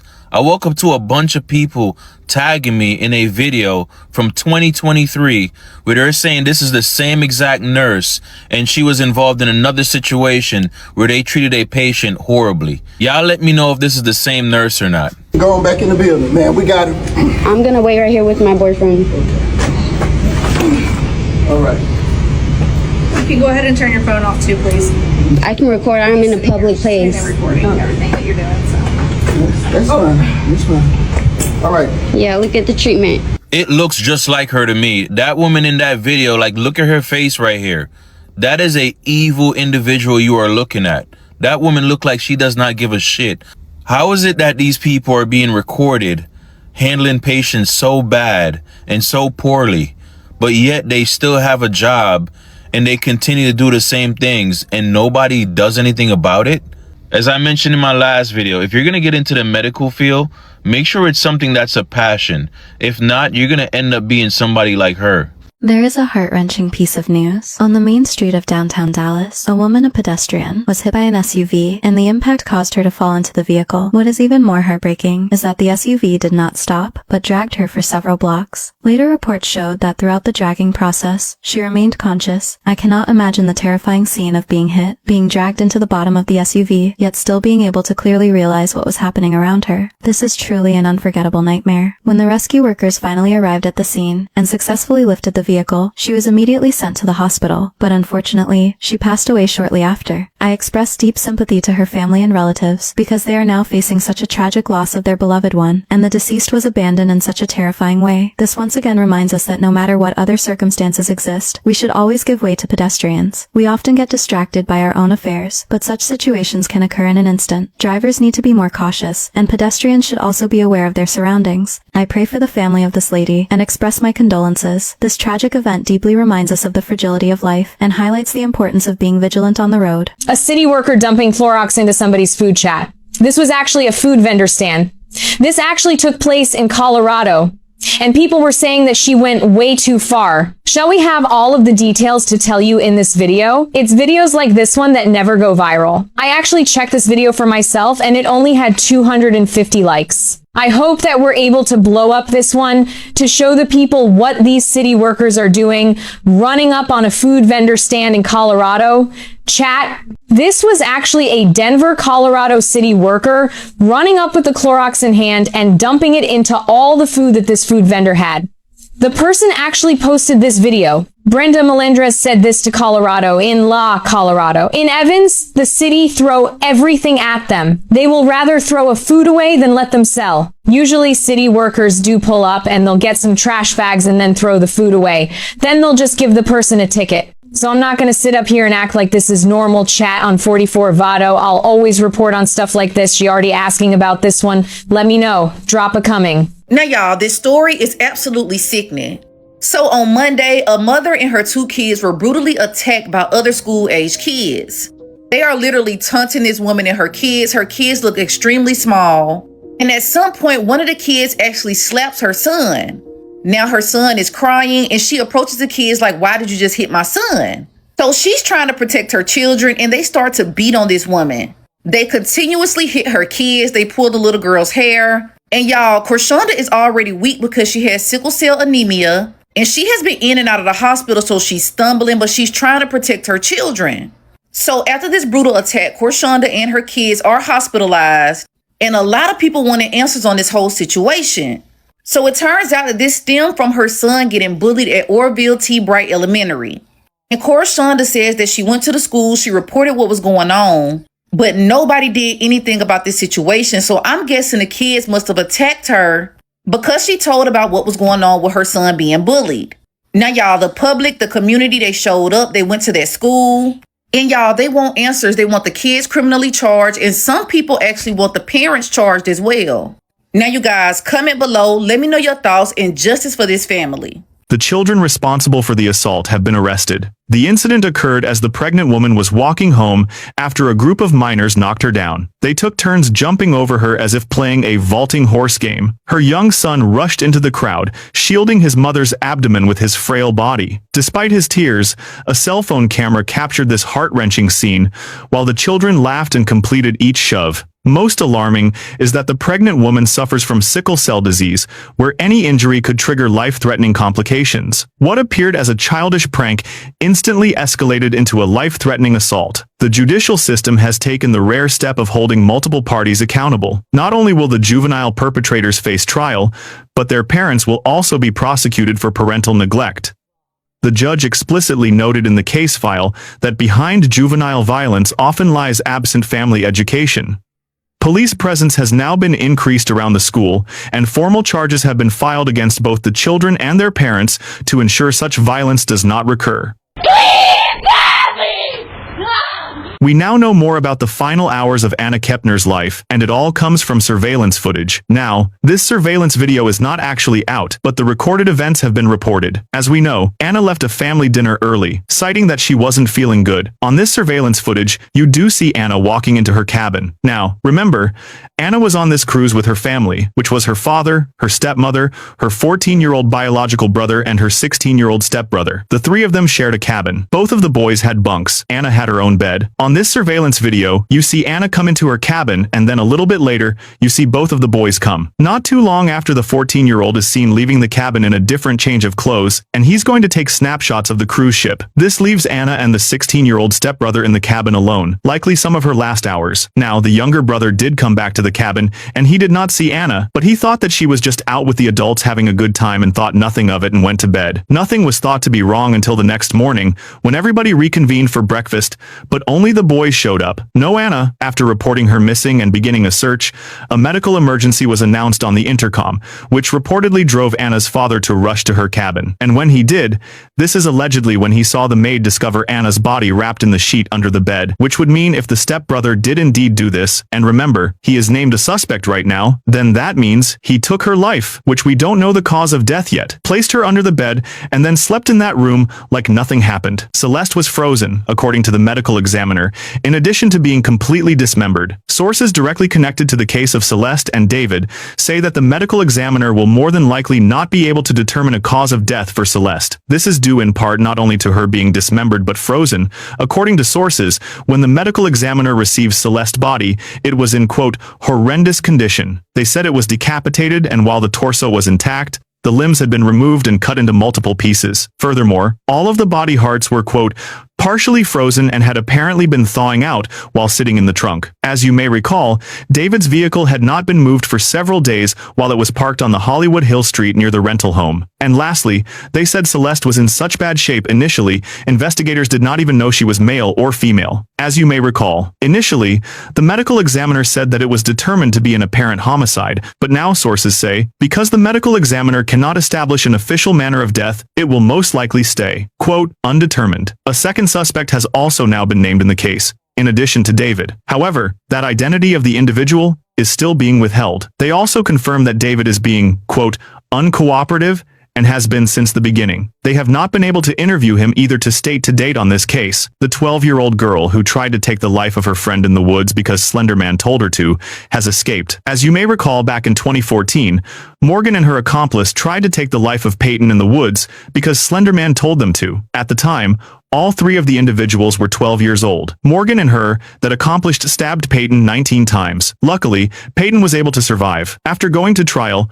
Morgan was found not guilty due to her mental state. After being found not guilty, she was then sentenced to spend the next 7 years in a mental hospital. Earlier this year, a judge signed off on sending her to a group home. However, many objected, saying that she had violent communications with an individual on the outside and that she still had an interest in watching violent things inside. However, well, At this, quote, supervised facility, Morgan was able to cut off her ankle monitor and escape. They said she was last seen around 8 p.m. on Saturday. She was also seen with an adult accomplice. This is the last area in which authorities say that she was seen. The victim, Peyton, and her family are aware of the escape, and they are in communication with law enforcement in order to keep her protected. In a statement from authorities, they said, quote, her whereabouts are unknown as of Sunday morning. Breaking news. Morgan Geyser, who committed the, quote, Slender Man crime and escape, has now been found. As you may recall, Morgan left her group home on Saturday night around 8 p.m., and Madison was Con Johnson, and met up with an acquaintance on a residential street nearby. However, before she vanished, she was able to cut off her ankle monitor, which allowed authorities to track her whereabouts. Late Sunday, authorities say they received confirmation that she was taken into custody in Illinois. They said this occurred around 10:34 p.m. They said she was found sleeping at a truck stop in Poston, Illinois, which is about 150 miles away from Madison, where she vanished. Authorities also confirmed she was with another individual,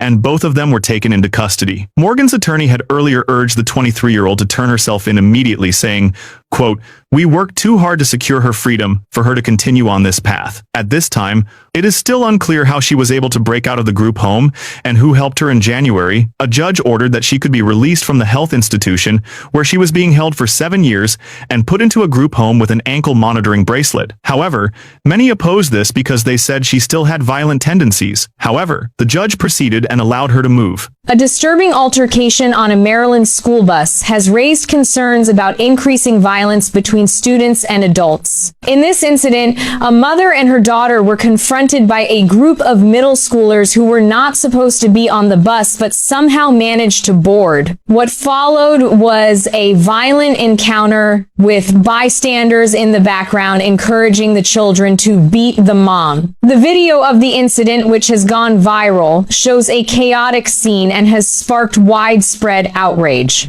Many on social media are expressing disbelief over the level of aggression shown by the students, and some are questioning how such behavior is allowed in schools. One comment on social media read, if this were me, I'd have fought back. These kids need to be held accountable. This is getting out of control. As the situation continues to escalate, many are calling for stronger safety measures and greater accountability for students who engage in violent behavior. The incident has sparked a broader conversation about how to prevent such attacks in the future and ensure the safety of both students and adults in schools. We finally know the reason why Market the Goat passed away, and it had to do with the car crash that he had in November 7th. He never really fully recovered. He went to the doctor, and same day they sent him home. This is when the problems started to happen. He started complaining that he had headaches, his body hurt, he was having difficulties breathing. The helicopter man ended up making a video saying that he was lucky to have survived that type of car crash because it was very severe,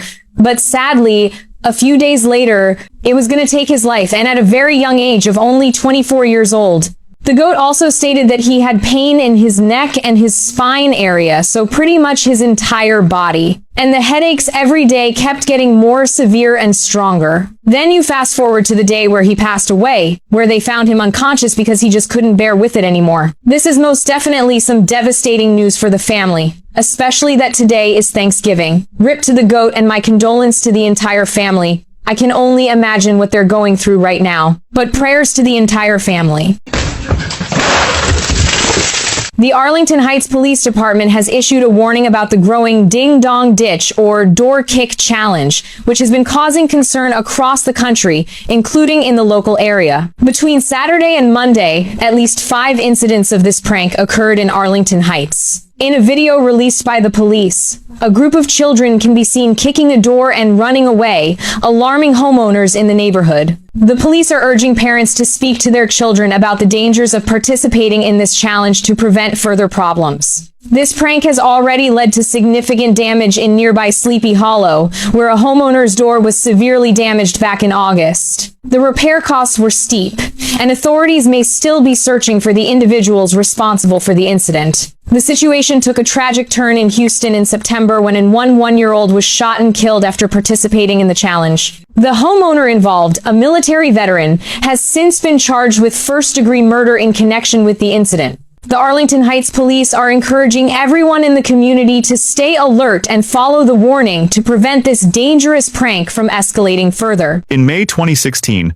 a video surfaced online showing a naked child using bedsheets to climb out of a window on the east wing of Buckingham Palace, one of the most restricted areas of the royal residence. The footage quickly went viral, but as it gained attention, the official explanation was that it was a scene from a film production. The problem? No production company, cast, or credits were ever identified, and no one could confirm which film or show was filming inside the palace. This video resurfaced just as the British royal family was under scrutiny for its connections to Jeffrey Epstein. Prince Andrew's ties to Epstein were already public, and scandals involving royal protection officers and the resurfacing of Jimmy Savile's links to the monarchy were also making headlines. However, as quickly as it spread, the video seemed to disappear from the internet. Accounts that reposted it had their videos removed, and high-definition versions were no longer available. Despite numerous articles claiming the video was staged, no one has ever been able to verify these claims. The real concern isn't just the video's mysterious nature, but the speed at which it was erased from public view. In stories tied to Epstein and powerful institutions,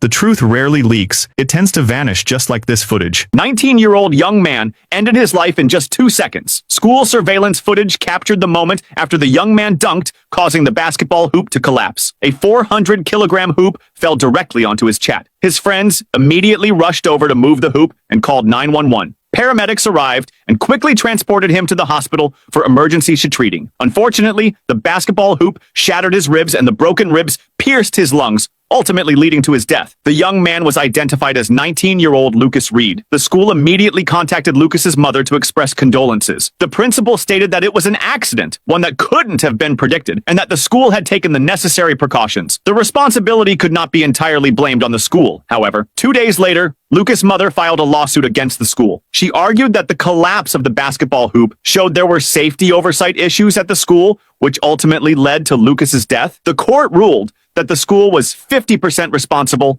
and ordered them to pay $2 million in compensation. Do you think Lucas' death was due to the school's negligence, or was it an unpredictable double risk? Please help me! Please help me! A Michigan woman was allegedly tortured and murdered by her mother and stepfather, who then removed her unborn child. Rebecca Park, 22, was just days away from giving birth when she disappeared from her mother's home in Michigan on November 3rd. At 38 weeks pregnant, Rebecca's family searched desperately for her. The case took a dark turn when Rebecca's phone was found abandoned, confirming their worst fears. On November 25th, her body was discovered in Manistee National Forest, and an autopsy revealed she was no longer pregnant. The investigation uncovered that Courtney Bartholomew, 40, and her husband Bradley Bartholomew, 47, were involved in Rebecca's death. Authorities allege they abducted Rebecca, took her to the forest, and forcibly removed her baby while she was still alive. The couple now faces charges including first-degree murder, torture, and assault on a pregnant woman. Rebecca's 2 one-year-old sister, Kimberly Park,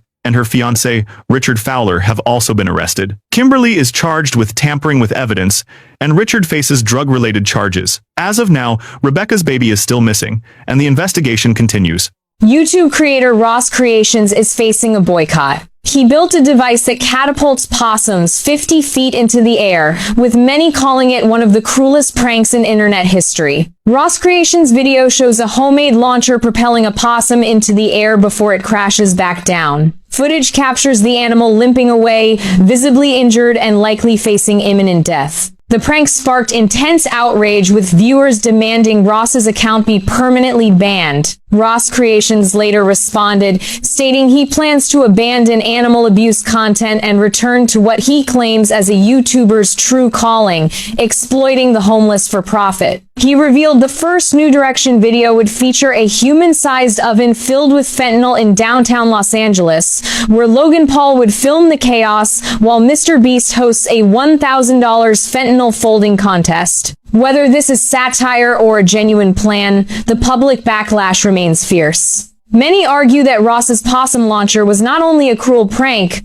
but one of the most inhumane performances in YouTube history. I hope you die in prison as well. Trinity Poeg, a former beauty queen from Georgia, has been convicted in the death of her boyfriend's 8-month-old son. The court's verdict was read aloud, and Poeg appeared to believe she might escape punishment, but the jury found her guilty of multiple charges. Poeg was convicted on 2 counts of felony murder, 2 counts of aggravated battery, and 1 count of cruelty to children in the first degree. She was acquitted of malice murder. Poeg was sentenced to life in prison, plus 20 additional years to be served concurrently. Prosecutors argue that Poeg inflicted blunt force trauma to the head and torso of the child, Jackson Drew, inside a dorm room at Georgia Southwestern State University in January 2024. The injuries caused fatal brain and organ damage. Initially, Poeg claimed the boy had fallen off the bed, but during the trial, her roommate revealed disturbing text messages showing Poeg's resentment toward the child. In these messages, Poeg admitted to feeling anger toward the baby and even expressed a desire to harm him. The case has left many shaken, but for baby JD, justice has finally been served. What are your thoughts on this tragic case? Let us know in the comments. A Texas man is being hailed as a hero after saving several special needs children from an abusive situation that had gone largely unnoticed. Justin Anderson, who lives next door to the Thompson family, heard screams for help one night and rushed outside to investigate. What he discovered was shocking. A woman, later identified as Candy Thompson, had locked a special needs child in a dog kennel in the backyard, exposed to the cold. The child was in full panic, screaming for her mother, begging to be let out. As Justin called 911, Candy Thompson, a certified foster mother, appeared and seemed more concerned about putting her dogs away than addressing the child's distress. When questioned, she offered excuses that failed to justify the abuse. Police arrived, freed the child, and arrested Thompson. The investigation revealed 2 other special needs children inside the home. All 3 were taken into protective custody. Candy's late husband, Jack Thompson, was a police chief and former CPS detective, which raises concerns about how this abuse went unnoticed for so long. Despite multiple reports of abuse, some local Facebook groups defended Candy, while others pointed to a disturbing pattern of mistreatment. After her husband's death in 2020, the Thompsons had fostered over 50 children, raising questions about how many might have suffered under their care. At least now, the 3 children are safe, thanks to Justin Anderson's quick actions. A black woman is now under investigation by authorities after driving 3 hours to confront a man who made a discriminatory comment online. Police say the woman, identified only as a local resident, tracked down a man named Mike, who had left an offensive message on her social media post, and visited his home to demand an in-person apology. The incident began when the woman discovered a racist comment from Mike, a white man, beneath her post. Authorities say she later obtained his home address through an undisclosed method. Driven by the desire for accountability, she drove the 3-hour distance to his residence. Once there, she knocked on his door and insisted that he read aloud a written apology she had prepared. When Mike expressed reluctance, the woman allegedly threatened to send screenshots of his comment to his wife unless he complied. Shocked that she had uncovered his personal details, Mike agreed to read the apology once she left. He immediately reported the incident to the police, and investigators are now looking into the woman's actions. Police confirmed the woman is under investigation for making threats that could potentially put someone's safety at risk. No arrests have been made yet, but authorities are continuing their investigation. We're interrupting regular programming with an update on the mass shooting at Brown University in Providence, Rhode Island. A massive manhunt is underway at this hour for an active shooter. Authorities describe the suspect as a man dressed all in black. According to the latest update from officials, 2 people have died and 8 others have been wounded, all of them now in critical but stable condition. There's a massive police presence on the Brown campus, federal, state, and local authorities all searching for that shooter. Faculty and students are being told to continue to shelter in place. Brown sending several emergency alerts. People on campus instructed to lock doors, silence their phones, and remain hidden. Officials say the first reports of an active shooter came in around 4 this afternoon at the engineering building where a final exam was underway. The school's winter break begins 1 week from today. And meanwhile, students on campus were watching in horror as events played out. One telling the Associated Press that he sat in his dorm shaking as he watched officers in tactical gear surround the building. He said he feared for a friend who was inside the engineering building where the shooting took place. Brown University just moments ago sending a letter to the community calling this a deeply tragic day and urging all students and faculty to be in touch with their families to let them know that they're safe. Breaking news in the case of David and Celeste. It's now been revealed that a burn cage incinerator was found at David's home, adding a chilling twist to the investigation. You may recall that the private investigator previously uncovered disturbing items at David's property, things that seemed designed to harm someone. Now, Steve Fisher, the investigator, has confirmed that one of those items was a burn cage incinerator capable of reaching 16 degrees Celsius, which is higher than the 14 degrees typically used in human cremation. Fisher pointed out that such incinerators are illegal to use within city limits and serve no legitimate purpose on a residential property in the Hollywood Hills. While some might argue it could be a prop for a film set, questions arise. Why was it delivered to a private residence instead of a production house? Why was it ordered just before David left for an extended world tour? And why was it never used in any video production? Fisher also revealed that additional items were found that could be linked to the burn cage. Though he confirmed the incinerator had not been used, it was delivered under a false name, adding to the mystery. A burn cage is typically used for yard waste, documents, and debris. But what did David and his team intend to use it for? With Celeste's tragic death still under investigation, this new discovery raises more questions than answers. Rest in peace to Celeste. A woman has been arrested decades after abducting her child, with the case finally cracked thanks to an anonymous tip. In 1983, 3-year-old Michelle Newton disappeared when her non-custodial mother, Deborah Newton, took her. Despite years of investigation,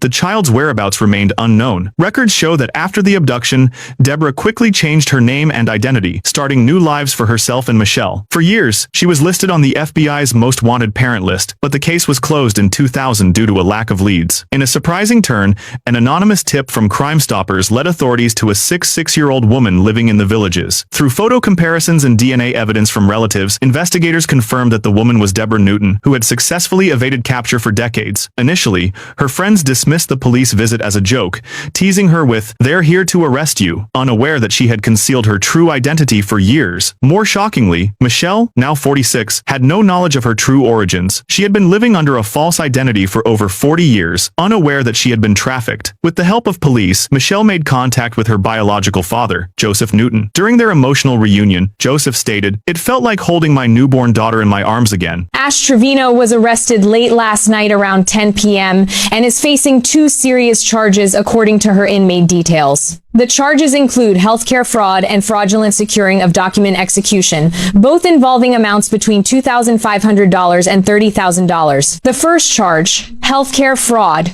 involves intentionally deceiving healthcare programs for financial gain. This could include actions like submitting false claims, billing for services not provided, or upcoding, billing for a more expensive service than was actually provided. Depending on the amount involved, healthcare fraud can result in severe penalties. For this specific case, where the amount is between $2,500 and $30,000, Trevino could face up to 10 years in prison, along with significant fines. The second charge, fraudulent securing of document execution, involves using deception to get someone to sign or file a document under false pretenses. This charge applies when the document's value falls between $2,500 and $30,000, making it a state jail felony. Convictions could lead to up to 2 years in state jail and a fine of up to $10,000. These charges come with serious legal consequences. A disturbing video has surfaced, showing an ICE agent dragging a pregnant woman by one leg while she lay flat on her stomach. The agent then presses his knee into her back, putting all his body weight on her, including her stomach. This brutal act has shocked many, sparking outrage over the use of force against a vulnerable person. The incident took place during an immigration enforcement operation, and reports confirmed that the woman was immobile due to her pregnancy. Despite this, the agent continued to use overwhelming force, putting her in further distress. This raises serious concerns about the use of excessive force, especially against someone who is clearly not in a position to flee or resist. What makes this situation even more troubling is the response of some individuals who defend the actions of the officers, claiming that they were just doing their job. However, no job or legal duty justifies the treatment of a pregnant woman in such a violent manner. The argument that it was justified because of her immigration status is deeply flawed, and the inhumanity of the situation cannot be ignored. The video has led many to reflect on the treatment of vulnerable individuals by law enforcement, especially within the immigration system. It highlights a critical need for better training, more humane treatment, and accountability for actions that cross the line into cruelty. No one, regardless of their immigration status, should ever be subjected to this kind of force. 3 men rob family at gunpoint, exposing children to violence. In a disturbing and tragic incident, 3 men dressed as fake UPS drivers showed up at a home with the intention of robbing the family inside. The house was occupied by 2 young children, their parents, and a 20-year-old son. The robbers held the family at gunpoint, starting with the father before moving on to the mother and son, all while the 2 toddlers, one reportedly only 2 years old, watched in horror. The robbers, who are believed to have been after money, left the house with nothing, but not before traumatizing the family. The situation became even more heartbreaking when the robbers left the house, leaving the children alone to deal with the aftermath. The young daughter, just 5 years old, witnessed her mother's lifeless body. Remarkably, the daughter tried to protect her younger brother, stopping him from seeing the disturbing scene. The actions of the 3 men are being widely condemned. Many believe there is no excuse for such cruelty, especially when children are involved. The crime has sparked outrage, with many calling for the robbers to face severe consequences for their actions. The violent act, driven by greed, is being described as inexcusable, and the family's trauma will likely have a lasting impact. And I hope you rot in hell in prison for the rest of your damn life. Former teacher Madison Bergman, sentenced for inappropriate relationship with student. Madison Bergman, a former 5th grade teacher from Lake Elmo, Minnesota, has been sentenced after being convicted for inappropriate behavior within one 1-year-old student. The case has drawn attention as one of the few instances where a teacher has been held accountable for such actions. Bergman, who taught at Rivercrest Elementary in Hudson, Wisconsin, was investigated after the boy's mother overheard him talking to her on the phone in May 2024. After checking his phone, she found disturbing text messages between Bergman and the student, discussing physical encounters that occurred in her classroom. The boy's father brought the evidence to the school, prompting a formal investigation. During the investigation, authorities found a folder in Bergman's backpack with over 100 handwritten notes mentioning inappropriate interactions. They also discovered over 35,000 text messages exchanged between the two, with Bergman encouraging inappropriate behavior. Bergman faced several charges, including child enticement and misconduct by school staff. In September 2024, she took a plea deal, pleading guilty to child enticement and 2 counts of sexual misconduct. While the prosecution recommended 12 years, the judge sentenced her to 6 years in prison, followed by 6 years of supervised release. She will also be required to register as a sex offender and face restrictions on internet use. Today is that day. This robbery was not a random act, but an organized attack. 3 men, disguised as UPS drivers, targeted a family home where they killed 3 adults in front of 2 young children. The crime has sparked widespread attention, particularly on social media, where users are reacting to the shocking details of the attack. Reports have since revealed that the father of the family was under investigation by both local and federal authorities for suspected involvement in illegal trafficking. This may explain the numerous security cameras found inside the home. Despite what they may have found during the robbery, it's clear that the attackers' intentions went beyond stealing money or goods. Their ultimate goal was always to kill, making the crime even more horrifying. The 2 surviving children are now left with the trauma of witnessing such a horrific act. If not for the quick thinking of one child who grabbed his younger sibling, there's concern the attackers may have tried to harm them as well. The suspects are now facing charges, and it's expected that one of them may eventually provide more information to authorities. Regardless of the outcome of the trial, if convicted, the attackers are likely to spend the rest of their lives in prison. A tourist in Cancun, Mexico, recently filmed a strange creature that's quickly gaining attention online. The footage shows what some are calling a frogman creature, sparking widespread debate about its authenticity. The video, which features a bizarre figure with frog-like features, has led many viewers to question whether it's real or an AI creation. Some people, however, are convinced the creature is genuine. Honestly, looking at that video, I think it's real, said one viewer. Something about it just doesn't feel like AI. Others argue that the rise of AI-generated content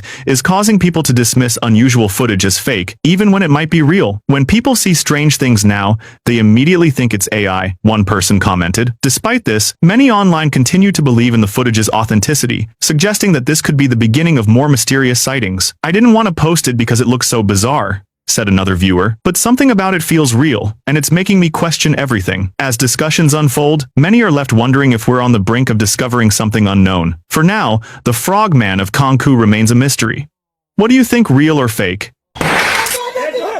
A Florida man shoots wife, stepdaughter, then takes his own life over football game dispute. The incident began as an argument over a football game, with Kenny reportedly intoxicated after drinking throughout the day. When Crystal tried to change the channel, Kenny became enraged, and a violent confrontation ensued. Crystal managed to send her 2-year-old son to a neighbor's house to call for help, fearing for their safety. This action ultimately saved the boy's life. Kenny then shot Crystal, killing her, before turning the gun on her stepdaughter, shooting her twice. The stepdaughter, despite pleading for her life, was shot once in the shoulder and once in the face. Before fleeing the scene, Kenny called his sister and confessed to doing something really bad, and suggested it would soon be in the news. He then fled to his deceased father's home, barricading himself inside. As law enforcement closed in, Kenny took his own life. A handwritten note from Crystal, found at the scene, revealed her concerns about Kenny's struggles with substance abuse. She urged him to seek help, stating that his behavior had been deteriorating. Friends and family later confirmed a history of domestic tension, though no previous police reports were made. The surviving stepdaughter remains in critical condition,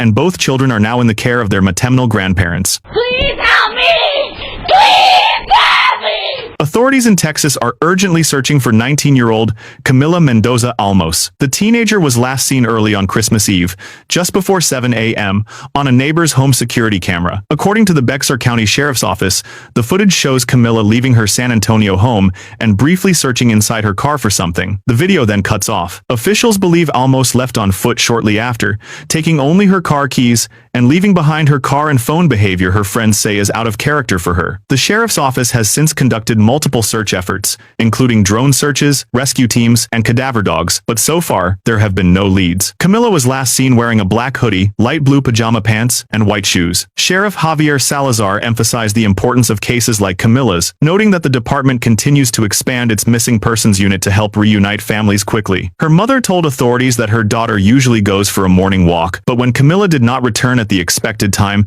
she immediately feared something was wrong. "We love her. We miss her. We just want her back," she said. The sheriff's office and Camila's family are committed to continuing the search, promising to work tirelessly until they find her. It's not fair. A 14-year-old took my son's life away. Xavier was an innocent 4-year-old who was tragically killed 4 years ago in a senseless shooting. The shooter, Abel Acosta, was just a teenager himself when he opened fire inside a Garland gas station. 2 of the victims, Ivan Noella and Rafael Garcia, had prior conflicts with Acosta, but Xavier was simply in the wrong place at the wrong time buying tacos for his family. And what we miss about him joking around, making everybody laugh, because that's what he would do. Have everybody happy. And now without him, it's not the same no more. The case remains unresolved, with Acosta still on the run. His father, Richard Acosta, is serving a life sentence for helping his son flee after the murders. It's believed Abel Acosta is hiding in Mexico, and there are reports suggesting that his family is aiding him. And the family's helping him out. I just can't believe how a mother and a father will keep him out hiding.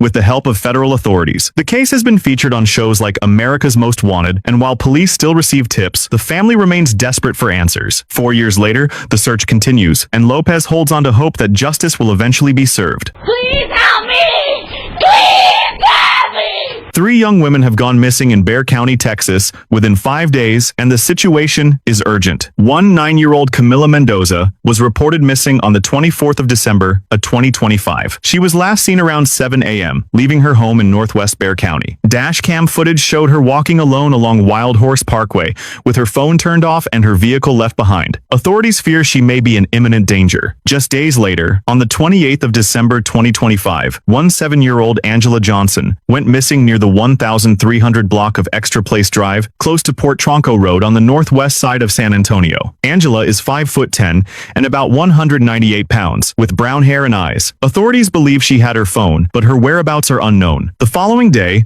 4-year-old Sofia Gabriela Peters Cabos was reported missing on the 29th of December 2025. She left her home near Landon Ridge and Port Tronco Road at around 7 p.m. Sophia is 5'4" and 132 pounds, with green eyes and brown hair. She was wearing a black flannel shirt, black shorts, and white shoes. This case is especially urgent as Sophia requires daily medication. Rumors also suggest a 4th woman may have gone missing in Bexar County recently. If you have any information, please come forward. Anyone with information on Camila, Angela, or Sophia, is urged to contact the Bexar County Sheriff's Office. 9-year-old Camila Mendoza Olmos passed away from a gunshot wound to the head. Camila, from Bexar County, Texas, was last seen on Christmas Eve morning. Her mother saw her getting out of bed, and a video later showed Camila outside near her car. Her phone was left behind, and her mother initially thought she had gone for a morning walk. When Camila didn't return, her family grew worried and reported her missing. A search was launched, with authorities asking local residents to check their security footage. A witness reported seeing Camila walking along a road around 7 a.m. on Christmas Eve. A family member also noticed some missing items, but they didn't believe Camila would intentionally harm herself. On December 30th, a search team located a body just yards from Camila's home,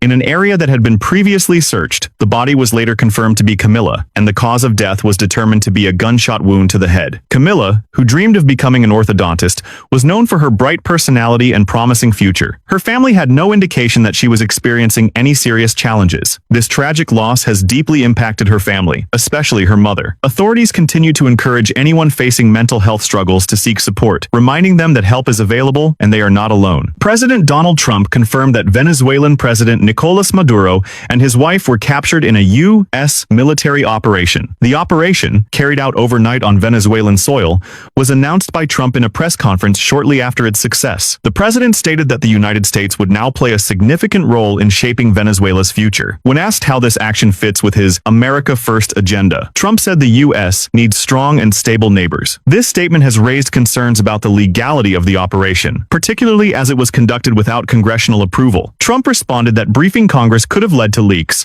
which would have jeopardized the operation's success. The military action follows criminal charges filed by 6 U.S. prosecutors who accuse Maduro, his wife, and senior Venezuelan officials of being involved in a long-running drug trafficking operation. The group is allegedly working with cartels to flood the U.S. with illegal drugs, fueling the ongoing opioid crisis. In response, the Venezuelan government has condemned the operation, calling it a kidnapping and an imperialist attack. Maduro's exact whereabouts are currently unknown, but President Trump confirmed that the Venezuelan leader faces federal charges in New York. Venezuela is standing firm against U.S. demands and has refused to surrender control of the country. In a televised address, he rejected Trump's request. Venezuela's military assured the nation they will not let the U.S. take control and are prepared to resist any foreign intervention. This statement was strongly supported by Vice President Rodriguez, now acting as president, who flatly rejected any cooperation with the United States and emphasized that Venezuela will fight for its sovereignty. Trump, in a recent press conference,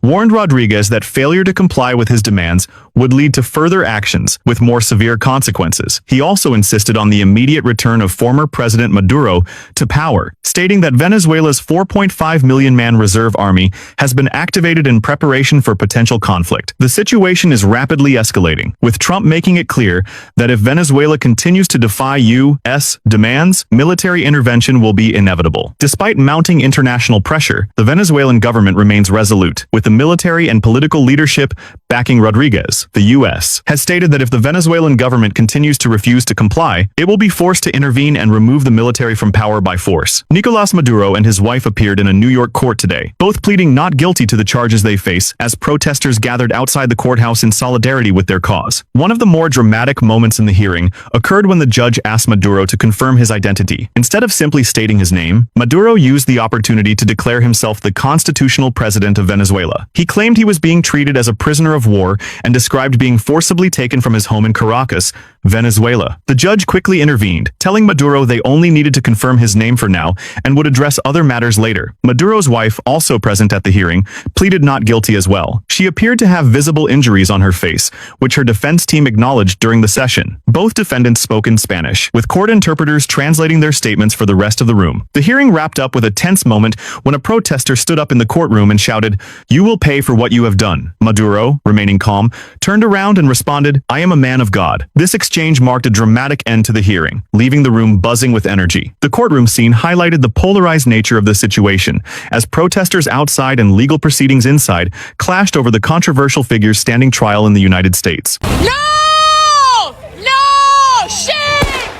Shame! A woman fatally shot during a confrontation with federal immigration agents in Minneapolis has now been identified, as the incident triggers protests and public outrage. Authorities say the victim was 7-year-old Renee Nicole Good, a Minneapolis resident, mother, wife, and poet. The Department of Homeland Security says the shooting occurred during a federal operation when Good allegedly used her SUV as a weapon. Officials claim officers ordered her to move the vehicle, but say she accelerated toward one of them, prompting an agent to fire through the windshield. DHS described the incident as an act of domestic extremism and said the officer acted in self-defense. Her family disputes that account. Good's mother says her daughter was not involved in any violent activity and had no connection to riots or extremism. She described Renee as one of the kindest people she had ever known. The family confirmed the bullet entered through the windshield and struck Good in the head. Her mother later identified her after learning of the shooting. The killing has sparked large protests outside the federal courthouse in Minneapolis. City leaders have criticized the federal presence, with the mayor publicly calling on agents to leave the city. Investigations into the shooting are ongoing. Newly released video footage from the fatal shooting of Renee Nicole Good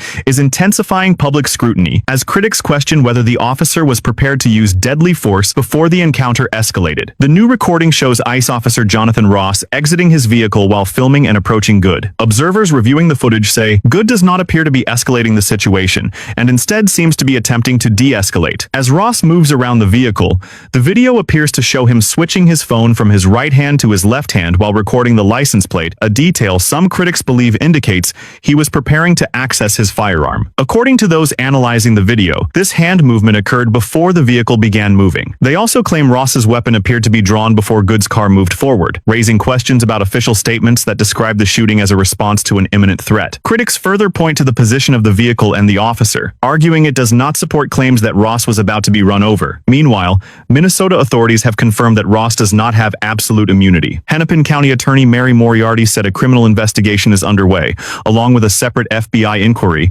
and that all video and forensic evidence will be reviewed. An arrest has been made in the double homicide of Spencer and Monique Tepe, with Monique's ex-husband now facing murder charges. Authorities say Dr. Michael David McKee, Monique Tepe's former husband, has been arrested and charged with 2 counts of murder. Court records show McKee was booked on the 10th and is scheduled to appear in court on the 12th. The couple married in 2015 and divorced in 2017 and did not share children. The victims were 7-year-old Spencer Tepe, a dentist in Columbus, Ohio, and his 9-year-old wife, Monique. On December 30, Spencer failed to show up for work, prompting co-workers to request a welfare check. Police were called after co-workers were unable to reach either spouse. Officers discovered both victims dead from gunshot wounds inside an upstairs bedroom. Investigators say Spencer was shot multiple times, while Monique was shot once. Their children were found unharmed. There were no signs of forced entry, and no weapon was recovered. Authorities believe the shootings occurred between 2 and 5 a.m. Police later identified McKee through neighborhood surveillance footage showing a vehicle arriving shortly before the shootings and leaving shortly after. Court records state the vehicle was traced back to McKee and later located in Rockford, Illinois. The investigation remains ongoing. A missing Chicago public school teacher has now been confirmed dead after authorities determined she drowned in a nearby lake, bringing clarity but not closure to a case that quickly drew public scrutiny. Linda Brown, a CPS teacher, was last seen at home on the night of January 2nd, according to her husband, Antoine Brown, who said the couple watched a movie and everything appeared normal. By 8:35 the next morning, Linda was gone. She missed a scheduled acupuncture appointment later that day, prompting Antoine to report her missing immediately and ask media outlets to help spread the alert. As the search unfolded, online speculation intensified. Some members of the public began questioning Antoine's behavior, pointing to his hoarse voice and lack of visible emotion during interviews. However, newly released surveillance footage from January 3rd shifted the narrative. The video shows Linda driving alone to the lake, parking her car, and walking toward a pedestrian bridge leading to the shoreline. She never returned to her vehicle. Based on this evidence, police expanded their search area, and Linda's family hired professional search and recovery teams. Her body was later found, and drowning was confirmed. While suspicion surrounding Antoine has largely subsided, unanswered questions remain, most notably why Linda went to the lake in the middle of the night and what led to her final moments.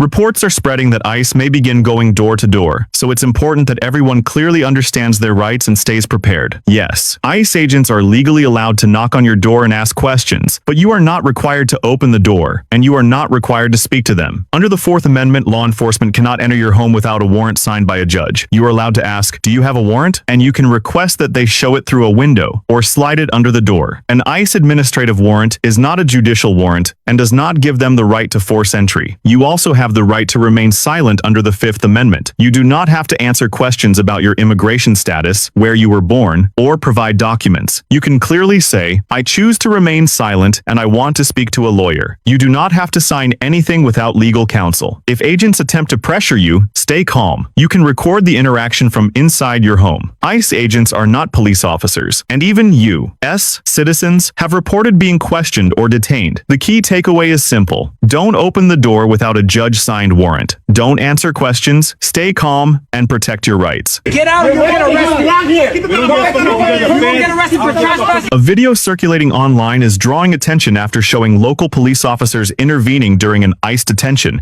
and it's raising serious questions about authority and enforcement. In the footage, two uniformed police officers appear to step in as ICE agents attempt to detain an individual. The officers position themselves between ICE and the person, effectively halting the encounter. As the situation unfolds, the ICE agents back away, appearing to recognize they don't have authority over the local officers in that moment. The video is being widely shared because it highlights something many people haven't seen before: local police actively pushing back during an ICE operation. While ICE operates under federal authority, they do not outrank local law enforcement, and jurisdiction, warrants, and cooperation agreements all matter in real time. For many viewers, this moment stands out as a shift from what's typically shown where ICE operates without visible resistance. Supporters say it demonstrates local officers choosing to intervene, while others say it underscores how complex and unclear enforcement boundaries can be. Whether this becomes a trend or remains an isolated incident is still unknown, but the video is sparking conversation about power, accountability, and how immigration enforcement actually plays out on the ground. Do you have the right person? Yes. No, it's Ashley Trevino. Yes. The full body cam footage from Ashley Trevino's arrest is now public, and it's changing how people see what really happened. The complete video was uploaded on YouTube by an account called Sergeant Pep for Spray. In the footage, Ashley is clearly scared and confused. She repeatedly asks officers, "Are you sure you have the right person?" even stating her name and questioning whether the arrest is a mistake. Officers confirm her identity and calmly proceed. At one point, police appear to make a call, likely coordinating next steps while instructing her to comply. This is very different from how the situation was later framed online. The body cam shows Ashley visibly shaken, not calm or playing it cool. Another key detail: the first thing officers do is secure her purse, making sure her belongings are accounted for. This contradicts claims she made afterward, where she suggested she confidently put her hands behind her bag and let them take her. She also previously claimed Renee gave her a kiss before she got into the cop car. The body cam tells a much more grounded story, and it's sparking fresh debate about what was said online versus what actually happened. What are you gonna do? It's free speech! You fat, ugly shithead! The man caught on video shouting racial slurs at a security guard in Georgia has now been identified and charged. Police say the man is Robert John Burke, and he's facing a misdemeanor charge tied to that viral incident, which happened outside a Social Security Administration office in Gwinnett County. Authorities still haven't confirmed what initially triggered the outburst. Burke had already left the scene by the time officers arrived, so an arrest warrant was issued instead. But the situation didn't stop there. The very next day, Burke caused another disturbance, this time at a Courtyard Marriott hotel. According to Gwinnett County Police, hotel staff called 911 reporting that Burke was being hostile and aggressive. Officers say he was yelling at employees and talking to himself. Police escorted him out of the hotel and took him straight to jail. When officers approached his room, Burke initially refused to leave, but eventually complied. He later told police that he suffers from paranoia, schizophrenia, and other mental health conditions. Burke has since been released on a $1,000 bond, but the case is still drawing attention as people debate accountability, public safety, and mental health resources. Former Nickelodeon child star Kiana Underwood has died at the age of 33 following a hit and run in Brooklyn, and fans across the internet are mourning her sudden loss. According to police, Underwood was crossing the street in the Brownsville neighborhood around 6 a.m. when she was struck by a dark-colored SUV. Authorities say the vehicle did not stop and instead dragged her a short distance before speeding away. She suffered severe head and body trauma and was pronounced dead at the scene. As of now, no arrests have been made. The NYPD Collision Investigation Squad is actively working the case and searching for the driver involved. Kiana Underwood grew up in New York and rose to fame in the late 1990s and early 2000s. She joined season 10 of All That on Nickelodeon and voiced a character on Little Bill. Her career also included film work, stage performances, and a national tour of Hairspray. Tributes are pouring in from fellow actors and fans who grew up watching her on screen. Police are urging anyone with information to contact Crime Stoppers and not attempt to investigate on their own. Fans are also being asked to keep discussions respectful and focused on remembering her legacy, not speculation. Ice out! Ice out! Protesters in Minnesota disrupted a church service after learning that a senior pastor allegedly has ties to ICE. According to witnesses, demonstrators entered a church during a live sermon and openly confronted the head pastor over his alleged role with U.S. Immigration and Customs Enforcement. The interruption quickly escalated, with chanting and shouting inside the sanctuary, forcing parts of the service to come to a halt. Video from the scene shows visible distress among congregants. Some people began leaving the church, while others appeared shaken. One young man was seen crying in a corner as tensions rose. At several points, individuals could be heard yelling for the protesters to leave. Protesters argued that the pastor's alleged involvement with immigration enforcement betrayed the local community, saying accountability was inevitable. They accused him of acting against his own neighbors while holding a position of moral authority in the church. The incident underscores the growing intensity surrounding immigration enforcement issues in Minnesota, where public anger has increasingly spilled into private and religious spaces. At this time, the name of the church has not been independently confirmed, and there has been no official response from church leadership or law enforcement. In St. Paul, Minnesota, ICE agents are facing backlash after forcibly removing an elderly man from his home, only to later realize he is a U.S. citizen with no criminal record. According to reports and images captured by Reuters, federal immigration agents broke down the door of a home in St. Paul and dragged an elderly man outside into the snow, wearing only minimal clothing. Witnesses say it was below freezing at the time. The man was handcuffed, taken from his home,